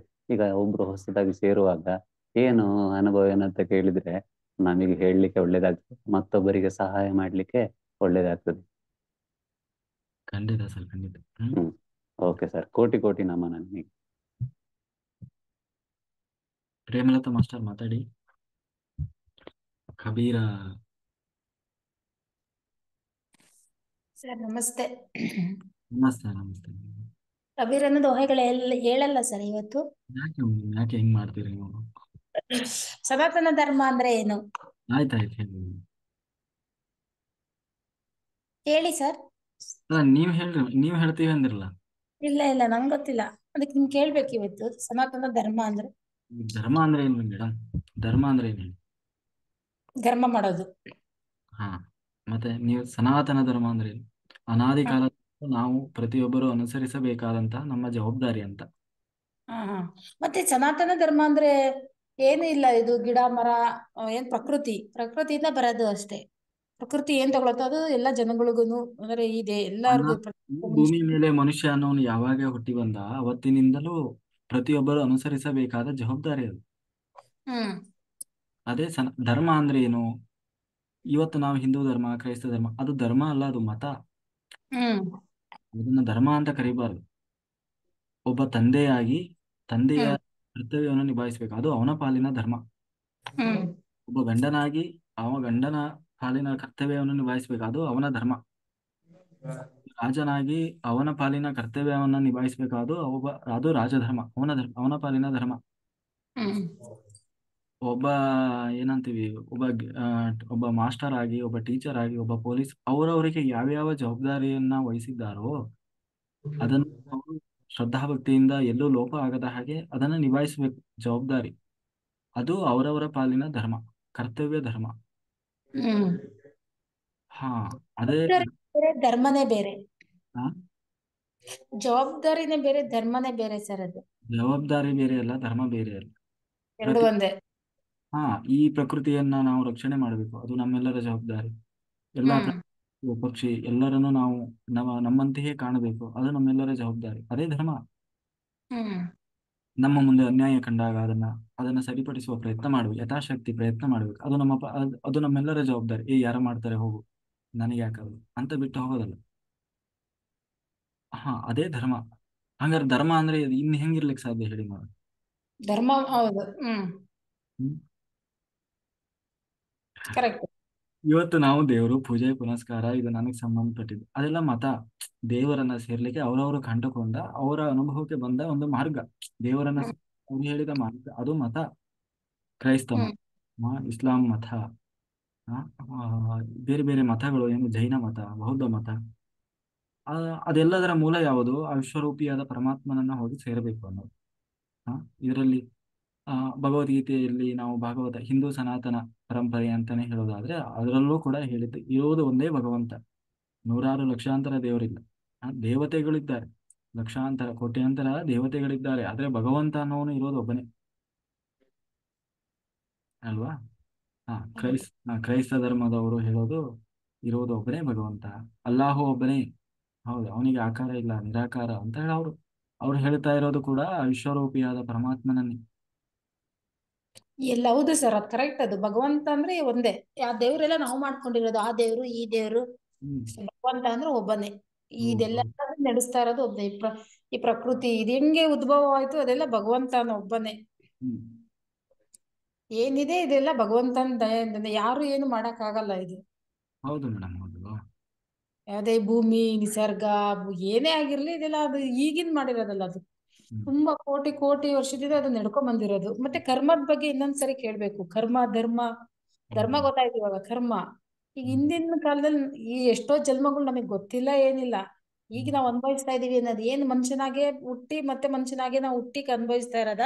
ಹಿಂದಿನ ಜನ್ಮದಲ್ಲಿ ನಾವು ಮನುಷ್ಯನಾಗಿರೋ ಹಾಗೆ ಮತ್ತೆ ಇವಾಗ್ಲೂನು ಅದಕ್ಕೆ ನಮ್ಗೆ ಈ ತರ ಬರ್ತಾ ಇರೋದ. ಈಗ ಕರ್ಮ ಹಿಂದಿನ ಜನ್ಮದಲ್ಲಿ ಮನುಷ್ಯನಾಗಿದ್ದಾಗ ಮಾಡಿದ ಕರ್ಮವೇ. ಬೇರೆ ಇನ್ಯಾವ ಪಶು ಪಕ್ಷಿ ಪ್ರಾಣಿ ಆದಾಗ ಅದು ಕರ್ಮ ಬರಲ್ಲ. ಹ್ಮ್ ಪಶು ಪಕ್ಷಿ ಪ್ರಾಣಿಗಳಿಗೆಲ್ಲ ಪುಣ್ಯವೂ ಬರಲ್ಲ, ಪುಣ್ಯವೂ ಹ್ಮ್ ಬರಲ್ಲ, ಪಾಪವೂ ಇಲ್ಲ. ನಿನ್ನೆ ನಾನು ಹೇಳಿದ್ನಲ್ಲ.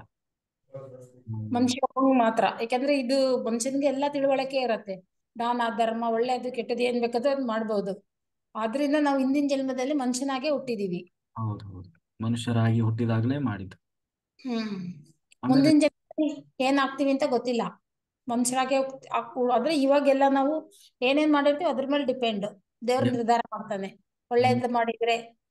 ಎಂ ಎಂ ವಾಪಿ ಸ್ಮರಂಭಾವಂ ಅಂತ ಕೃಷ್ಣ ಹೇಳಿದ್ದಾನಲ್ಲ. ಹ್ಮ್ ಕೊನೆಗಾಲದಲ್ಲಿ ನೀನು ಏನು ಸ್ಮರಣೆಯನ್ನು ಮಾಡ್ತೀಯೋ ಅದೇ ನಿನ್ನ ಮುಂದಿನ ಗತಿಯಾಗಿರ್ತದೆ. ನೀನು ಹ್ಮ್ ಏನ್ ಮಾಡಿದೆಯೋ ಅದ್ರ ಮೇಲೆ ನಿನ್ನ ಮುಂದಿನ ಬದುಕು ನಿಂತಿರ್ತದಪ್ಪ ಹ್ಮ್ ಅಂತ. ಇದೆಲ್ಲ ನಿಜನಾ ಸರ್? ನಿಜ ಇದೆ. ಕರೆಕ್ಟ್. ಹುಟ್ಟು ಸಾವು ಎಲ್ಲ ಇದೆ. ಇದೇನ್ ಹ್ಮ್ ನಡೀತಾ ಇದೆ ಎಲ್ಲ ಇದೆ ಈ ಕಲಿಯುಗದಲ್ಲಿ. ಇದೆಲ್ಲ ಹ್ಮ್ ಏನಿಲ್ಲ, ಸ್ವಲ್ಪ ಎಲ್ಲ ಚೇಂಜ್ ಆಗಿದೆ.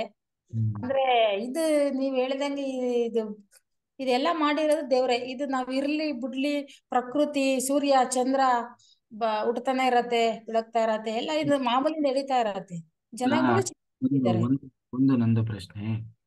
ಈಗ ಹ್ಮ್ ಇದು ಎಲ್ಲವೂ ಹಾಗಾದ್ರೆ ನಿಜನಾ ಅನ್ನೋದಾದ್ರೆ, ಮತ್ತೆ ನಾವು ಹ್ಮ್ ನಾವು ಅಂದುಕೊಂಡ ಹಾಗೆ ಎಲ್ಲವೂ ಆಗಬೇಕಲ್ಲ, ಹ್ಮ್ ಯಾಕೆ ಆಗ್ತಾ ಇಲ್ಲ? ಹ್ಮ್ ನಾವು ಏನ್ ಅನ್ಕೊಂತೀವಿ ಅದಾಗಬೇಕು, ಅಥವಾ ನಮ್ಮಿಂದ ಎಲ್ಲವೂ ಸಾಧ್ಯ ಆಗ್ಬೇಕು, ಯಾಕೆ ಆಗಲ್ಲ? ಹ್ಮ್ ಏನೋ ಮಾಡೋದು ಬೇಡ, ನಮ್ಮ ದೇಹದ ಮೇಲೆ ನಮಗೆ ಸಂಪೂರ್ಣ ನಿಗ್ರಹ ಇದೆಯಾ? ನಮ್ದೇ ಅಲ್ಲ, ಹ್ಮ್ ಅದು ನಮ್ದೇ ಅಲ್ಲ. ಇರ್ಬೇಕು ಸರ್. ನಮ್ಮ ಆತ್ಮದ ಬಗ್ಗೆ ನಮ್ಗೇನೆ ಇರ್ಬೇಕು, ಬೇರೆ ನಮ್ಮಂಗಿಲ್ಲ. ನಮ್ ಅದೇ, ಜೀವಾತ್ಮ ಅಂತೀವಲ್ಲ. ಬೇಡ, ಈಗ ಆತ್ಮನು ಬೇಡ, ಜೀವಾತ್ಮನು ಬೇಡ, ಏನು ಬೇಡ. ಹ್ಮ್ ನಮ್ದೇ ಅಲ್ವಾ? ಕೈ ನಮ್ದೇ, ಕಾಲು ನಮ್ದೇ, ಕಣ್ಣು ಮೂಗು ಬಾಯಿ ಒಳಗಡೆ ಇರೋ ಹಾರ್ಟ್ ಕಿಡ್ನಿ ಎಲ್ಲ ನಮ್ದೇ. ಹ್ಮ್ ಎಲ್ಲವೂ ನಮ್ಮ ನಿಗ್ರಹದಲ್ಲಿದೆಯಾ? ನಾವು ಈಗ ಬೇಡ, ಒಳಗಡೆ ಹೋಗೋದ್ ಬೇಡಪ್ಪ, ಒಳಗಡೆಯಿಂದ ಬೇಡ. ಈ ಕಣ್ಣಿಗೆ ಹೇಳೋಣ. ಈ ಕಣ್ಣು ನಾವು ಹ್ಮ್ ನೋಡ್ತಾ ಇದೀವಲ್ಲ, ನಮ್ ಕಣ್ಣಿಗೆ ಆಪರೇಷನ್ ಮಾಡೋಣ. ಅದು ಎದುರುಗಡೆ ನೀನು ನೋಡ್ಬೇಡ, ಕಣ್ಣಿಗೆ ಕಾಣಿಸ್ಬಾರ್ದಪ್ಪ ಅದು. ಅರ್ಥ ಆಯ್ತಾ? ಕಣ್ಣನ್ನ ನೋಡ್ತಾ ಇರ್ಬೇಕು. ಹ್ಮ್ ಕಣ್ಣಿಗೆ ಹೇಳಬೇಕು, ನೀವು ಅಲ್ಲಿ ಏನೇ ಕಾಣಿಸಿದ್ರು ನೀನ್ ನೋಡ್ಬೇಡ ಅಂತ. ಹ್ಮ್ ಹಾ, ಅದು ಸಾಧ್ಯ ಆಗ್ತದ? ಖಂಡಿತ ಸಾಧ್ಯ ಆಗತ್ತೆ. ಯಾವಾಗ? ಈಗ ನಾನು ಕಾಣ್ತಾ ಇಲ್ವಾ ನಿಮ್ಗೆ? ನಾವು ಅನ್ಕೋಬಾರ್ದು, ನೋಡ್ಬಾರ್ದು ನಿಮ್ಮನ್ನ, ಆಗಲ್ಲ. ನೋಡ್ಬಾರ್ದು ಅಂದ್ರೆ ಬೇಡ. ಅದು ನಿಮ್ಮನ್ನ ಬೇರೆ ನೋಡಿದ್ರೆ ಖಂಡಿತ ಅದ್ ಬೇರೆ ನೋಡ್ಬೋದು. ಬೇರೆದಲ್ಲ, ನೀವು ಇಲ್ಲಿ ಮೊಬೈಲ್ನೇ ನೋಡ್ತಾ ಕೂತ್ಕೊಳ್ಳಿ, ಹ್ಮ್ ಕಣ್ಣು ಮುಚ್ಚಬಾರ್ದು. ನಿಮ್ ಕಣ್ಣಿಗೆ ಹೇಳಿ, ನೀವು ಏನು ಕಾಣ್ತಾ ಇಲ್ಲ, ನೋಡಿ ಏನು ನೋಡಬಾರ್ದು ನೀನು ಅಂತ. ಹ್ಮ್ ಕಣ್ಣು ಬಿಟ್ಕೊಂಡೇ ಇರ್ಬೇಕು. ಹ್ಮ್ ಮತ್ತೆ ಅದು ನೋಡ್ತದೇ ಇಲ್ಲ. ಸಾಧ್ಯ ಇಲ್ಲ. ಅದು ಕಣ್ಮುಂದೆ ಏನ್ ನೋಡ್ತೀವಿ ಅದ್ ಕಾಣಿಸ್ತಾ ಇದೆ. ಕರೆಕ್ಟ್. ನಮ್ಮ ಹ್ಮ್ ಕಣ್ಣಿನ ನಿಗ್ರಹ ಇಲ್ಲ, ಮತ್ತೆ ಯಾರೋ ಅದನ್ನ ನಿಗ್ರಹ ಮಾಡ್ತಿದಾರಂತ ಆತಲ್ಲ. ಹ್ಮ್ ಮತ್ತೆ ಅದನ್ನ ತುಂಬಾ ತಿಳ್ಕೊಬೇಕು ಸರ್ ಇದ್ರ ಬಗ್ಗೆ ಎಲ್ಲ. ಗೊತ್ತಾಗ್ತಾ ಇಲ್ಲ ಕೆಲವೊಂದೆಲ್ಲ ಏನು ಏನು ಅದೇ ಅಂತ. ಅಧ್ಯಾತ್ಮ, ಅದೇ ಅಧ್ಯಾತ್ಮ ಅಷ್ಟು ಸುಲಭವಾಗಿ ಹೋಗುವಂಥದ್ದಲ್ಲ. ಅದನ್ನ ಹ್ಮ್ ಅಧ್ಯಾತ್ಮದಲ್ಲಿ ಯಾವತ್ತೂ ಲಾಜಿಕ್ ಹುಡುಕ್ಬಾರ್ದು. ಹ್ಮ್ ಲಾಜಿಕ್ ಹುಡುಕಿದ್ರೆ ಅದು ಅಧ್ಯಾತ್ಮದಲ್ಲಿ ಅವರು ಏನು ತಿಳ್ಕೊಳ್ಲಿಕ್ಕೆ ಆಗೋದು. ಹ್ಮ್ ಅದೇ ಹೇಳಿದ್ನಲ್ಲ, ದೇವ್ರು ದೇವ್ರು ಎಲ್ಲಿದ್ದಾನೆ ತೋರ್ಸು ಅಂತ ಹೇಳಿದ್ರೆ, ಈಗ ನನಗೆ ಹೊಟ್ಟೆ ಹಸಿತಾ ಇದೆ, ತೋರ್ಸು ಅಂದ್ರೆ ಎಲ್ಲಿಂದ ತೋರ್ಸೋಣ? ಹ್ಮ್ ಅದು ಅನುಭವಿಸ್ಬೇಕು. ಅದು ಅನುಭವದಿಂದ ಗೊತ್ತಾಗ್ಬೇಕೆ ಹೊರತು ತೋರಿಸ್ಲಿಕ್ಕೆ ಬರುವಂತದ್ದಲ್ಲ. ಅಲ್ಲಿ ಹ್ಮ್ ನನಗೆ ಇಲ್ಲಿ ನೋವು ಆಗ್ತಾ ಇದೆ, ಇಲ್ಲಿ ನೋವು ಆಗ್ತಾ ಇದೆ, ಇಲ್ಲಿ ನನಗೆ ಕಾಣಿಸ್ತಾ ಇಲ್ಲಲ್ಲ. ಹ್ಮ್ ಅದು ಅನುಭವಿಸ್ಬೇಕು, ಅದನ್ನ ಅನುಭವದಿಂದ ಅದನ್ನು ತಿಳ್ಕೊಳ್ಬೇಕೆ ಹೊರತು ದೇವರು ಅನ್ನುವುದು ಅದೊಂದು ಅನುಭವದಿಂದ ತಿಳ್ಕೊಳ್ಬೇಕು. ದೇವರಿಲ್ಲ ಎಲ್ಲಿದ್ದಾನೆ ತೋರ್ಸು ತೋರ್ಸು ಅಂದ್ರೆ ಆ ದೇವ್ರೇನು ಫ್ರೀ ನಿಂತಿದ್ದಾನ, ನೀವ್ ಬಂದು ತೋರ್ಸಿತ ಹಾ ಬಾ ನೋಡು ನಾನು ಇಲ್ಲಿದ್ದೀನಿ. ಹ್ಮ್ ಅವನು ಅಷ್ಟು ಪರಿಪೂರ್ಣ ಸ್ಥಿತಿಯಲ್ಲಿ ಇರೋನು. ಅವ್ನು ಯಾರು ಏನಂದ್ರೂ ಅವನಿಗೆ ಏನು ಆಗ್ಬೇಕಾಗಿಲ್ಲ ಯಾರಿಂದ, ಅಲ್ವಾ? ಹ್ಮ್ ಹೌದು. ಈಗ ಯಾರೋ ನನ್ನ ಬಗ್ಗೆ ಅಪಪ್ರಚಾರ ಮಾಡ್ತಿದ್ದಾರೆ, ಅವ್ರಿಗೆ ನಾನು ಇದೀನಿ ಅನ್ನೋದನ್ನ ಹೋಗಿ ತೋರಿಸ್ಬೇಕು ಅಂತ ಅಲ್ಲ, ಅವನಿಗೆ ತೋರಿಸಿ ಏನಾಗ್ಬೇಕಾಗಿಲ್ಲ. ಹ್ಮ್ ಹ್ಮ್ ಹಾಗೆ ಆಧ್ಯಾತ್ಮ ಅಂದ್ರೇನೆ ಅಲ್ಲಿ ಲಾಜಿಕ್ ಹುಡುಕ್ಬಾರ್ದು. ಅಲ್ಲಿ ಹೇಳಿದ್ನಲ್ಲ, ಈಗ ನನಗೆ ನಿನಗೆ ಹೊಟ್ಟೆ ಹಸಿದೆ ಅನ್ನೋದು ಕಾಣಿಸ್ತಾ ಇಲ್ಲಪ್ಪ. ಹ್ಮ್ ಹ್ಮ್ ಅದನ್ನ ನಾನು ಹೆಂಗೆ ನಂಬಲಿ? ಅಂದ್ರೆ ಏನ್ ಮಾಡ್ಲಿಕ್ಕೆ ಅವ್ರಿಗೆ ಹೆಂಗೆ ನಾವು ಪ್ರೂವ್ ಮಾಡ್ಲಿಕ್ಕೆ ಆಗ್ತದೆ? ಅದೇ ಸರ್, ಅದ್ ನಮ್ಮಲ್ಲಿ ನಾವೇ ಪ್ರೂವ್ ಮಾಡ್ಕೋಬೇಕು. ಅದು ನನಗ್ ಗೊತ್ತಾಗತ್ತಷ್ಟೇ, ನಿಮಗೆ ಗೊತ್ತಾಗಲ್ಲ. ಅದನ್ನೇ ಹೇಳಿದ್ದು. ಆಧ್ಯಾತ್ಮ ಅಂದ್ರು ಅದೇ, ದೇವರು ಅಂದ್ರೆ ಇನ್ನೊಬ್ರು ತೋರ್ಸೋದಲ್ಲ, ನಿಮ್ ಒಳಗೆ ನೀವೇ ಕಂಡ್ಕೋಬೇಕು ಅದನ್ನ. ಬೇಕು. ಹ್ಮ್ ಆತ್ಮ ಅಂದ್ರೆ ಏನು, ಅದು ಎಲ್ಲಿದೆ ಅಲ್ಲ, ನೀವೇ ಕಂಡ್ಕೊಳ್ಬೇಕು. ನಿಮ್ ಒಳಗೆ ಇದೆ ಅಲ್ಲ, ಅದನ್ನ ತಿಳ್ಕೊಳ್ಳೋ ಪ್ರಯತ್ನ ಮಾಡ್ಬೇಕು. ಹೇಗೆ ಅದು ಹಸಿವು ಒಳಗೆ ಹಾ ಹಸಿವು ಅನ್ನೋದು, ನಿಮ್ಮ ಹೊಟ್ಟೆ ಒಳಗೆ ಆಗೋ ನೋವು, ಅದೆಲ್ಲ ನಿಮಗೆ ಮಾತ್ರ ಹೇಗೆ ಅರಿವಾಗ್ತದೋ ಹಾಗೆ ಅದು ನಿಮಗೆ ಮಾತ್ರ ಅದನ್ನ ನೀವಾಗೆ ತಿಳ್ಕೊಳ್ಬೇಕು. ಹ್ಮ್ ಅದಕ್ಕಿಂತ ಹೆಚ್ಚಾಗಿ ಕೃಷ್ಣ ವಿಶ್ವರೂಪ ತೋರಿಸಿದ ಅಲ್ಲ, ಅರ್ಜುನನಿಗೆ ಈ ಹೊರಗಣಿನಿಂದ ತೋರಿಸಿದ್ದಲ್ಲ.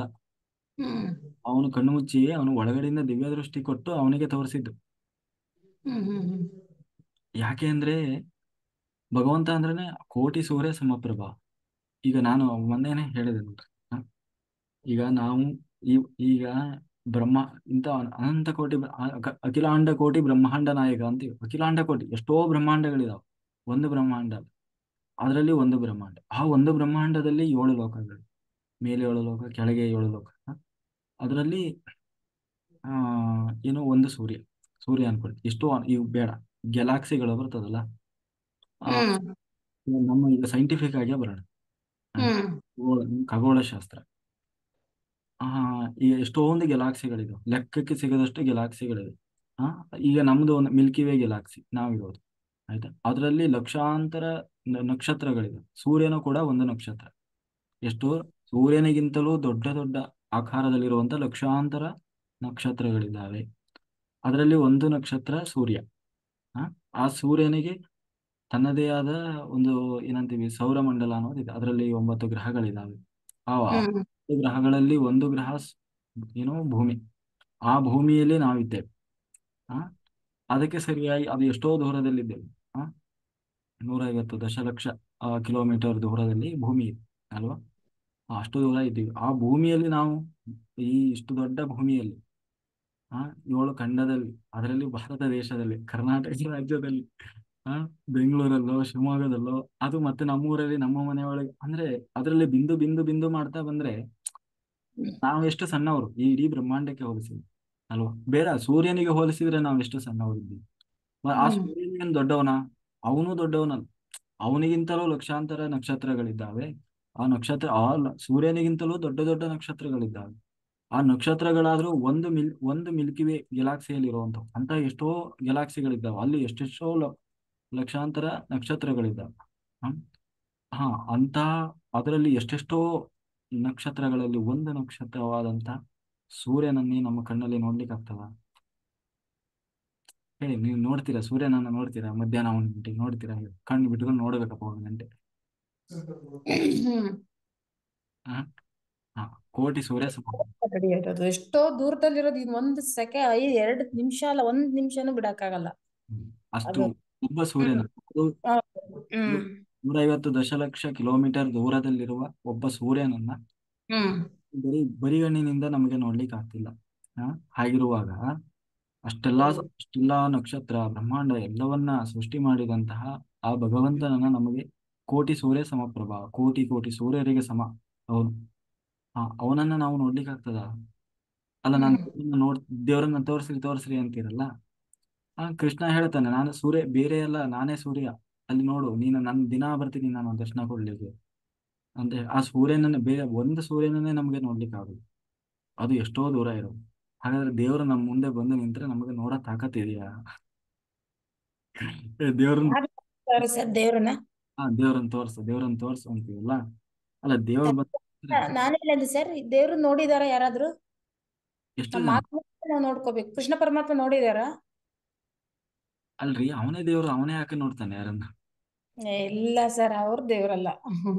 ಹ್ಮ್ ದೇವ್ರು ಅಂತ ಹೇಳಿದ್ದಾರೆ, ಬರ್ದಿದ್ದಾರೆ, ಎಲ್ಲ ಅವ್ರು ಮಾಡಿದ್ದಾರೆ. ಆದ್ರೆ ಹ್ಮ್. ಅಲ್ಲ ಅಂತಾರೆ. ಅವ್ರಿಗಿನ ಮುಂಚಿನಿಂದನೂ ಈ ಪ್ರಕೃತಿ, ಈ ಪ್ರಪಂಚ ಎಲ್ಲ ಇತ್ತು. ಹಾ, ಮತ್ತೆ ಅವ್ರೇನ್ ನಾನು ಮೊದ್ಲೇ ಬಂದು ಮಾಡಿದ್ದು ಅಂತ, ನಾನು ಕೃಷ್ಣನಾಗಿ ಬಂದು ಮಾಡಿದ್ದು ಅಂತ ಏನ್ ಹೇಳಿಲ್ಲಲ್ಲ. ಇಲ್ಲ ಇಲ್ಲ ಕೃಷ್ಣ ಬರೋದಕ್ಕಿಂತ ಮುಂಚೆನೇ ಇತ್ತು. ಇತ್ತು. ಹ್ಮ್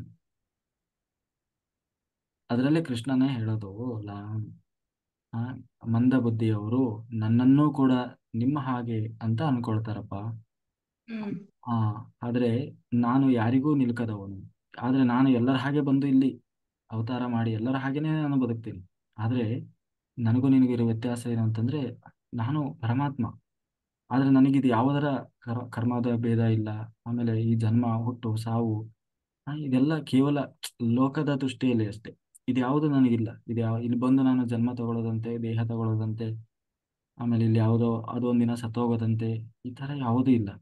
ಆದ್ರೆ ಎಲ್ಲರೂ ಮಂದ ಬುದ್ಧಿಯವರು ಏನ್ ತಿಳ್ಕೊಳ್ತಾರೆ ಅಂದ್ರೆ, ಓ, ಕೃಷ್ಣನು ನಮ್ಮ ಹಾಗೆ ಹುಟ್ಟಿದ, ನಮ್ಮ ಹಾಗೆ ಬದುಕಿದ, ಒಂದು ದಿನ ನಮ್ಮ ಹಾಗೆ ಸತ್ತೋದ, ಅವನು ಅವನು ನಮ್ಮಂತಾನೆ, ಅವನು ಏನೋ ಒಂದು ಗ್ರೇಟ್ ಸೋಲ್ ಅಥವಾ ಅಂತ ತಿಳ್ಕೊಳ್ತಾರೆ. ಆದ್ರೆ ನಾನೇ ಪರಮಾತ್ಮ ಅನ್ನುವುದನ್ನ ಈ ಕೆಲವರು ತಿಳ್ಕೊಳ್ಳಲ್ಲ ಅಂತ ಹೇಳಿ ಗೀತೆಯಲ್ಲಿ ಅವನೇ ಹೇಳಿದಾನಲ್ಲ, ಅವನೇ ಹೇಳ್ತಾ ಇದ್ದ. ಹ್ಮ್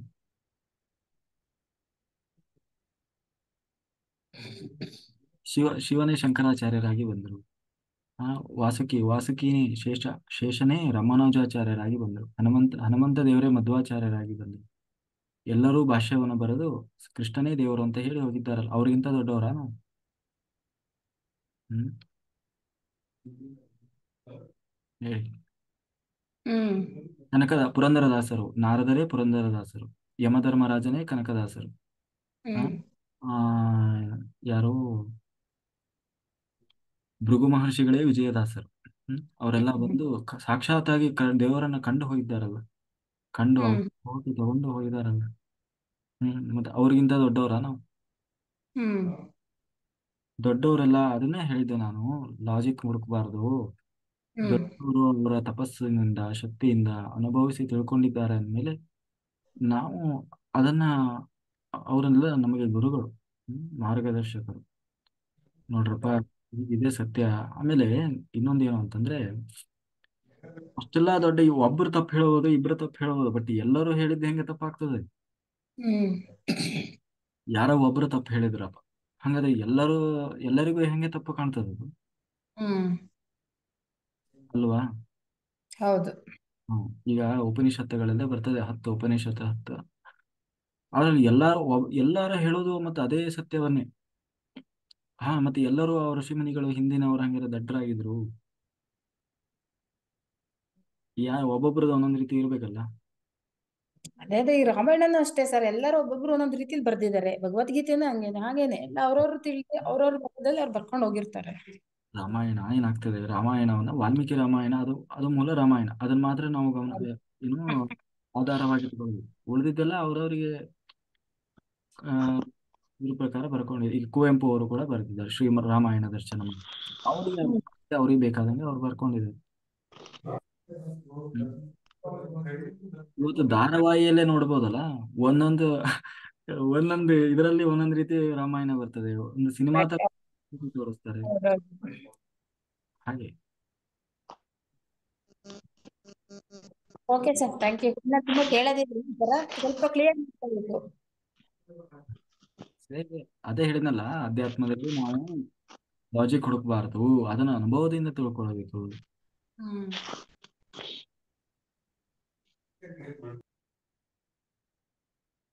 ಹ್ಮ್ ಸುರೇಖಾ ಮಾಸ್ಟರ್, ಶಶಿಕಲಾ ಮಾಸ್ಟರ್ ಮಾತಾಡಿ.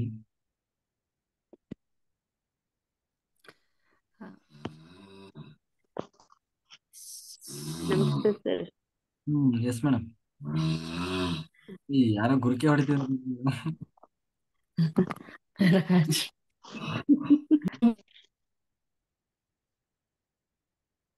ಏನಿಲ್ಲ ಸರ್, ಎಲ್ಲ ಚೆನ್ನಾಗಿತ್ತು ಸರ್. ಏನಷ್ಟು ಇದು ಇಲ್ಲ, ಏನ್ ಮಾತಾಡೋಂಗೆ ಏನಿಲ್ಲ ಸರ್, ವಿಶೇಷ ಏನಿಲ್ಲ. Thank you sir.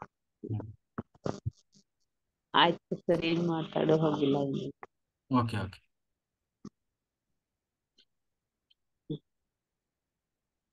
Surekha master ಮಾತಾಡಿ.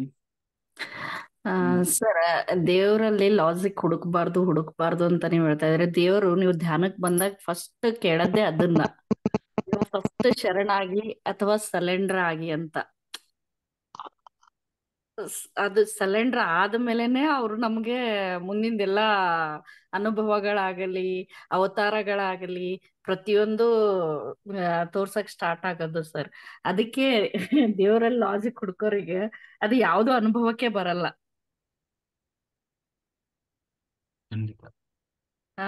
ಅದು ಫಸ್ಟ್ ಅವ್ರು ಕೇಳದೆ ಧ್ಯಾನದಲ್ಲಿ, ಯು ಶುಡ್ ಸಲೆಂಡರ್, ನೀನು ಶರಣಾಗು ಅಂತ. ಅಂದ್ರೆ ನೀನು ನಂಬು, ನೀನು ಒಂದ್ಸಲ ಶರಣಾದ್ರೆ ನಾನ್ ನಿನಗೆಲ್ಲಾನು ತೋರಿಸ್ತೀನಿ ಅಂತ ಹೇಳದ್ದು. ಅದು ಧ್ಯಾನದಲ್ಲೇ ಗೊತ್ತಾಗದು ಸರ್. ಅದು ನೀವು ಎಷ್ಟೇ ಕ್ವಶನ್ ಮಾಡಿ ಅದಕ್ಕೆ ಆನ್ಸರ್ ಸಿಗಲ್ಲ. ಅದೇ ಹೇಳಿದ್ನಲ್ಲ, ಅದು ನಾವು ಲಾಜಿಕ್ ಹುಡುಕ್ತಾ ಹೋದ್ರೆ ಅದು ವಿತಂಡವಾದ ಆಗ್ತದೆ ಹೊರತು. ಅದೇ ಸರ್. ಈಗ ಈಗ ನಾವು ನನಗೆ ಹೊಟ್ಟೆ ಹಸಿತಾ ಇದೆ ಅಂತ ಅವ್ರು ಹೇಳಕ್ಕೆ ನನಗೆ ಕಾಣ್ತಾ ಇಲ್ಲ ಅಂತ ಇವ್ರು ಅದೇ ಅವ್ರು ಅದನ್ನೇ ಕೇಳ್ತಾ ಇದ್ದಾರೆ, ನನಗೆ ಅರ್ಥ ಆಗ್ತಾ ಇಲ್ಲ, ದೇವ್ರು ಅವ್ರಲ್ಲ ಇವ್ರಲ್ಲ ಅಂತ. ಯಾವಾಗ ನೀವು ಪರಿಪಕ್ವವಾದ ಧ್ಯಾನ ಸ್ಟಾರ್ಟ್ ಮಾಡ್ತಿರೋ, ಫಸ್ಟ್ ದೇವ್ರು ಹೇಳದೆ ನೀನ್ ಶರಣಾಗು, ಸಲೆಂಡರ್ ಆಗು, ಆಮೇಲೆ ನಾನು ನಿನಗೆ ಪ್ರತಿಯೊಂದು ಅನುಭವಕ್ಕೆ ತರ್ತೀನಿ ಅಂತ ಹೇಳ್ತಾರೆ. ನನ್ನ ಅನಿಸಿಕೆ ಪ್ರಕಾರ ಸರ್, ಅದು ತಪ್ಪೋ ಸರಿನೋ ಗೊತ್ತಿಲ್ಲ, ಬಟ್ ನನ್ನ ಅನಿಸಿಕೆ ಪ್ರಕಾರ ಅವ್ರು ನಮ್ಮನ್ನ ಕೇಳೋದು ಸಲೆಂಡರ್ ಆಗು ಅಂದ್ರೆ, ನೀನು ಫಸ್ಟ್ ನಂಬೋದಕ್ಕೆ ಸ್ಟಾರ್ಟ್ ಆಗು, ನೀನು ತಿಳ್ಕೊಳಕ್ಕೆ ರೆಡಿ ಆಗು, ಆವಾಗ ನಾನು ನಿನಗೆ ತಿಳಿಸ್ತೀನಿ ಅಂತ. ಅದೇ ಈಗ ದೇವರಿಗೆ ನಮ್ಮನ್ನು ಬಲವಂತವಾಗಿ ಒಪ್ಪಿಸಿ ಏನಾಗ್ಬೇಕಾಗಿಲ್ಲ. ಯಾರಿಗೆ ಅವನನ್ನು ಬಯಸಿ ಬರ್ತಾರೆ ಅವರಿಗೆ ದೇವರು ಪ್ರಕಟಗೊಳ್ತಾನೆ. ಅದೇ ಒಂದ್ಸಲ ನಾವು ಶರಣ ಆಗಿದೀವಿ ಅಂದ್ರೆ ನಮ್ಗೆ ಆ ಚಮತ್ಕಾರಗಳು, ಆ ಅವತಾರಗಳು, ಆ ರೂಪಗಳು, ಪ್ರತಿಯೊಂದು ಆ ಲೀಲೆಗಳು ಪ್ರತಿಯೊಂದು ಅನುಭವಕ್ಕೆ ಬರ್ತವೆ ಅಂತ ನನ್ನ ಅನಿಸಿಕೆ sir. Thank you sir, thank you. Master ಮಾತಾಡಿ.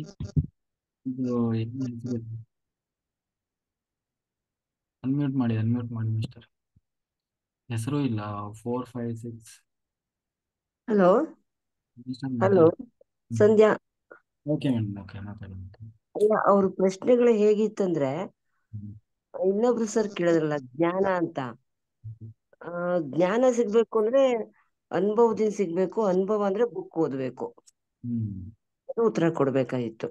ಇನ್ನೊಂದು ಕೇಳಿದ್ರಲ್ಲ, ದೇವ್ರೇ ಇಲ್ಲ, ಅವ್ರಿಗೇನ್ ಕೊರತೆ ಇದೆ ಅಂದ್ರೆ ಈ ಕಿವಿಯಿಂದ ಕೇಳಿದ್ರಿಂದ ಸಿಗೋದಿಲ್ಲ, ಸಾಕಷ್ಟು ಬುಕ್ಗಳನ್ನ ಓದಿ ನಾವು ಮೆಂಟಲಿ ತಯಾರಾಗ್ಬೇಕು. ಕ್ವಶನ್ನ ಅರುಣ್ ಕುಮಾರ್ನ ಕೇಳೋದ್ರಿಂದ ನಮ್ಗೆ ಎಲ್ಲಾ ಪ್ರಶ್ನೆಗಳಿಗೂ ಸಾಲ್ವೇಶನ್ ಸಿಗಲ್ಲ. ನಾವು ಪುಸ್ತಕಗಳನ್ನ ಓದಿ ನಾವು ಸ್ವಲ್ಪ ಜ್ಞಾನ ಹೊಂದಿದ್ದು ನಿಮ್ಮ ಉತ್ತರಗಳನ್ನ ಕೇಳಿದಾಗ ನಮಗೆ ಅರ್ಥ ಆಗುತ್ತೆ. ಬೇಸ್ ಏನು ಇಲ್ಲದೆ ಖಾಲಿ ಬಟ್ಲಲ್ಲಿ ಬಂದು ಕೂತ್ಕೊಂಡ್ರೆ ಎಲ್ಲದೂ ಪ್ರಶ್ನೆಗಳೇ ಆಗ್ಬಿಡುತ್ತೆ. ಹಿಂಗಾದ್ರೆ ನೀವು 30 ವರ್ಷನೂ ಬರೀ ಚರ್ಚೆ ಮಾಡ್ತಾನೆ ಹೋಗ್ಬೇಕಾಗತ್ತೆ. ಅದರಿಂದ ನೀವ್ ಏನ್ ಗೈಡ್ಲೈನ್ಸ್ ಮಾಡ್ಬೇಕು ಅಂದ್ರೆ ಬೇಸಿಕ್ ಆಗಿ ತಿಳ್ಕೋಬೇಕು ಅಂದ್ರೆ ಓದ್ಬೇಕು. ನಾನೊಬ್ಳೆ ಅಲ್ಲ, ಪ್ರತಿಯೊಬ್ರುವೆ ನಂಬಬೇಕು. ವೇದ, ಪುರಾಣ, ಇತಿಹಾಸ ಎಲ್ಲ ಕಥೆಗಳು ಮೊದ್ಲಿಂದ ಕೇಳ್ಕೊಂಡ್ ಬರ್ದೆ ಇವತ್ ದಿಢೀರಂತ ನಿಮ್ದೊಂದು ಚಾನಲ್ ಇದೆ ಅಂತ ಬೇಕಾದ ಕ್ವಶನ್ ಕೇಳಿದ್ರೆ ಕೇಳೋರ್ಗೆ ತಲೆ ತಿರುಗುತ್ತೆ. ನೀವ್ ಹೇಳ್ತೀರ ಸಾವಧಾನವಾಗಿ, ಬಟ್ ತಿಳ್ಕೊಂಡಂತವ್ರಿಗೆ ಕೂತ್ಕೊಂಡ್ ಕೇಳಕ್ ಆಗಲ್ಲ. ಇದ್ರಿಂದ ತಪ್ಪು ತಿಳ್ಕೊಬೇಡಿ. ಅಂದ್ರೆ ನಮ್ಗೆ ಟೈಮ್ ವೇಸ್ಟ್ ಅನ್ಸುತ್ತೆ. ಅಂದ್ರೆ ಈ ಮಿಡ್ ನೈಟ್ ಅಲ್ಲಿ ಕೂತ್ಕೊಂಡ್ ಕೇಳ್ಬೇಕಾ ಇದನ್ನ ಚರ್ಚೆನಾ, ಈ ಹರಟೆಗಳನ್ನ ಕೇಳ್ಬೇಕಾ ಅಂತ ಅನ್ಸುತ್ತೆ. ಬೆಳಗ್ಗೆ ಹೊತ್ತಾದ್ರೆ ಬೀಗ ಆಫ್ ಮಾಡ್ಬಿಟ್ಟು ಹೋಗ್ಬೋದು. ಈಗ ನಾವೇನೋ ಒಂದ್ ಹೇಳ್ತೀರಾ, ನೀವು ಒಂಚೂರು ಕೇಳೋಣ ರಾತ್ರಿ ಮಲ್ಕೊಳ್ಳೋವಾಗ್ಲಾದ್ರು ಅಂತ ಅನ್ಕೊಂಡಿರ್ತೀವಿ.